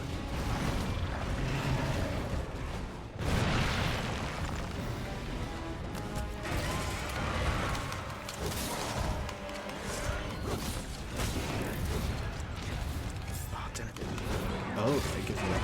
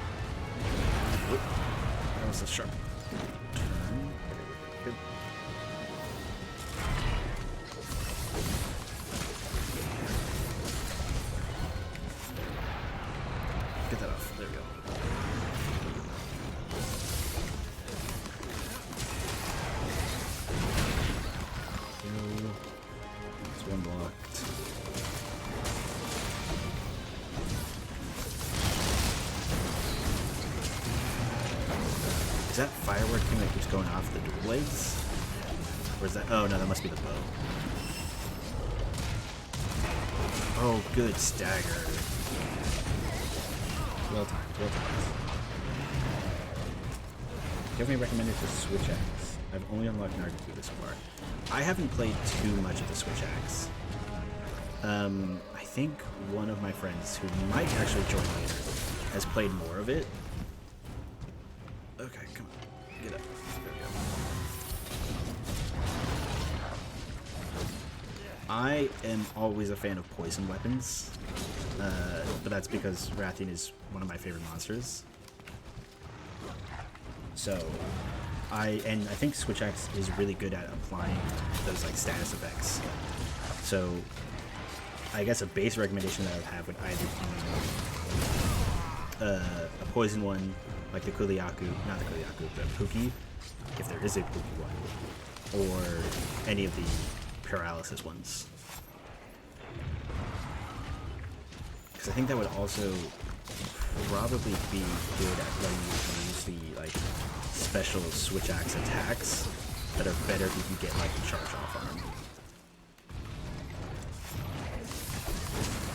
But I am not a Switch Axe main, so take everything I've said with a grain of salt.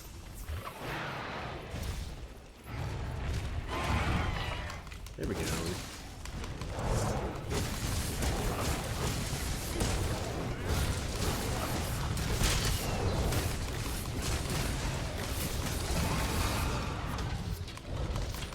Yeah, I would say my mains that I've played a lot of in the various Monster Hunter games that I have played have been the Hammer, Sword and Shield, and then in one of the 3DS ones I played a fair bit of the Lance, because I was like, oh, this is fun and weird.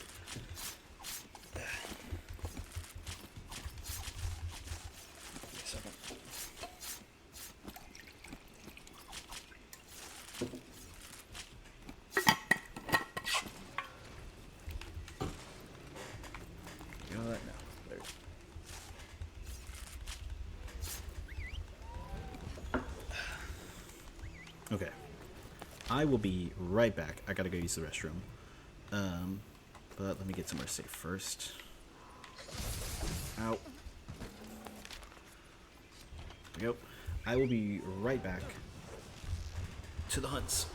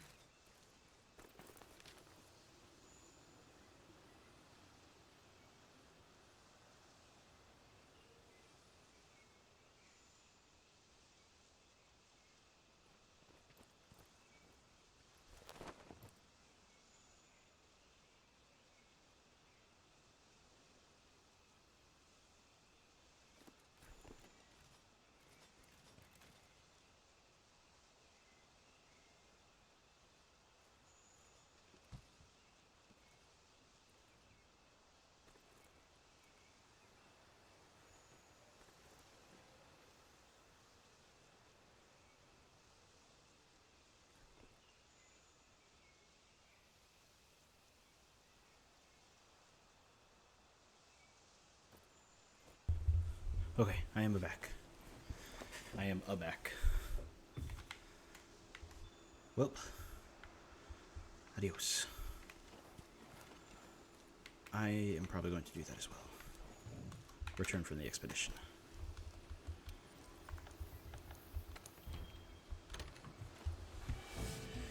So I think the Fatal Renclaw... Oh, you got disconnected? Oh, that might be on me. That might be on me, because my Okay, maybe not on me. That might be on Capcom servers, because I have always had bad luck with Capcom servers. 97, that's not bad. We're almost to 100.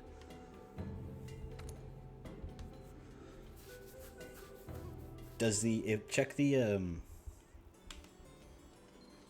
whatchamacallit? Oh no, you're still here. We're good. Resource Center, Ecological Research, Steamwork is full. Damn, that's a that's a that's a set of armor. Oh, that is great. Oh, that's so funny. Okay, what was I doing? Research Center.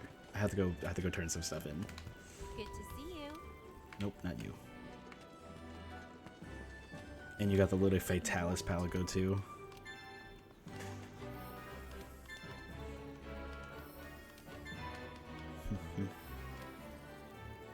Register bounties, manage investigations, no.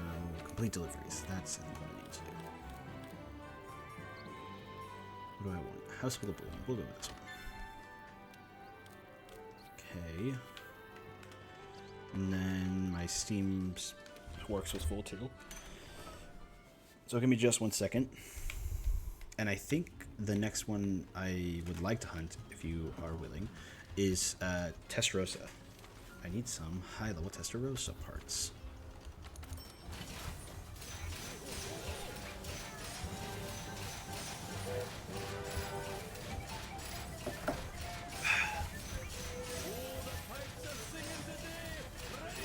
Ooh, wait, okay.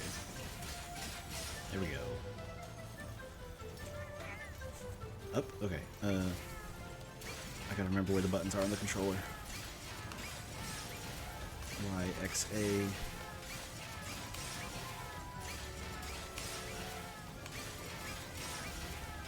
Okay, sorry, this is gonna take a second longer than I thought it would.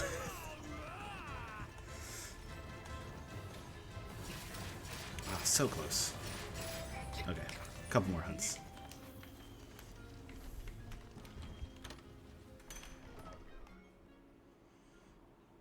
If you guys have anything you need to hunt, Celestial Wyvern print jackpots.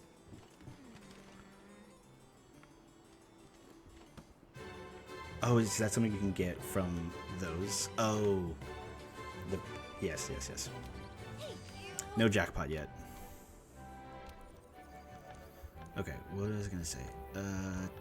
Testarossa to hunt.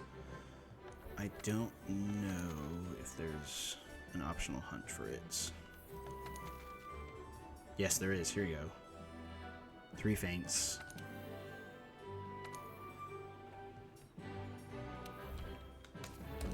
We'll go with this.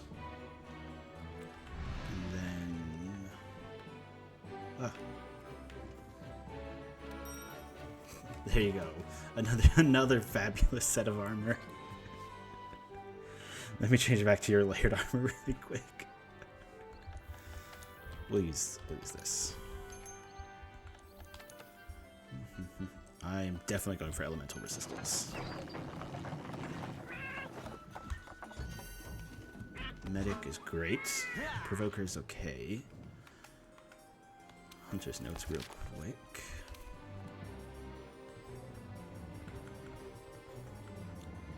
Elder Seal is obviously going to be good against them. Ice or water. Dragon is not great, but the Elder Seal is more important.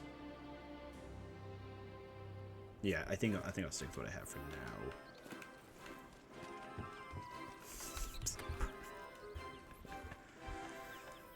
now. Some of the layered armors are so funny. There we go.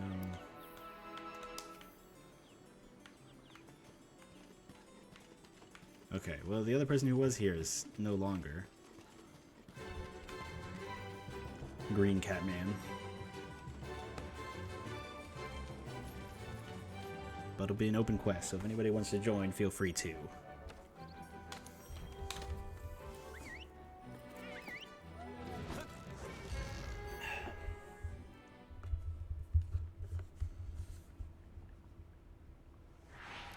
Oh, okay, there we go. I will take an extra couple health potions, please.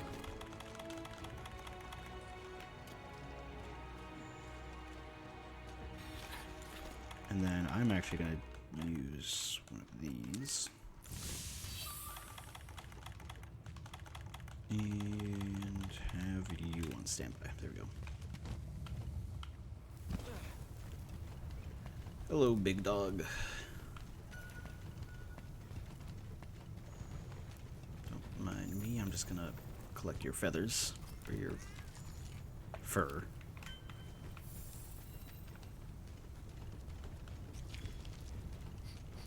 Ooh, I would love to get a mount right away. Okay, come on. We gotta make it in time. Oh, you backed up. Okay, well, the good news about you is I'm always gonna have resentment on.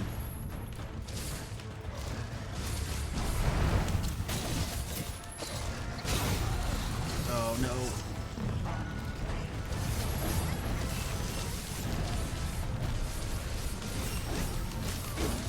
There we go.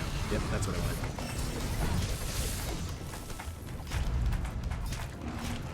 Jump, jump, jump, jump. Oh. Okay.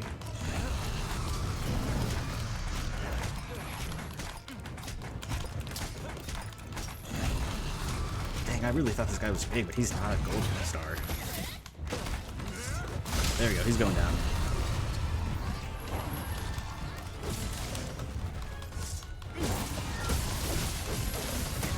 Maybe I should have gotten my apothecary mantle.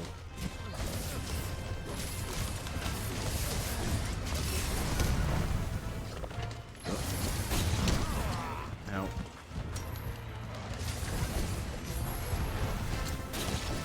Come on, come on, come on, come on. Yes, there we go. That should definitely hit.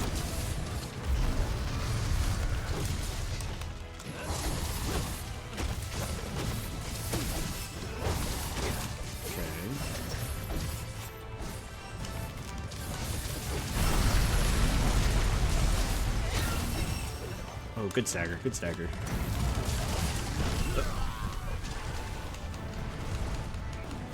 Oh, get out of there. Oh no, bad place to be stunned. Oh, good place to be stunned? I guess. Whoop, whoop, whoop.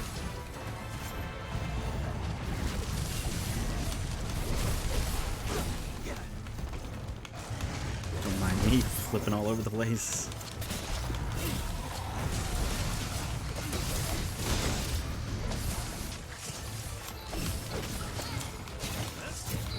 When I was newer to the Monster Hunter series, this fight always scared me on, it wasn't, was it Tribe? I think he was in Tribe. But the first time I encountered him, whether it was Tri or Gen Ultimate, I was like, oh Jesus Christ, this guy is huge.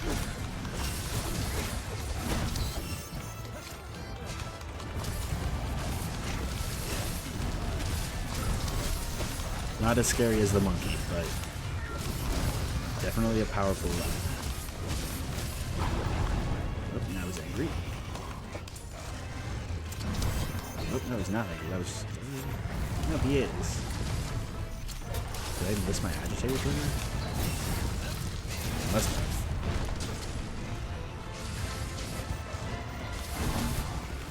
Come on, there we go. Get a little bit closer.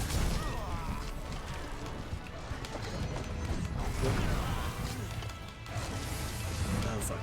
Bad time to be stunned. Come on, get your act together.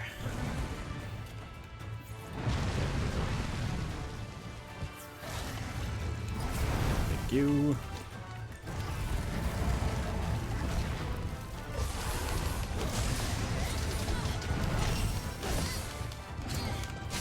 Yep.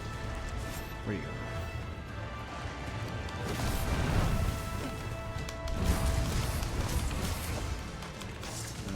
Nope.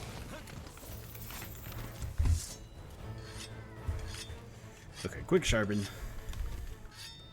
That was a good chunk of damage we did, though. Agitator effect has worn off. There we go. Oop.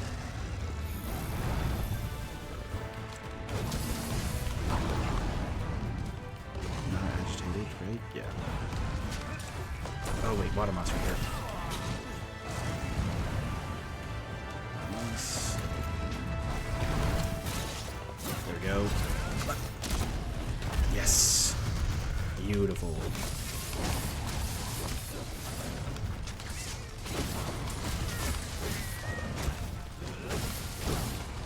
There we go.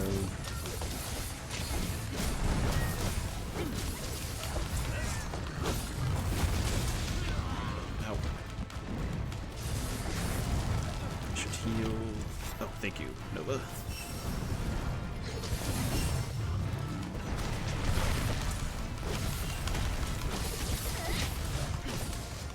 There we go.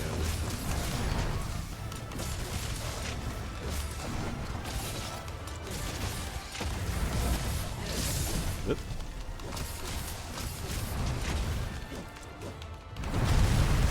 Ow. Whoa, that was close. Fire Dragon Hardclaw. Okay. Oh, we can get another wall thing off.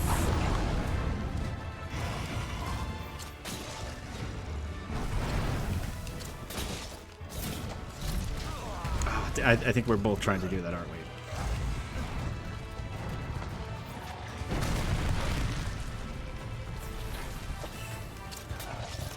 Come on. There we go.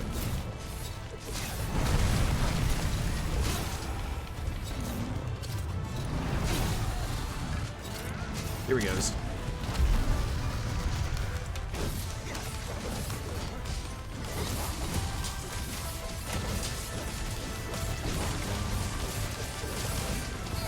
I'm hurt. What's hurting me? Oh god. Okay, thank god.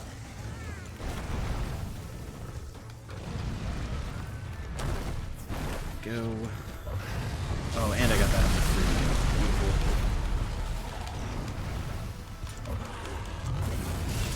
Ow. Whoop, whoop, whoop, whoop,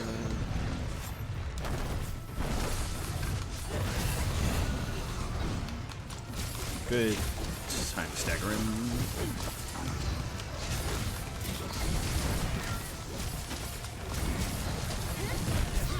Gotta watch out this fire things that he's stepping on.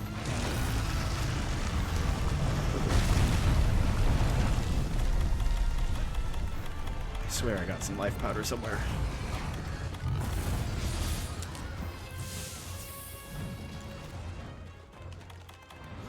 Let me actually do this real quick. That might help to slow him down a little bit.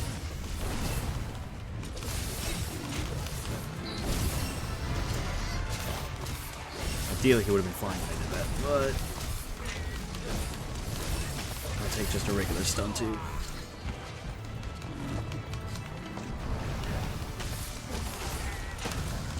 Other seals not up yet. Oh, come on.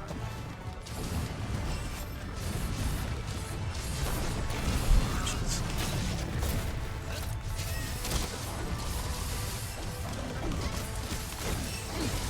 Oh, come on. Get to the tail. Ah, damn it.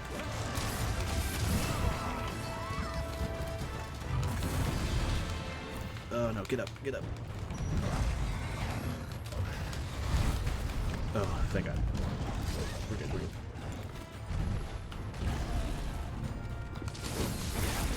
Oh, nice cut. Nope, I was punished that time.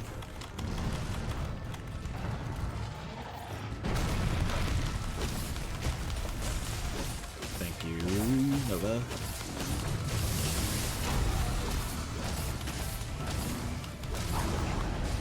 Okay.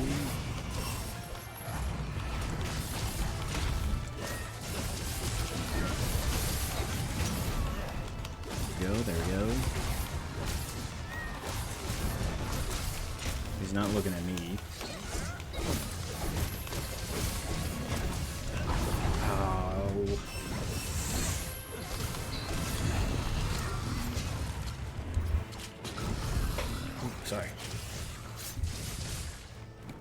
Dodge shader is activated.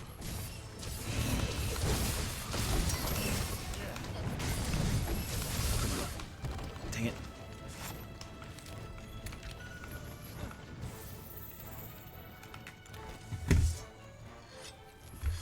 Come on. Almost there. He's got about 15% max health left.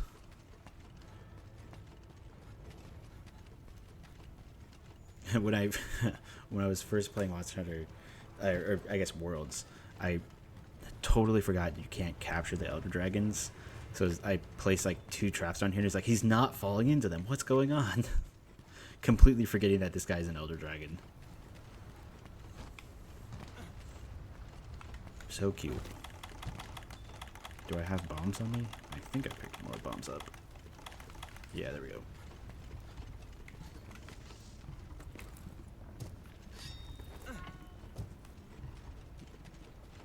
Okay, I can try to get this combo right again. Elder Dragons are too smart. Yeah. Oh, fuck. Nope, I messed it up again. Damn it. If you do that right, you can trigger, do a perfect rush to blow that up. But I always mess up the input to do a perfect rush from nothing. Whoop.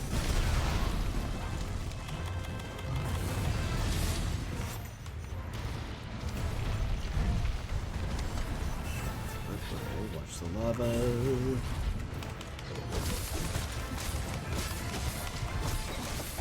Aaron, if you get dropped on this, that'll be perfect. I don't know if we'll be able to. Okay. Get closer. Watch the lava. Jesus.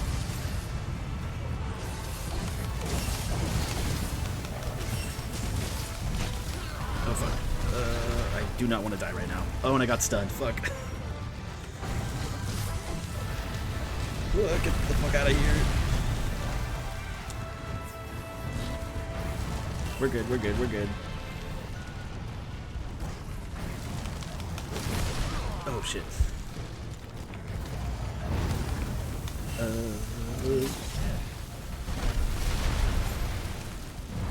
Nice job, nice job. Costly access. Oh, there you go. The green frog man. Or cat man. Oh shit.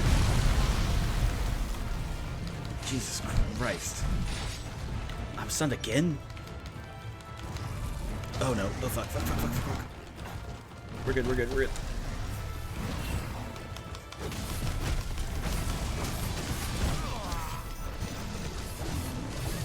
Oh, whoever just knocked me back, I think just saved me a butt. Whoop. Come on, come on. Oh fuck. Oh, we're good, we're good, we're good.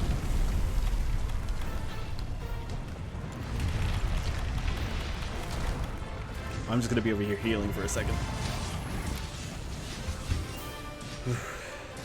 Thank you, thank you. Costly Aaron for joining in. Damn. 2 999s. And Ray is at 862. Thanks for the carry. A Cortex.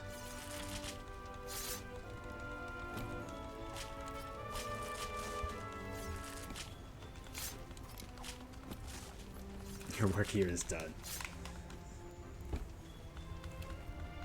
Popping in and saving. Oh god. Oh, okay.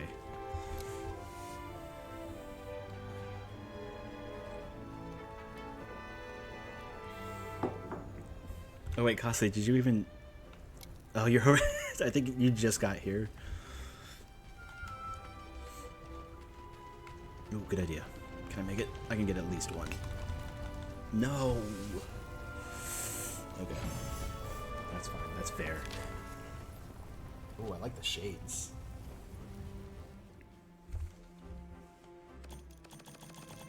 Love all the parts.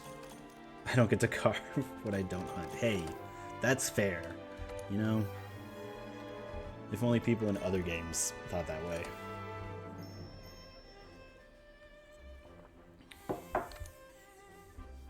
Code of honor. And I respect that, you know?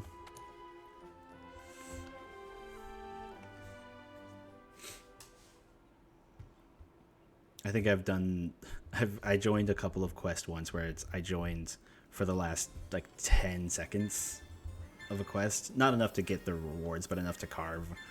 And it's like, ooh, I just made it more difficult for them. Well, you know, stealing some of that gear. I'll try not to if I ever join in last second.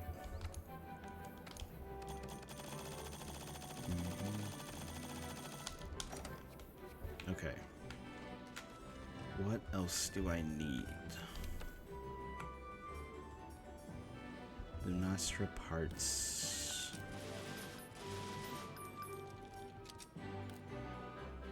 Or, okay. That doesn't work though, because that, okay. Let's see. Nergigante is not too bad. Oh, we could just do some Safi if you guys would be willing to help me grind out a couple of that. A couple of those. Let me get my bombs again.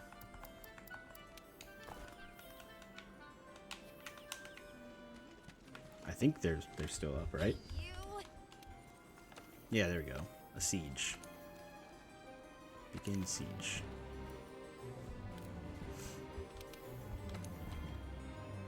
No vouchers. Understandable. Gotta take a breather. Hey, no worries.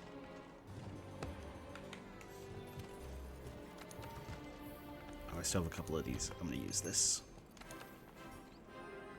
Elemental resist. Probably just attack up. I'm good.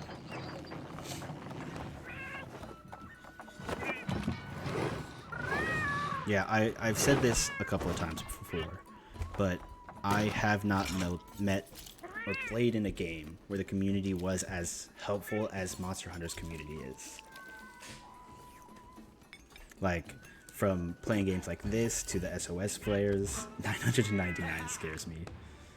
I don't know, like, how long do you have to grind some of these, like, monsters for 999, right? Because I know some quests will give you, like, extra hunter rank things, but 999, it's just the number of carts you'll be using. That seems like such a long grind to get that high. I like the bow guns. You got that lance? Okay.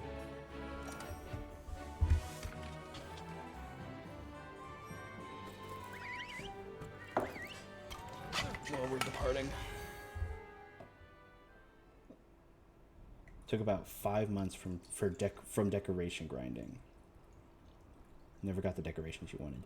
Yeah, I have a buddy of mine. He's not 999, but I think he's close to 300. But grinding out the decorations is what took him the longest.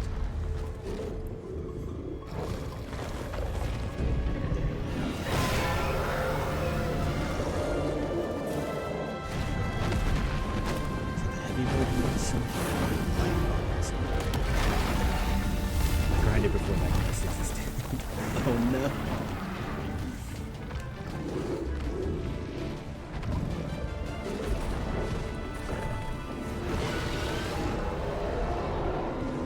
Your objective is to slay the beast. Don't lose sight of it. I will take a Farcaster. And there should be some. There you are.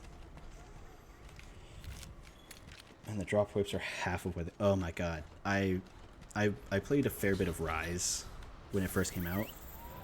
And like when it told you the drop rate of something was 1%, there was like for a gem or something, I was farming the same monster for like 6 days before I actually got like the 1% drop gem that I was looking for.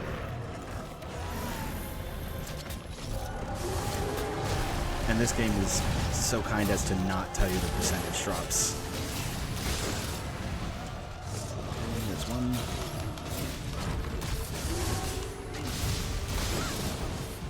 Whoa, what just... Jeez.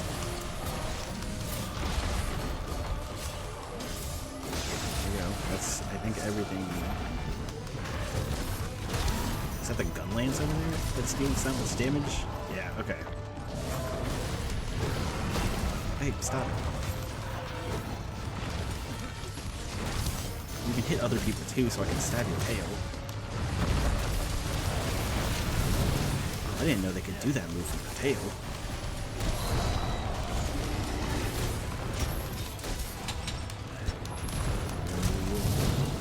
Back up there. Oh, there we go. Beautiful. Oh, they're absorbed.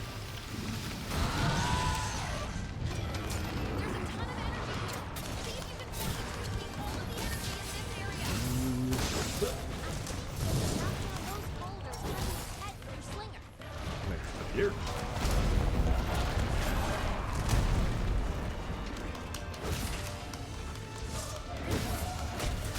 Come on, okay, turning. Nope.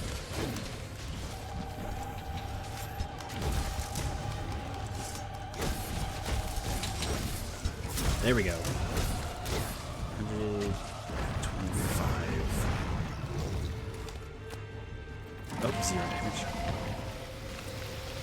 2 charges.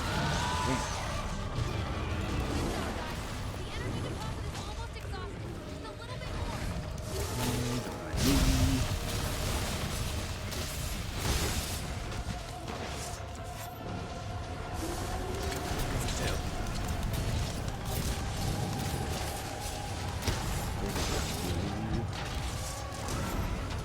Ooh, nice.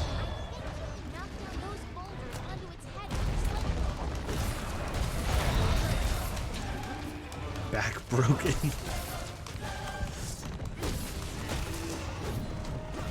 Come on, get it. There we go.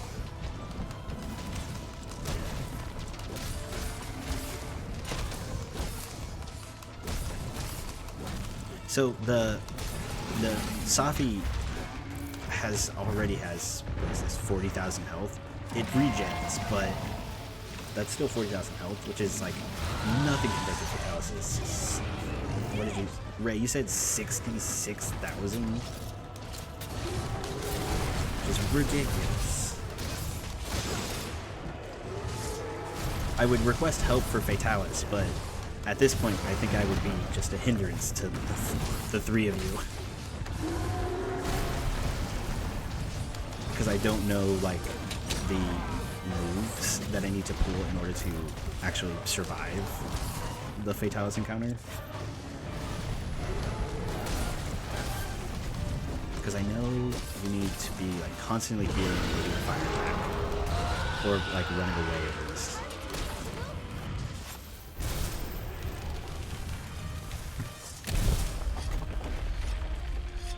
My measly 4,000 damage. Head towards the opening. You're doing a great job. Keep it up. We're 5 minutes in and down to the second level already. Damn.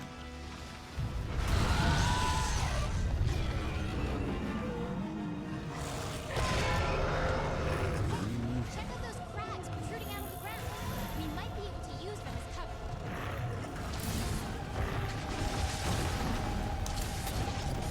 Okay. There we go.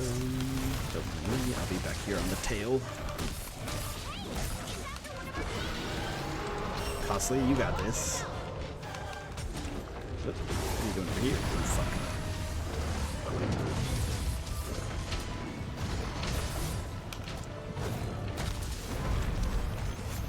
Come on. Watching the dual blades just crawl up its spine. It's funny.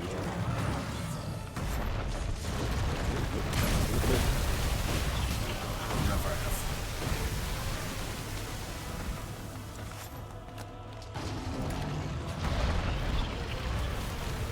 This off real quick.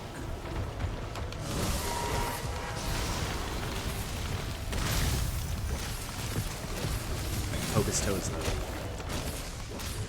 The fuck.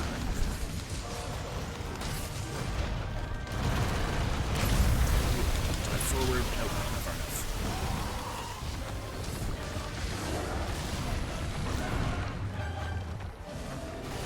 should. I don't know if we've got.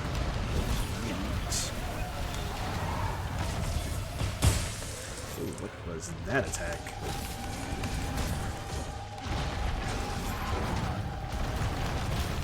Oh, okay.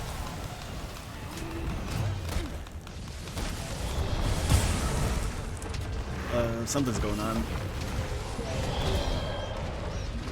Oh, yeah, perfect.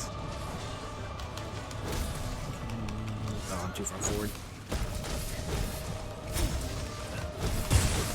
Okay, there we go. That works. That works. Oop. Or not? Can you not?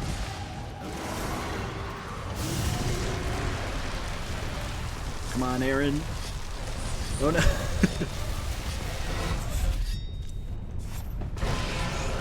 The visuals. Don't step out too soon.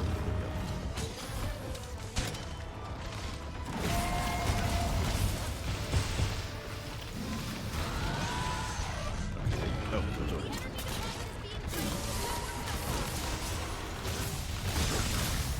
Oh. Okay, I didn't think that would hit me.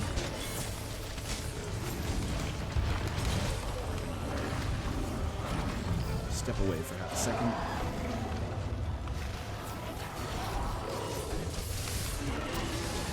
Okay. Grab this real quick.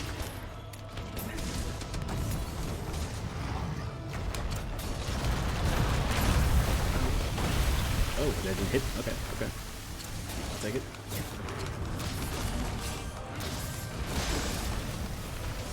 Oh, it's because I'm getting knocked off.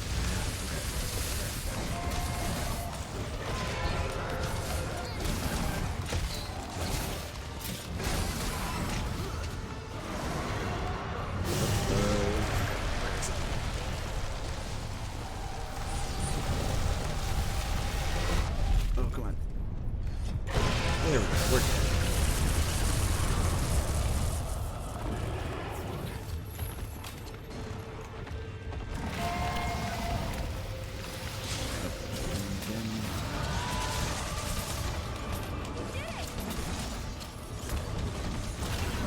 Oh, jeez. Let me get the tail, please.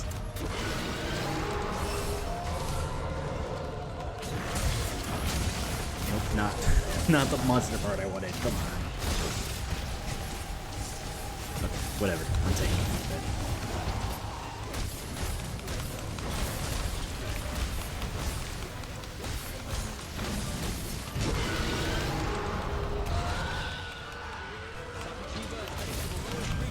Dang, are you guys gonna be able to take this down in one rotation? Head through the opening in the floor by using the wing How drain. much time do we have Hurry. left? 10 minutes? That should be no problem. Now everyone, just a little bit more. This is the power of 2 999s.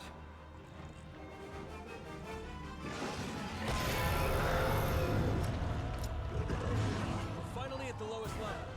Now that thing has nowhere to run. Oh, okay. Try and wear it out till it runs out of energy. Okay. I'm gonna focus the tail still.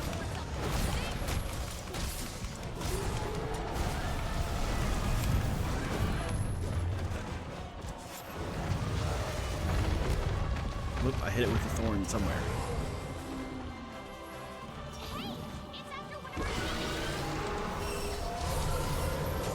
Past the axis. Okay.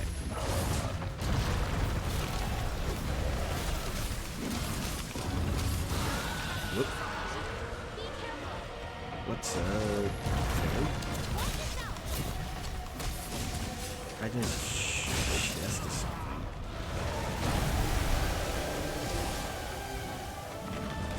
I think I have this up here.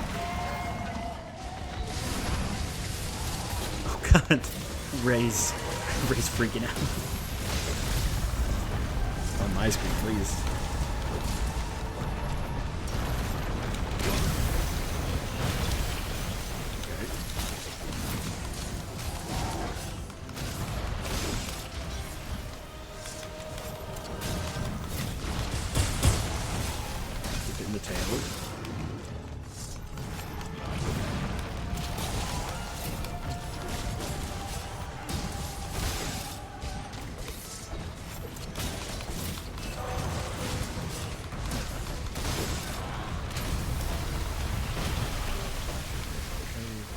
Good.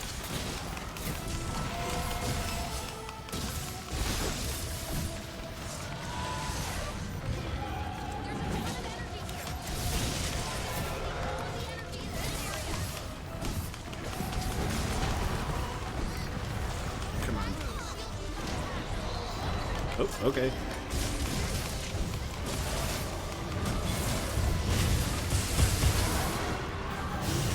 Oh shit. I think this will work, right?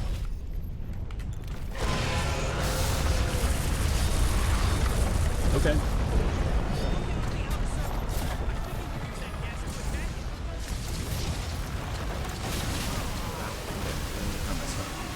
I should heal you up a little bit.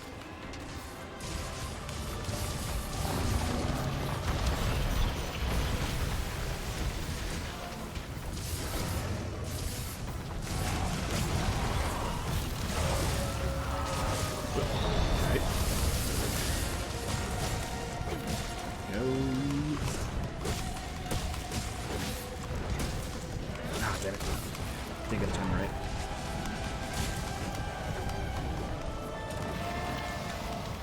Come on.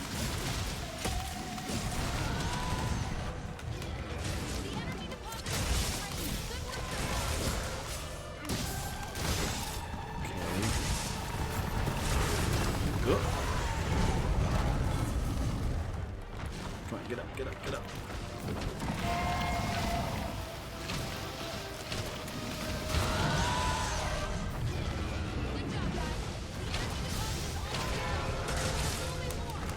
come on. Get the tail.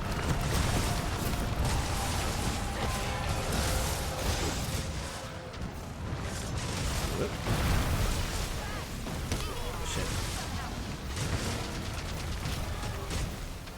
Come on. Stop running away from me.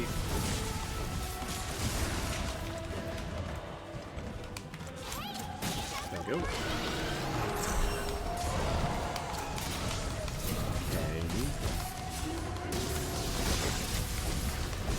Oh, perfect. Perfect. Nope. Left hind leg broken.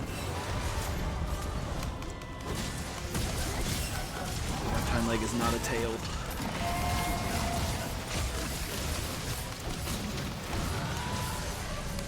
Okay, that should be all the energy. Damn, you guys aren't really gonna kill our rotation.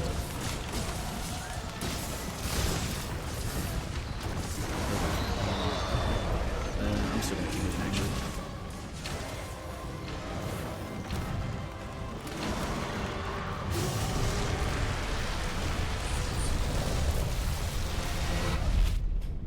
Oh, there's one more chance. Okay, there we go. Come on.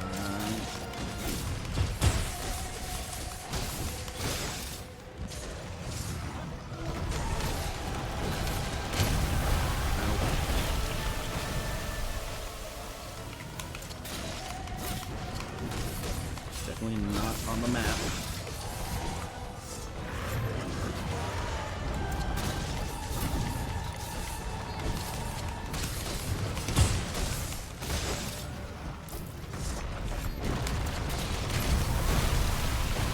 Oh, move on got knocked off.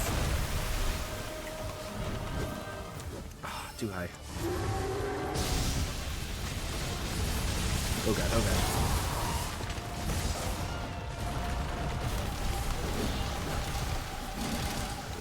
Nope, not where I want to be.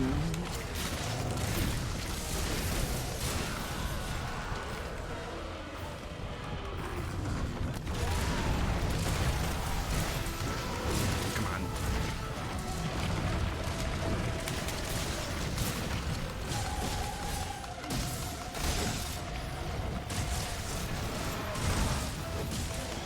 It's gotta be so close. If I can actually hit the tail.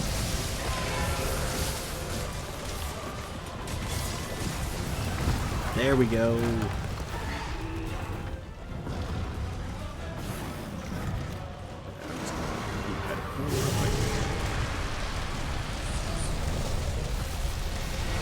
No knees into no reason to carve the tail mid-hunt to this one. Oh, I missed that.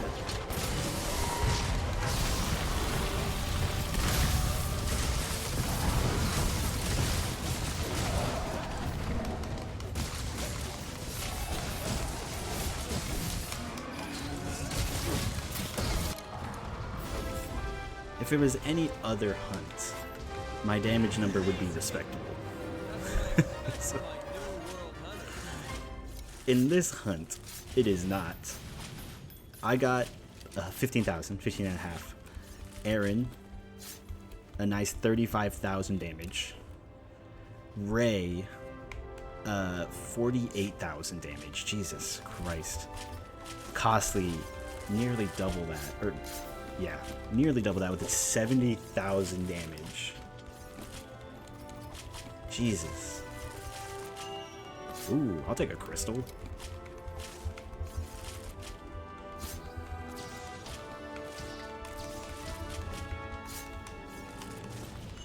Good numbers, Jesus.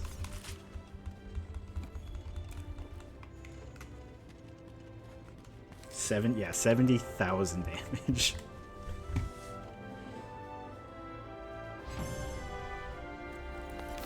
Who was it, Puzzle, who asked here earlier, what weapons can deal a lot of damage? Costly answer, you know?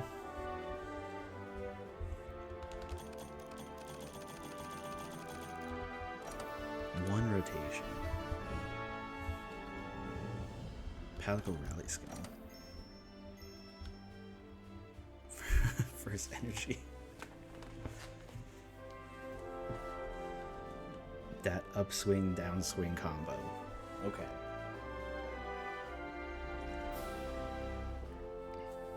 Yeah, I was going for the tail the whole time, and you guys still broke everything else before I got to the tail. Reward level 11? It's still going. Okay, 11. Jeez.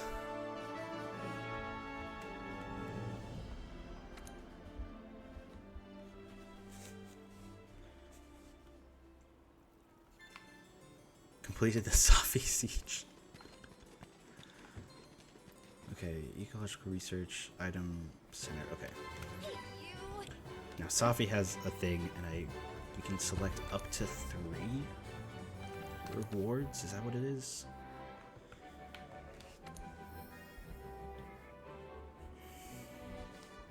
Okay, so these I just get to take all of them. Yes. These I only get to select a couple through. Your spine attack hit the tail a lot. Yeah. Yeah, so that's one of the attacks that to me is hilarious to watch. 3 damage to the tail cut. Hey, but you dealt, 70,004 damage everywhere else, so. Scorch Cannon. Not what I'm looking for. Come on, give me a sword and shield. Okay, there's a couple here. How did the back break in phase 1? We got both of the rock drops on it, but I don't think that's enough, right? Both of them is enough to break the back? Okay. I don't have the Bolt Fang, but that essence kind of sucks. Aquafane, slot upgrade is good. Nargacuga essence. Okay, what is that? Paralysis or Thunder? Is there a better paralysis on here? So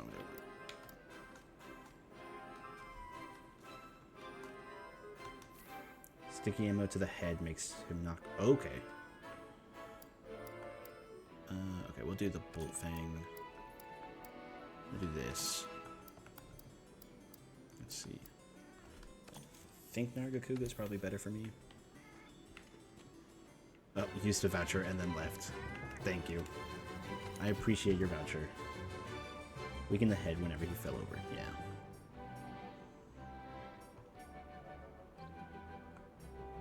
Let's see.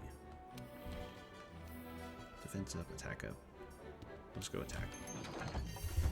Oh, I gotta snooze that real quick. One-hit tenderize combo on dual blades. I am very close, right? What am I at? 98. Okay, you know what? What time is it? 5:30? I'll keep going until I hit 100. That's fair. Okay, we do have an ad about to start soon. When it runs, just know that we do this so that we can get rid of pre-roll ads, so we run a 3-minute ad. My friend and I who run this channel do this for fun, so if you stick around, stick around. If you don't, no worries, I understand. 3 minutes is a long time for an ad. But, hey, you know, we're just chilling here. The hunts will keep going, so up to y'all what you would like to do.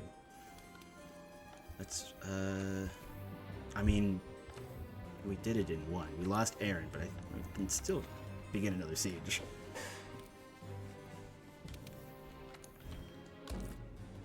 I might switch weapons, though. We're gonna go with this and this. That is unforgivable. Hey, you know what? It's understandable if you gotta report me for all that. Buenos dias.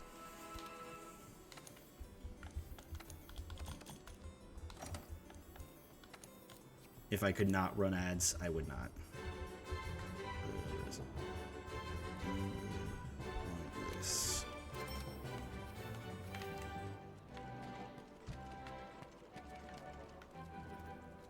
Oh, your Palico is also pretty. I like the hair on your Palico. It's got a nice little wig on. It do be like that, yeah. Good morning to you. Complete delivery. Go. Wait, can I complete multiple deliveries? Oh, I can.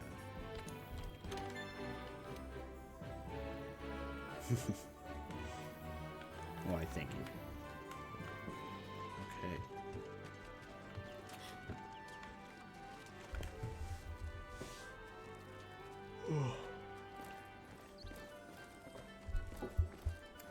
Okay. What is that emote? This is the one that spare one that I have. Let's see, where is it? Here. This is my favorite. It's the Kabuki. Very tight timing if we weren't. Yeah. This one is cool dance. Okay. You know what? They're not wrong.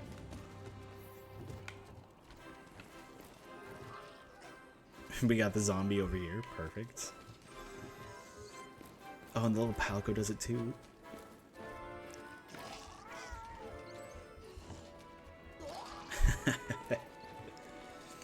This one I don't think we could do in one, but okay. Well,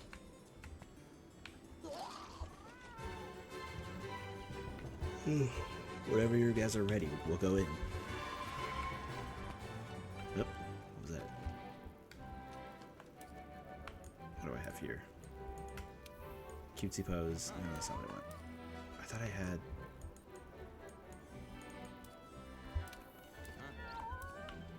I had, where was it? Ah, never mind. I thought I had the fire one, the Witcher fire emote up. Doesn't look like I do though. Okay, that was nothing. Oh god, he's drowning. Oh no. Okay. And away we go.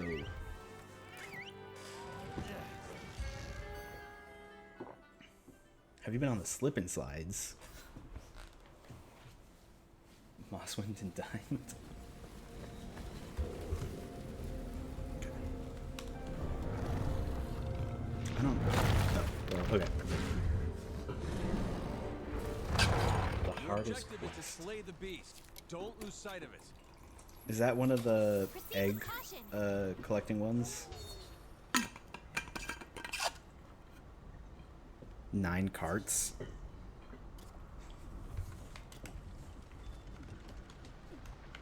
Oop, okay. Let's see. I still want to grab this. I don't know what you're referring to. Everyone, get to the hitching post. We have to. Oh, if you want to, yeah, you can lead a quest when we get back from this one. The ad will be running in just a second or two, so we'll be right back. Next quest, got it. Let's go.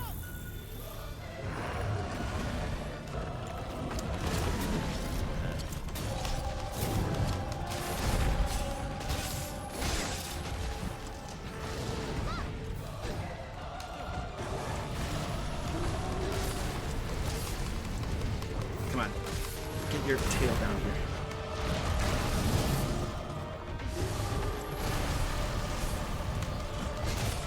What's this rock in his ankle? Alyssa, thank you for joining the West. Oh, if you can hear me. 60 seconds of poison, that's nice. How much damage does that do? 100 damage. That is perfect. Not for the head, not for the head. Ooh, we got the insect glaive. We love it. Infinite mounts.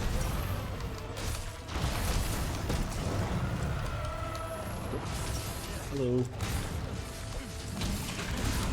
Decayed ground. If you can cause it to flinch while it's talking, Oh, my bad. create an opening. Perfect. Oh, that needs some. Okay.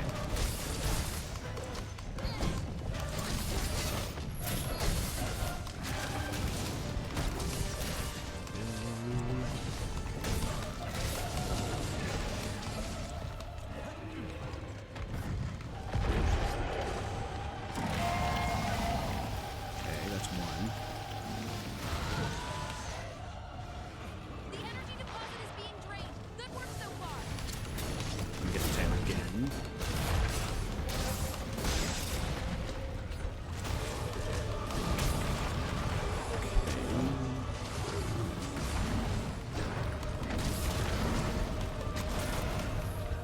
Right hind leg. To knock down those boulders on one's head.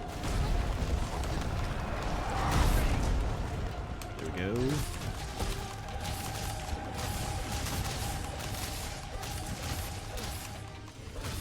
See how many times I can get poisoned during this fight.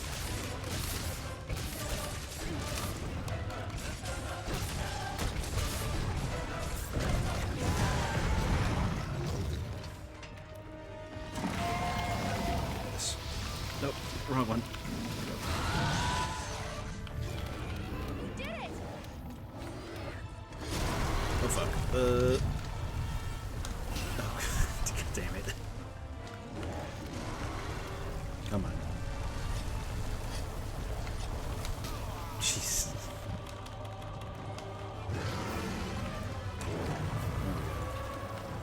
Can I please sharpen my weapon now? Oh, he's so far. He's so close to getting another poison, though. There we go. This'll do. Oh, not quite enough.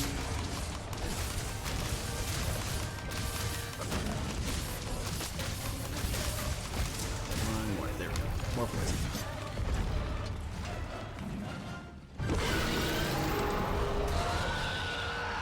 The target's beginning to move. Is it time? I think it's 5 minutes. Everyone, All right, solid work. Keep it up, everyone.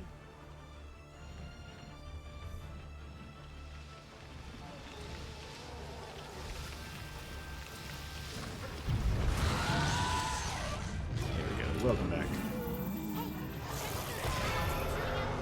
Okay, so just talking about this one.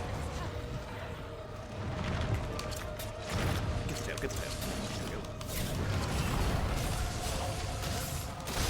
Whoop.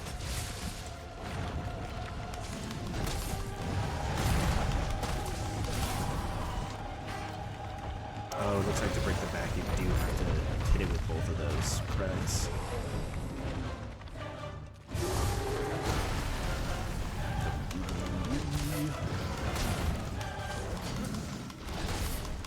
Just walking over to fix it.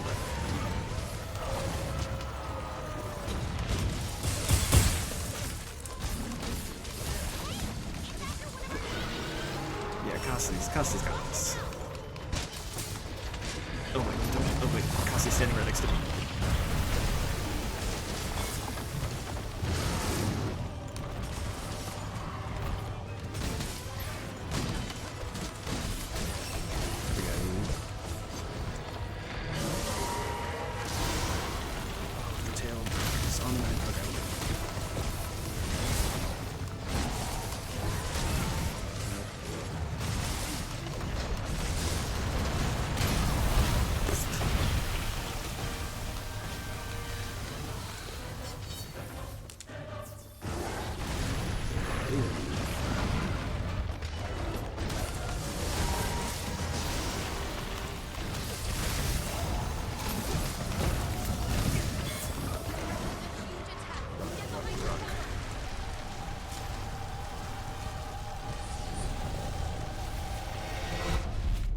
Oh, come on.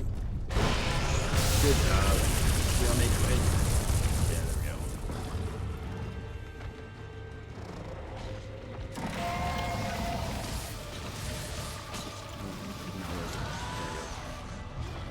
The energy deposit is being drained. Good work so far. Oh, I'm not gonna make it.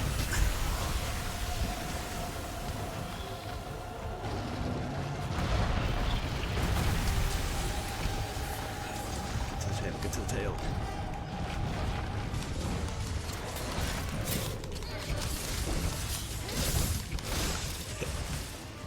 That's another leg broken.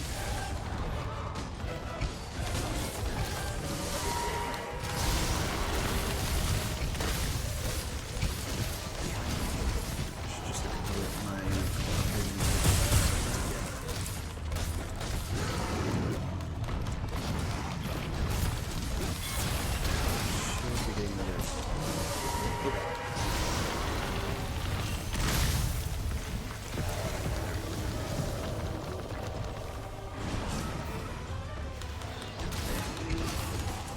more poison rock. There's a back road.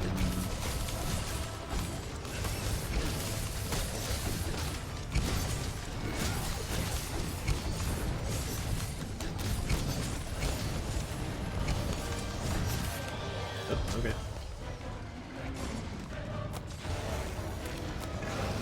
I'm gonna be over here real quick.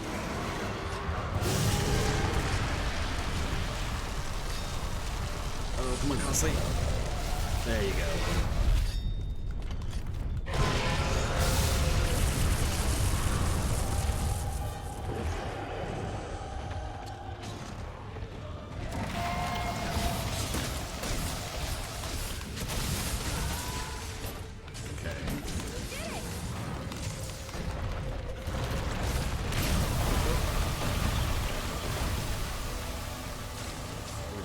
I got plenty to spare. Sakuchiba is heading for the lowest reaches of the Oh, I area. didn't actually. Okay. This is it. That's fine. The final showdown. Yeah! How much time do we have left? 10 minutes still? What Head is the through timer? the opening in the floor by A using little ring over trays. 10 minutes. Hurry. Now everyone, This might be just a doable. little bit more. Yeah, you know, it makes sense. We have our second 999. Alyssa.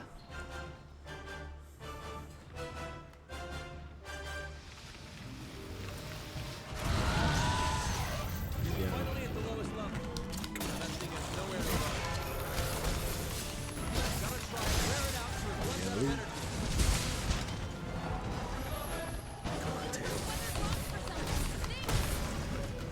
Let's equip this real quick.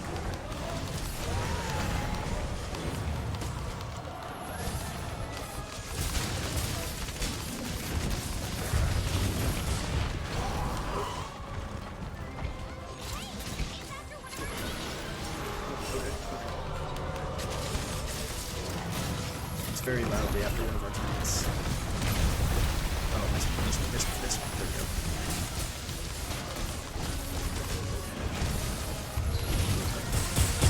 Who's it after? It should be after Costly. Yep. Okay.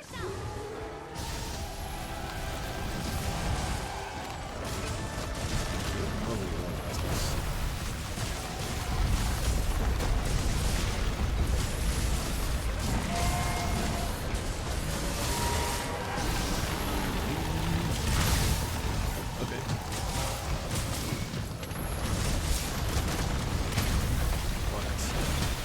blocked again somehow. Oh, I need to get. Oh no, not sharp, not sharp, not sharp.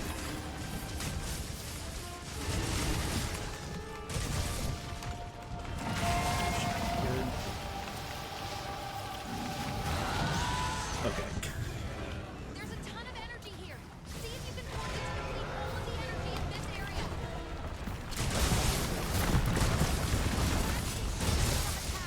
Watch for the best time to use them.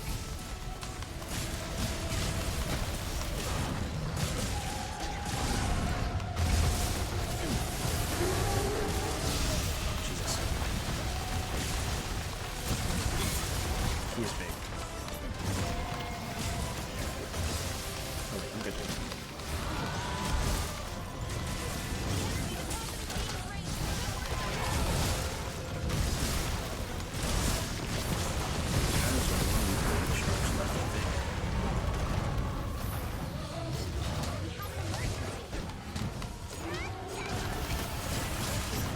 Oh, okay, that's not bad.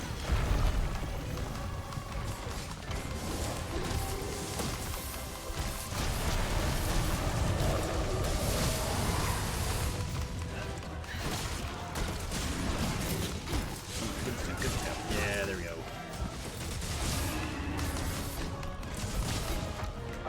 That's not broken yet.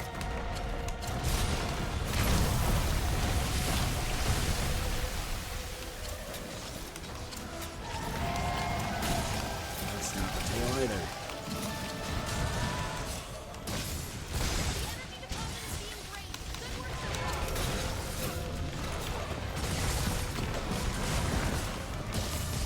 There we go. Oh, yeah, that's a great time for a tail center.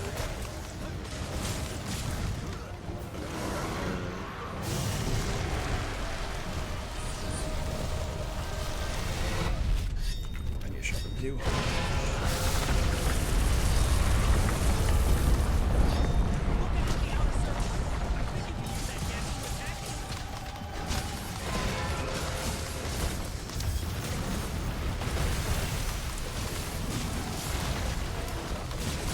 Okay. Oh god.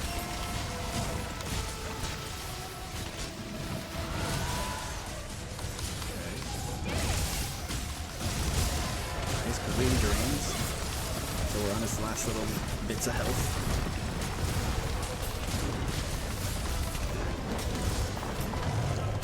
Last little bits. By that I mean last 20,000.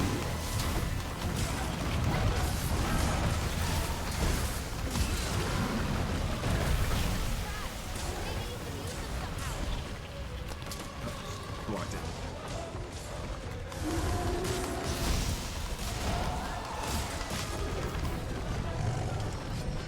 Where's his tail?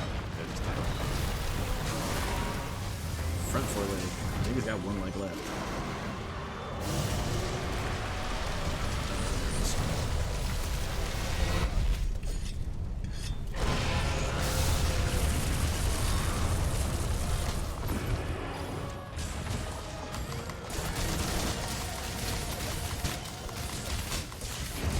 I'm helping as much as I can. Me and my little dagger.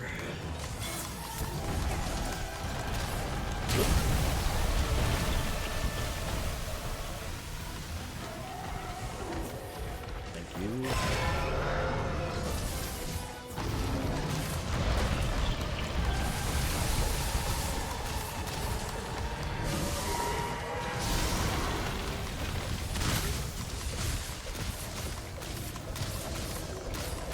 Oh, no problem. No problem. 5 minutes. Okay, wait. I gotta get away from Caustic though.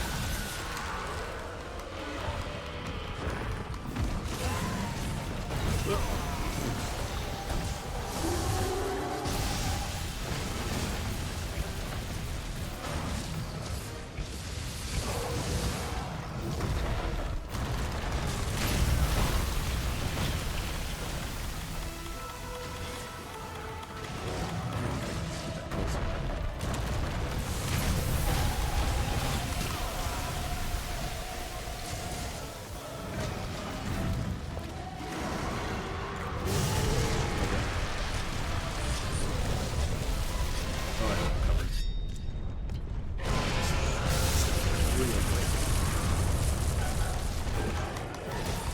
Come on, I want to get a 5th poison off.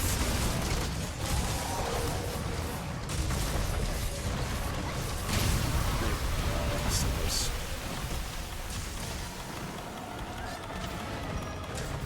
Oh, stunned. Time to be stunned. Oh, I don't think I got a 5th one off. Good hunt, though. Good hunt. Single rotation. Impressive. I really thought that would increase my damage. Did not. 14,000 for me. Alyssa, nice. 35,000.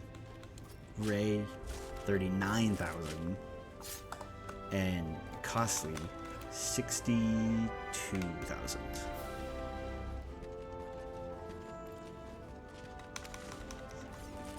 Impressive numbers across the board.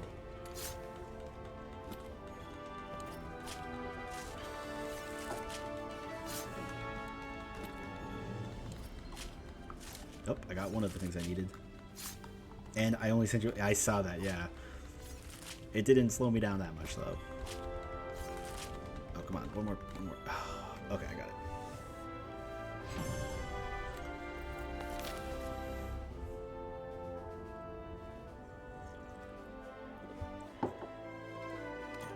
Another Cortex.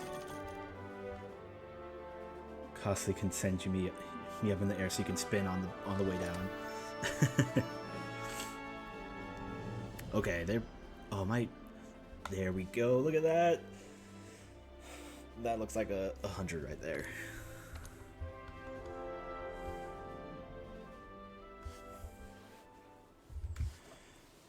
But I hear we have a swine and dine mission to do. Technological research. Siege rewards ready for pickup. Okay. Hey, you. Rewards, please.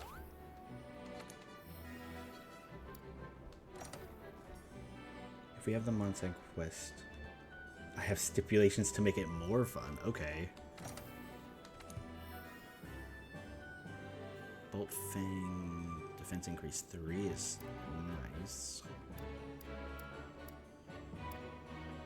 Aquafang attack 5. Ooh, that's nice. That's good. Okay, well, there's only 3 swords and shields, so taking those 3. Rarity 8 or lower weapons. No range. I don't have to worry about that. No paralysis. Okay, that's easy enough. And no defender feat. Okay. One at a time until we fully cards, and then we go all in. Okay. Let me change my weapon. Rarity 8 or lower. I have collected most of the swords, so I should have a rarity 8 or lower. Okay. Change equipment. Rarity 8 is... No, is that... Okay, let's sort by rarity. There we go. Rarity 10. Rarity 8. Perfect. Anything in the red. No paralysis, you say? Well, that means it's blast, I guess. Start with this, because I like the affinity. Yeah, that's fair. Okay. I don't have paralysis, no defender. Arm doesn't matter. Okay. Perfect.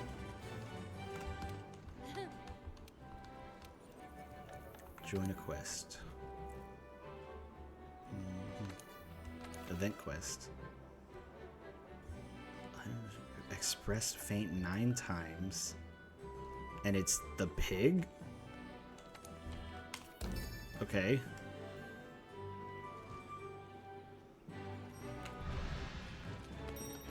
I'm gonna have attack up large.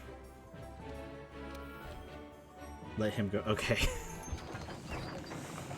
If there's 9 carts, I'm scared.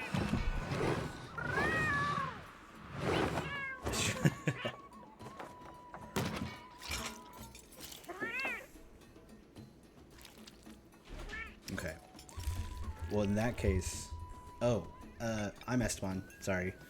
You can go by Realm Wanderer is the channel name. There's two of us that run this channel, but I named the goober. Esteban, Realm, either one, I'll respond to anything. In the chat, you can call me streamer, and I'll probably respond. I'm gonna go use the restroom real quick, and then we can get started.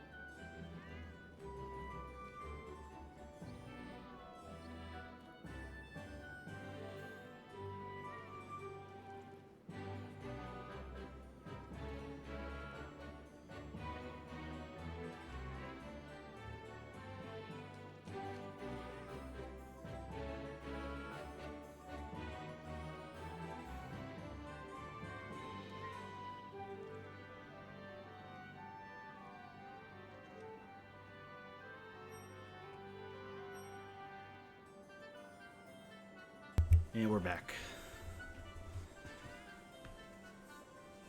I still got time to change. Yeah, no worries. Oh god. Okay, I think I missed part of the chat discussing the mission, but I think that's for the best. Okay, there we go. Stand by for departure. Oh no, I fucked up somebody, I think.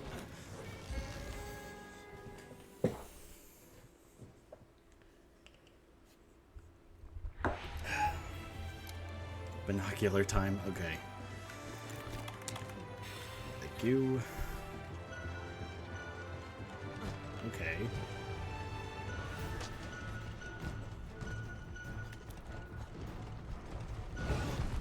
Jesus Christ. Oh, what? That was one hit.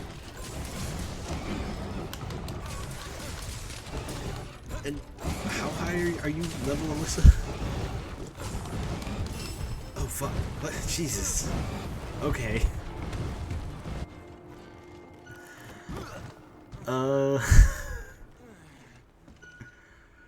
Okay, that makes sense. Why there's 9.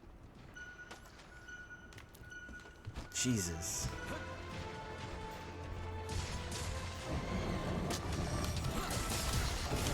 So you just can't let them charge you at all. Or is it any one of their attacks that kills you?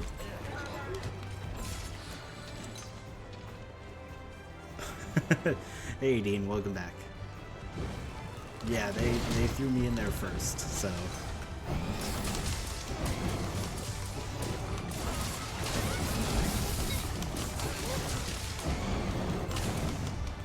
Come on. There's 2.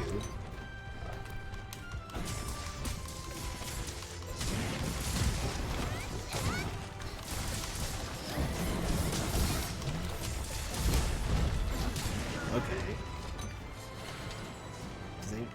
Do they drop anything special, or are just the swine? No, they're just the moss swines. Okay. Oh wait, there's only. Uh-oh. What's going on? 1, 2, 3. Yeah, something's wrong.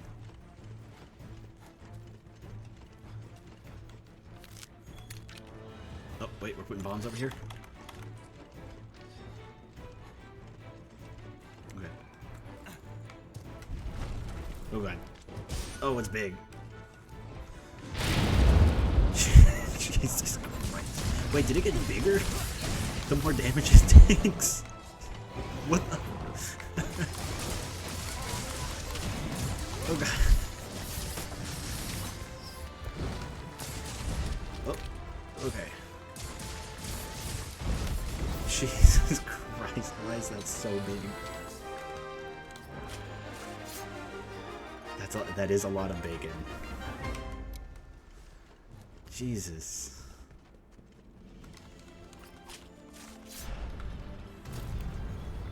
Well, Dean, you missed it with this group over here. We did 2 separate Safi hunts in 1 rotation each. I watched from the safety of the gate. Yeah, I saw. Isolated yourself over here. There we go. Oh god. There we go. Oh fuck. Oh, I'm out of stamina.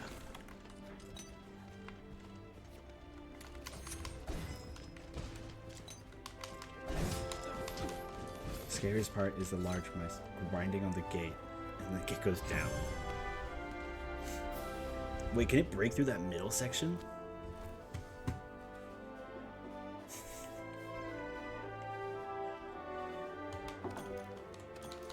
And a couple of small armor spheres.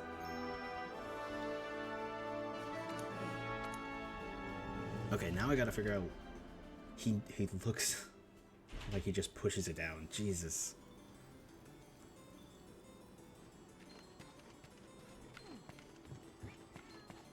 Okay. Steamwork reserve is full. Okay, I gotta do a couple of things, and then I gotta figure out what the Hunter rank 100 quest is. Register bounties, we're good here. Complete deliveries. Nothing I can do. Okay.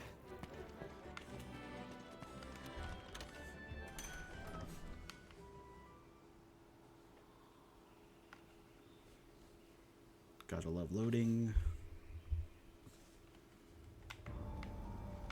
Hey! There we go. Help the Steamworks, please. Oh god. Jesus. I forget how loud that thing is. It plays with my speaker too.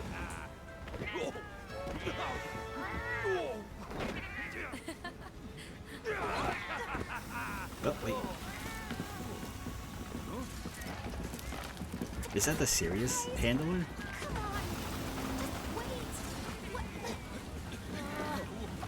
Oh wait, did it change it? We're gonna touches to There's no more sweet potatoes in the furnace.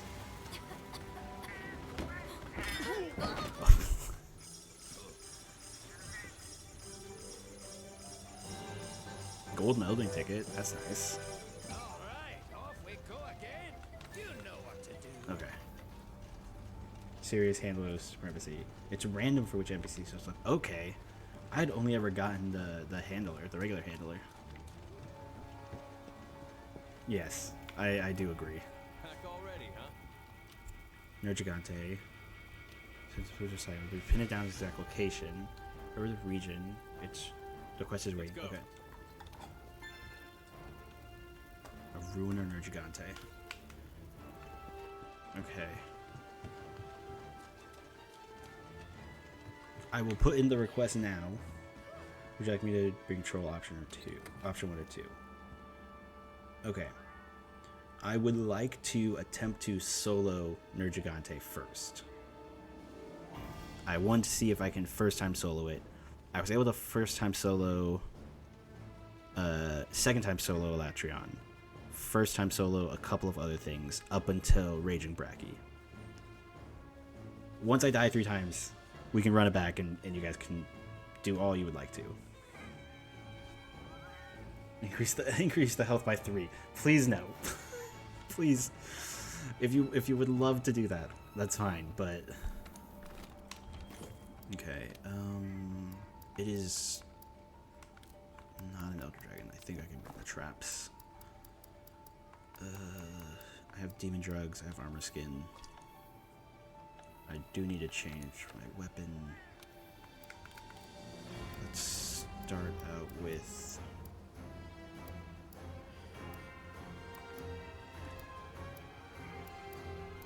We'll start with this. No, I need more sharpness. Yeah, I am making sure to switch back. Okay. Check my notes real quick.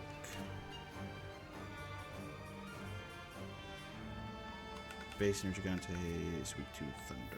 Okay. Okay. There we go. Do I have Rune or Gigante's weaknesses? I do not. It's weak to damage. Yeah, okay. Manage items.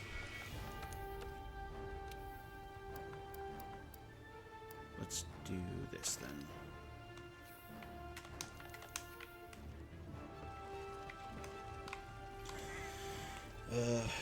What do I want?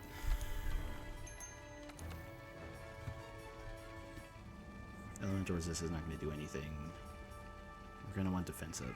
Heroics is not bad. Escape Artist is better. Okay.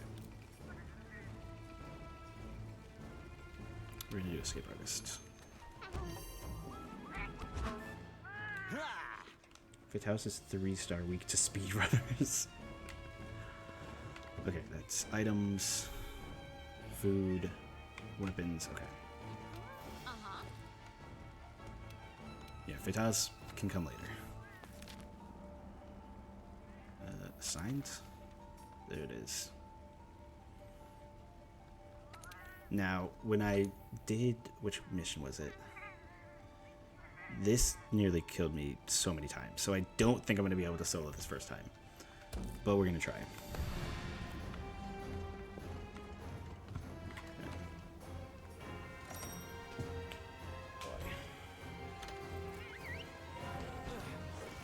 I've got better armor than I did then, so that's one thing. And I've upgraded a couple of things since then. Ready to go. Let's start with this. Free meal, free meal, free meal. Nope.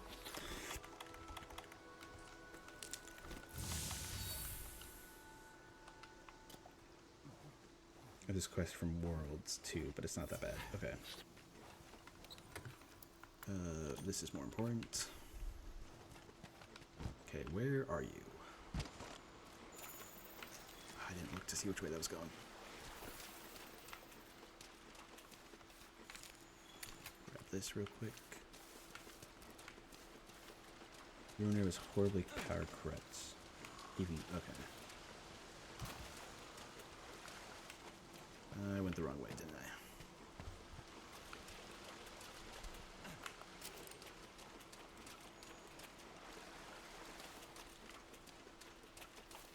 Where would you be?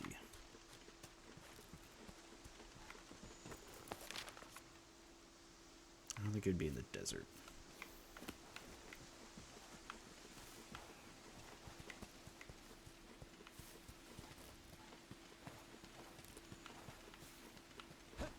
Yeah, but I'm not seeing any marks here either. Okay. Pigs have stronger attack than Elatrions. Jesus. 28,000 health for single player.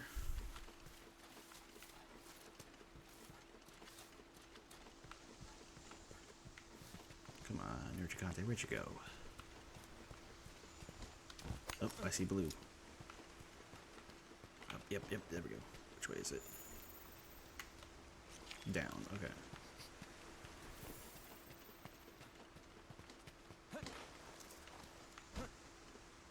Did it go this way then?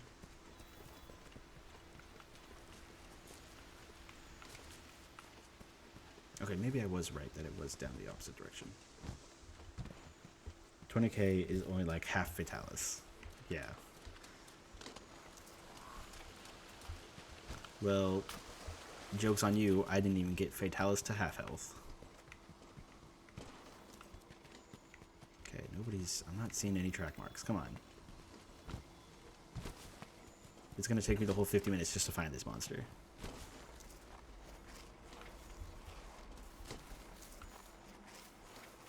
Oh, okay, here we go.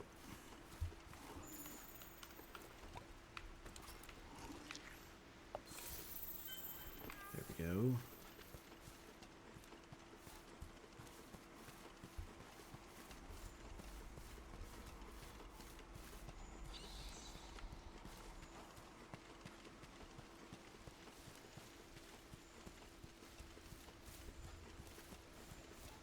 There's no intense music playing. I'm scared. Oh, old footprints. Click these.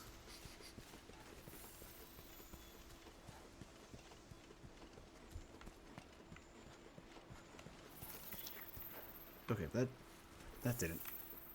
There we go.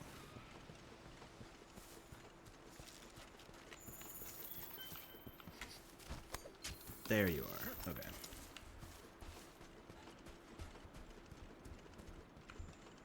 I'm not gonna waste that right away. Where's the backflip channel point redeem? Not yet. I'm not good enough to do a backflip. He's a large lad.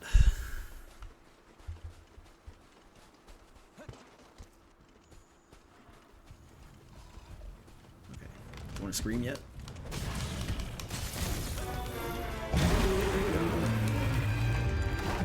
Oh no, wrong menu. Okay. Get out of the communications menu. There you go.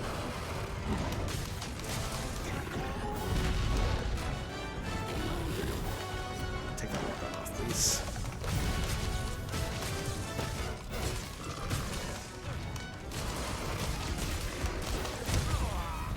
I don't think that hit me.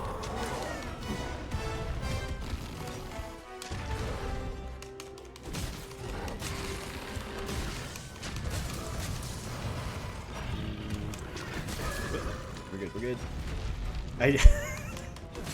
Yes, it was intentional that I taunted him with an emote.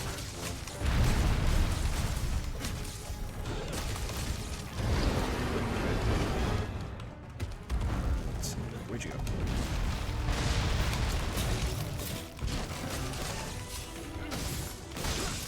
Okay, there's one. This real quick. Oh, fuck. Oh, get up. That'll work.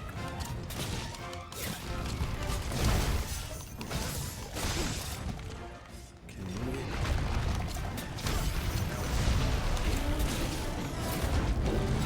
Whoa, where are you going, man?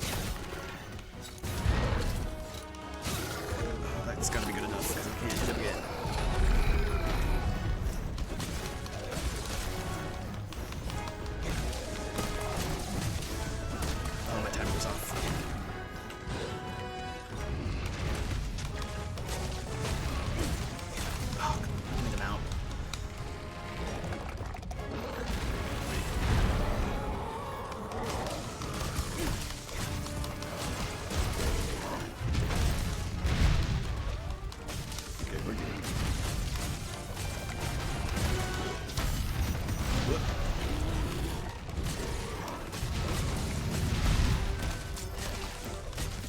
The trampoline into.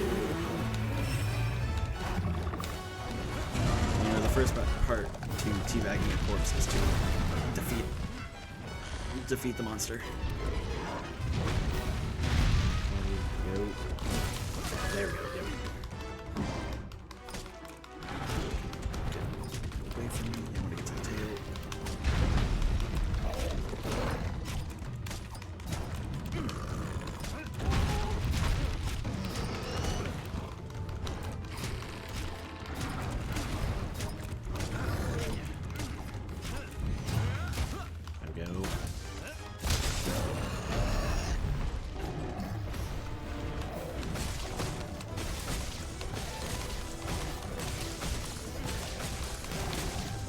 This very sharp club that I'm wielding is going to cut off this tail. Speaking of which... Oh, Jesus. Come on, get up, get up. Farcusser. That's a bit overkill, but... Now that I know that I need the jerky, I will get some. Let's see, what can I put away? Where is my jerky? Nope, that's raw meat. Oh, do I not have any? Oh, no, I do. Okay, weird. What goes here? My Farcaster. Where is that?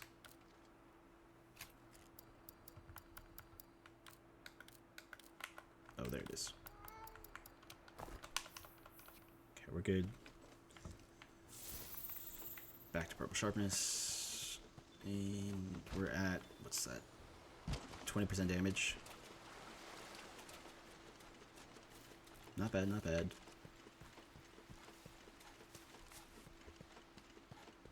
Give me a rock, please. That'll do.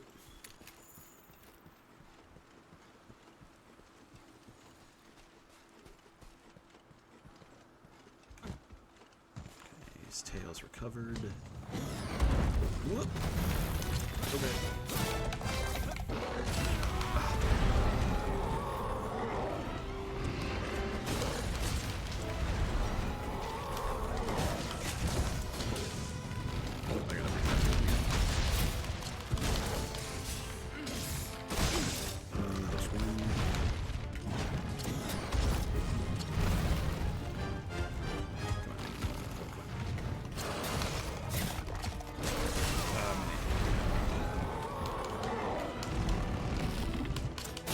Yep.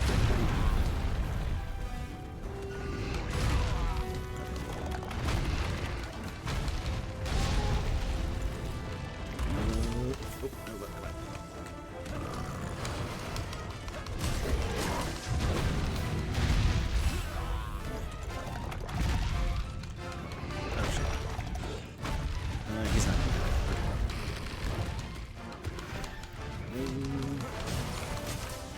God, this hill.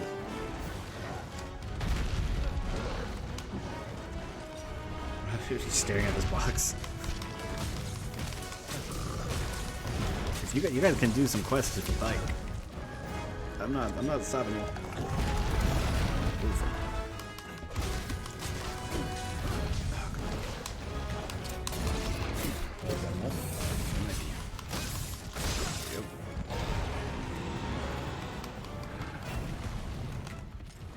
You coward.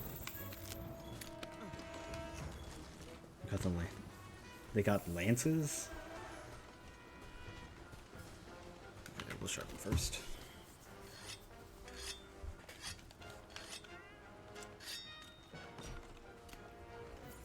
There we go.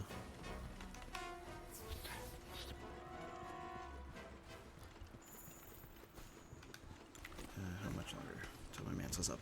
Okay, not too bad. Whoop, okay.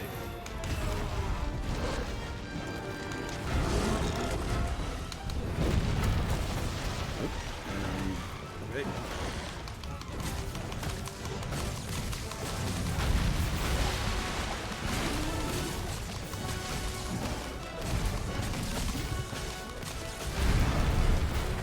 Come on, get back up.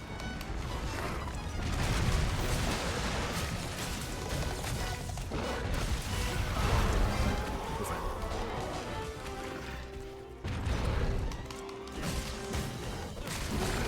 Oh, there we go. And my temporal mantle's back up. Perfect.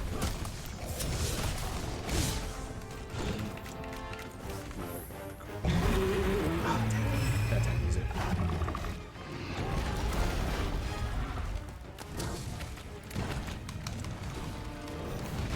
Good.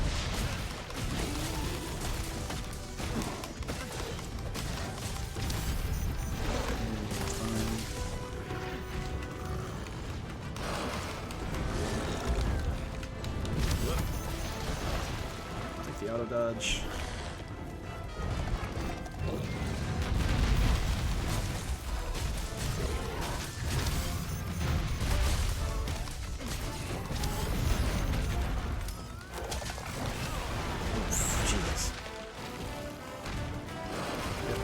next one.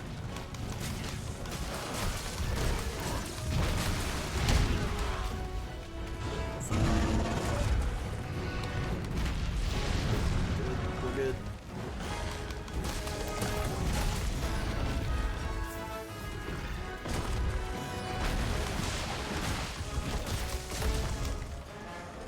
Where'd you go?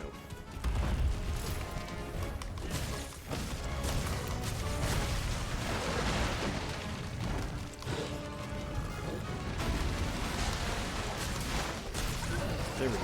That's a tail broken. Ah, I was really hoping I could carve it in front of him. Oh wait, you're slow. I don't know if that's that work.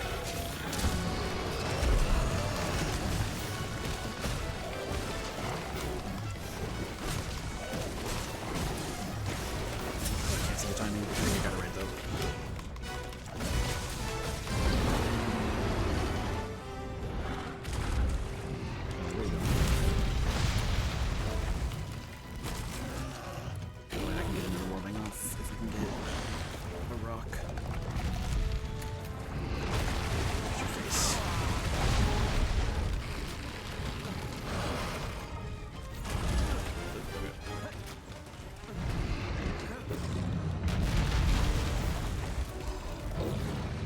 He's looking beefed up.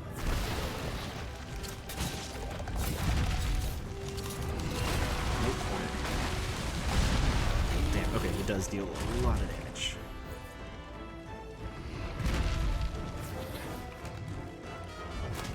Oh.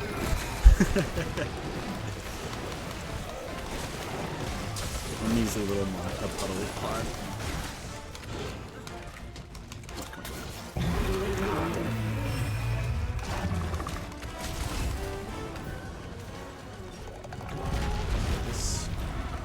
This. Ooh. I'm glad I was on the floor for that.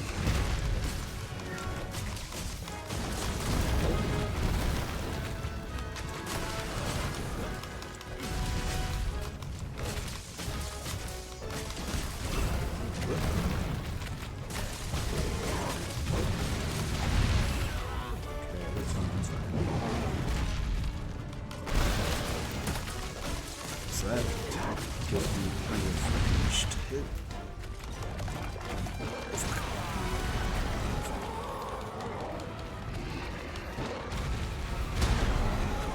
Before I become down, okay, for that.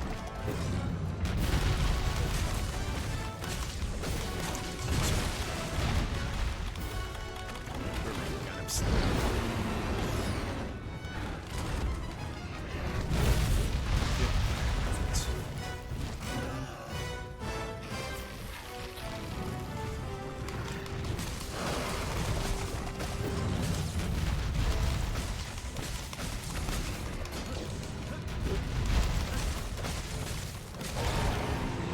Should be running away soon. Perfect timing. Ugh.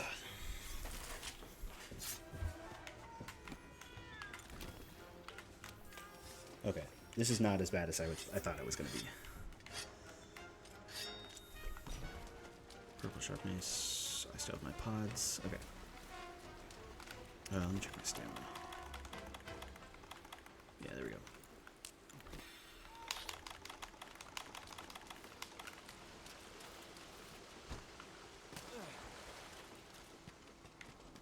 Oh, and there's poison here. Oh, no, not this one. Next one.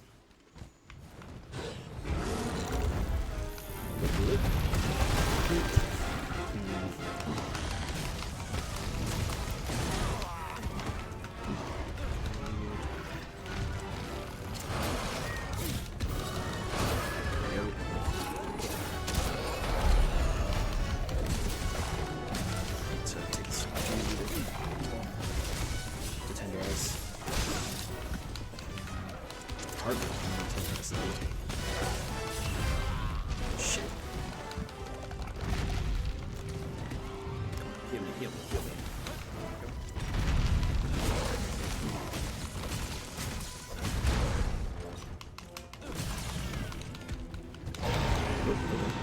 Yep, scream at me. Oh god. Stop it.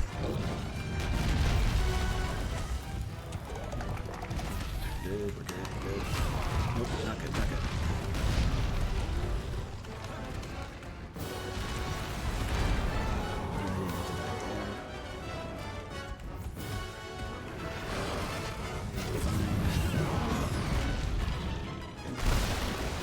Still good. That's risky.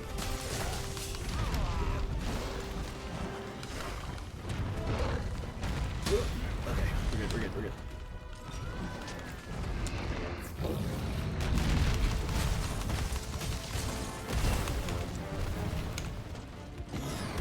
Whoop. Where are you?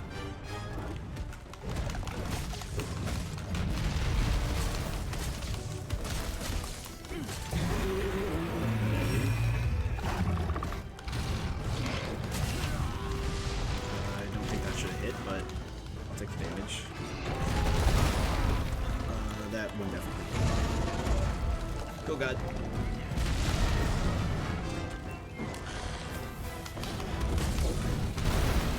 I need to get out of this spot.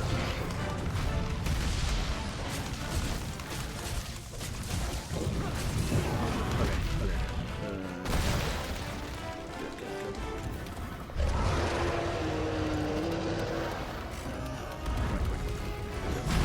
Oh, Jesus. Oh, my cat saved me.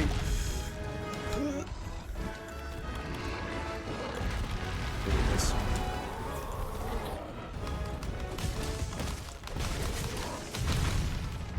Okay, we're fine.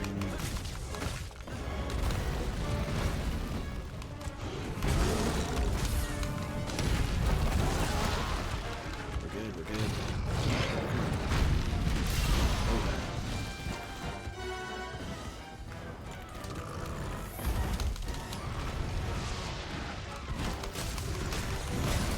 I was really having fun out there.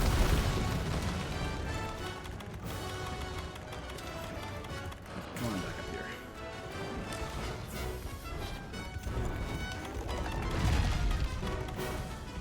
Oh, I got a free meal on my last max potion. That's wonderful. Whoop, thank you. Tenderize you a bit. I'm not doing enough damage.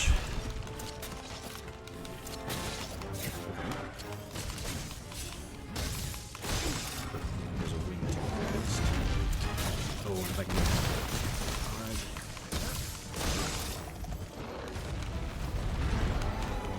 Where's that red bot? There you are. I see you. Come on.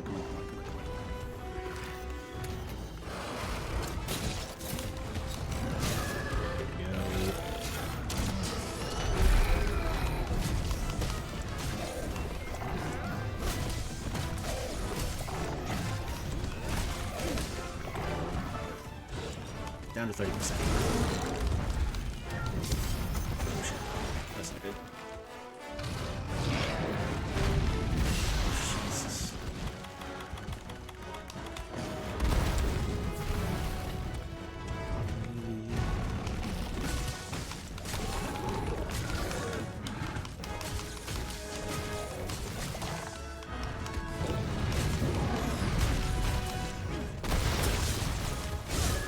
Okay.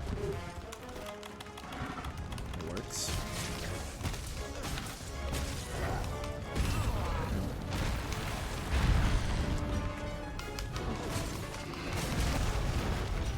Where are you going?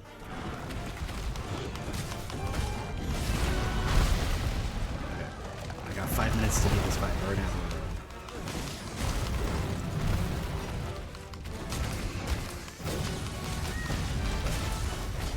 I don't know if I'll be in 5 minutes, but if he runs away, like, no, but he's not with that shit activated. Get up.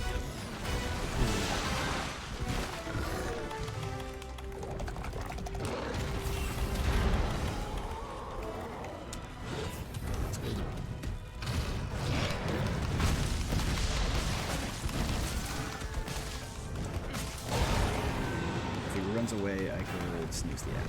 Okay, that's perfect. Snooze the ad. Okay. There we go, we're good. My screen has readjusted. Perfect. Gotta wipe my hands down.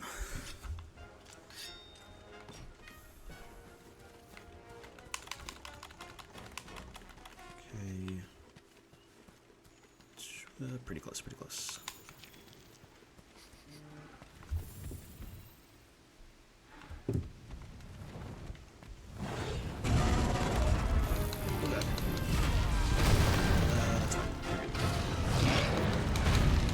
Oh, jeez.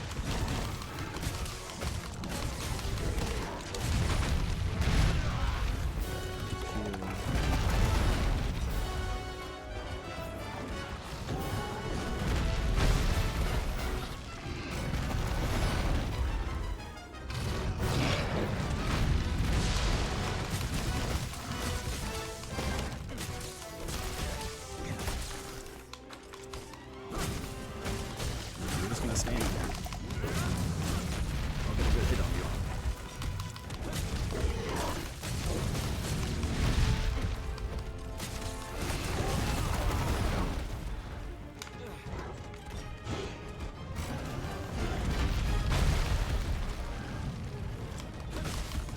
Oh, I've already broken off one of his horns? Nice. I don't think I'm gonna get the other one, but I'm just gonna get another wall. Oh, shit. Okay. That's cool. Get up, get up, get up. Oh, what? Did he hurt himself? Oh.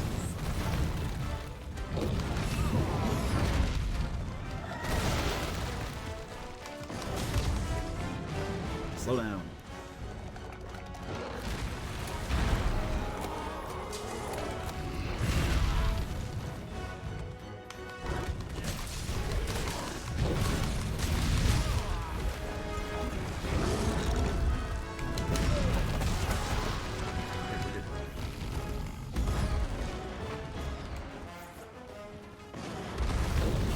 Jesus.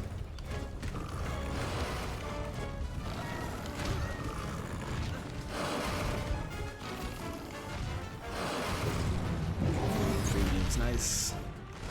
Oh shit. Come on, come on, get up, get up, get up. Where's my Farcaster?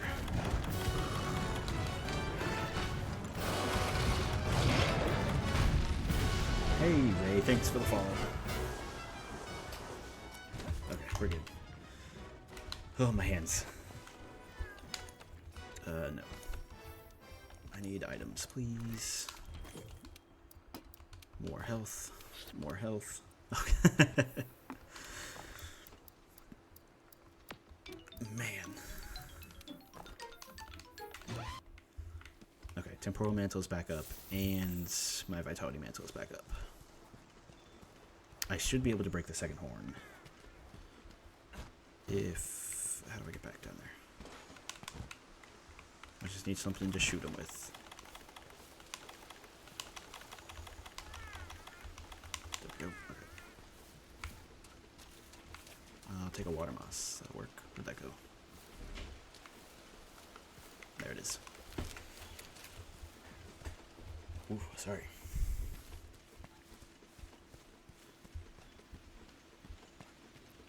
Okay, stay calm, stay relaxed. Don't get angry yet. Who hit him?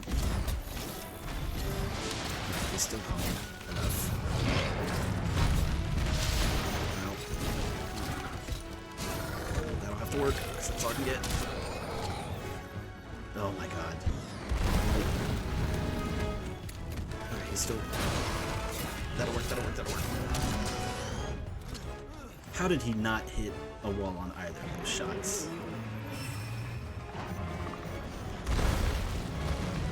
Jesus Christ. Okay, well, at least get some free.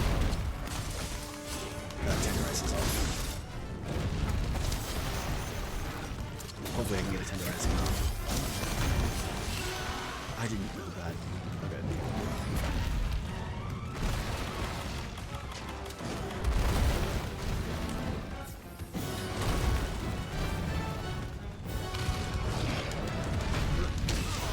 Jesus.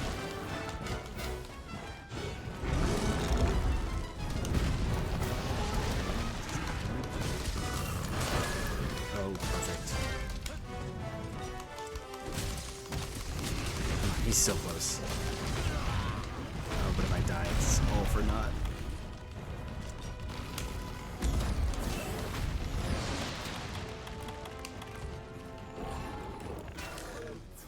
Okay. Yes. Stay there. Stay there. Don't move. Don't move. Don't move.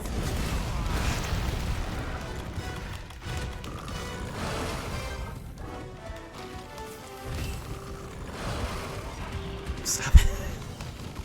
These little jab attacks. I'm not having them.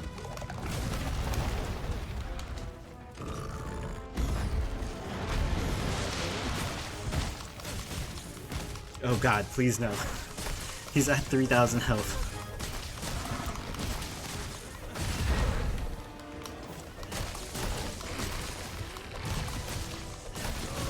Okay, yes. Stay down, stay down. I can't see what the camera's doing, but something's happening. I just staggered me. Oh, good job. Whoever hit him or touched him.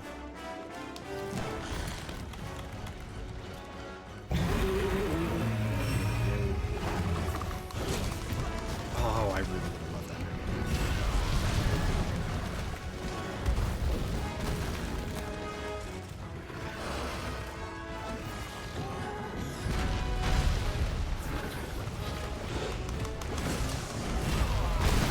That was too aggressive. Really? Oh, come on.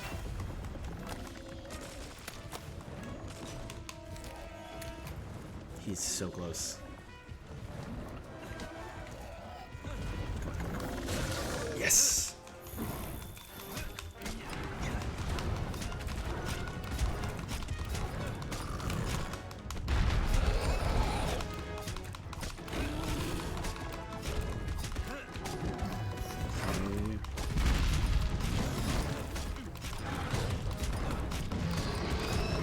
Nope, wrong way.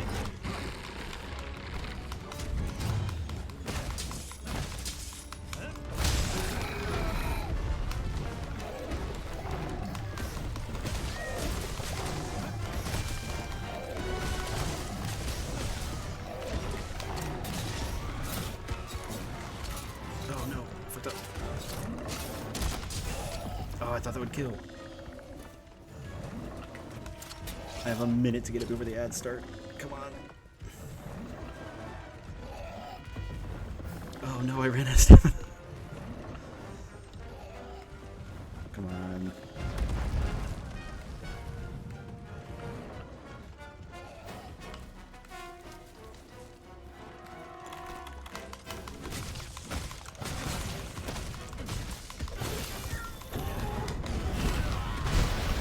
If I die and the ads start, I'm gonna be so mad.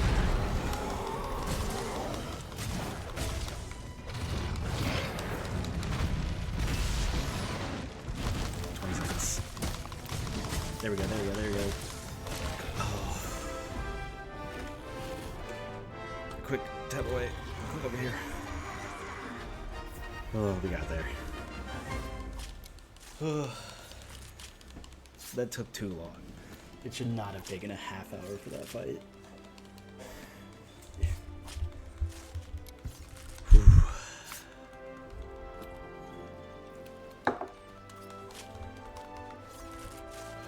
There we go. Nergigante Ruiner Gem. I got it the first time. Perfect. Ugh. Do I have any appropriate emotes? Kabuki? Sure. Kabuki into the sunrise. Or sun... Shit, where's it? No, come on. No. Ah, damn it. It's not working. It's not worth it. Ooh,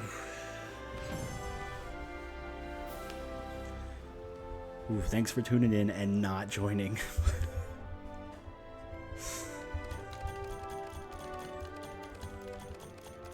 3 times the health. Jesus Christ. Yeah, I would not have been able to. Guiding Lands level cap. Slay the Ruiner Gigante in the Guiding Lands. There we go. So wait, is that not what I need to get my hunter rank to 100? Damn. Oh, there we go. Hunter rank, master rank 100. There we go, we did it. I debated doing a jump scare of player joining quest. Oh no. God, that would have been something. Well done, Pard. Yeah. God, the nickname Pard.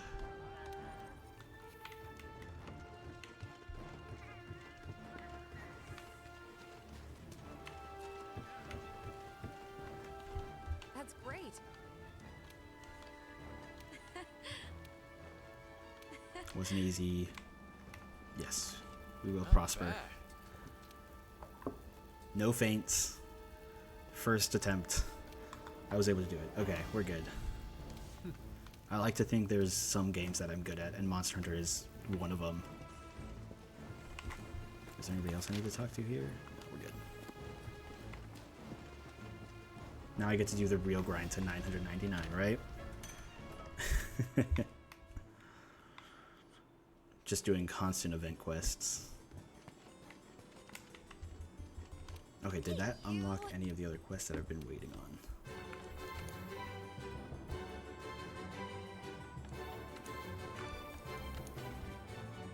Not that. Event quest, that's what I wanted. That, okay, so that unlocked everything except for this one. Okay.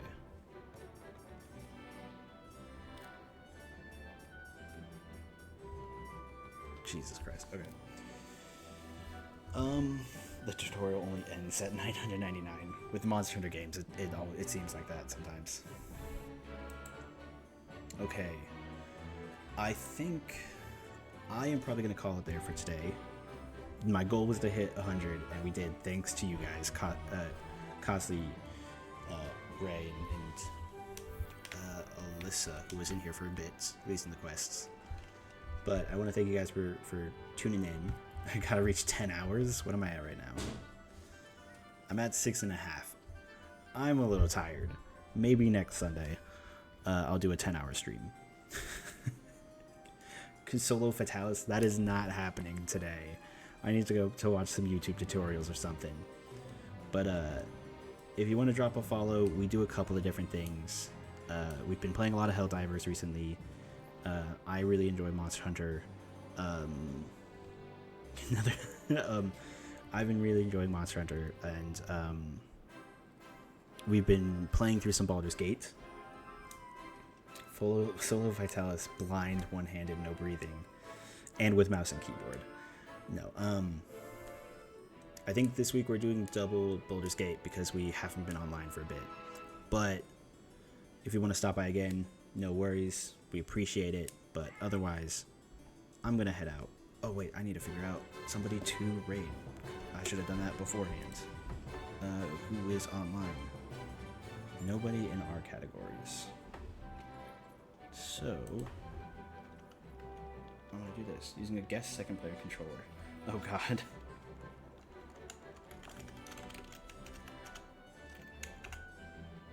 I'm going to do this real quick and find somebody. Sure. We can do this.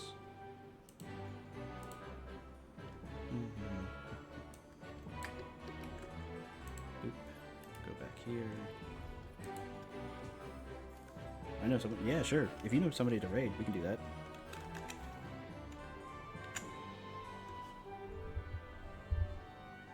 Yeah, post it in the chat and we'll send them over.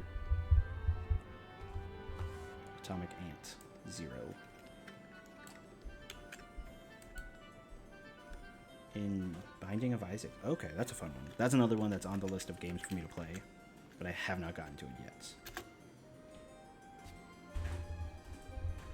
Our viewer count dropped to 4. Oh well. We'll send everybody else over there anyway. Regardless, adios. Thanks for the games. Thanks for playing. I'll see you later.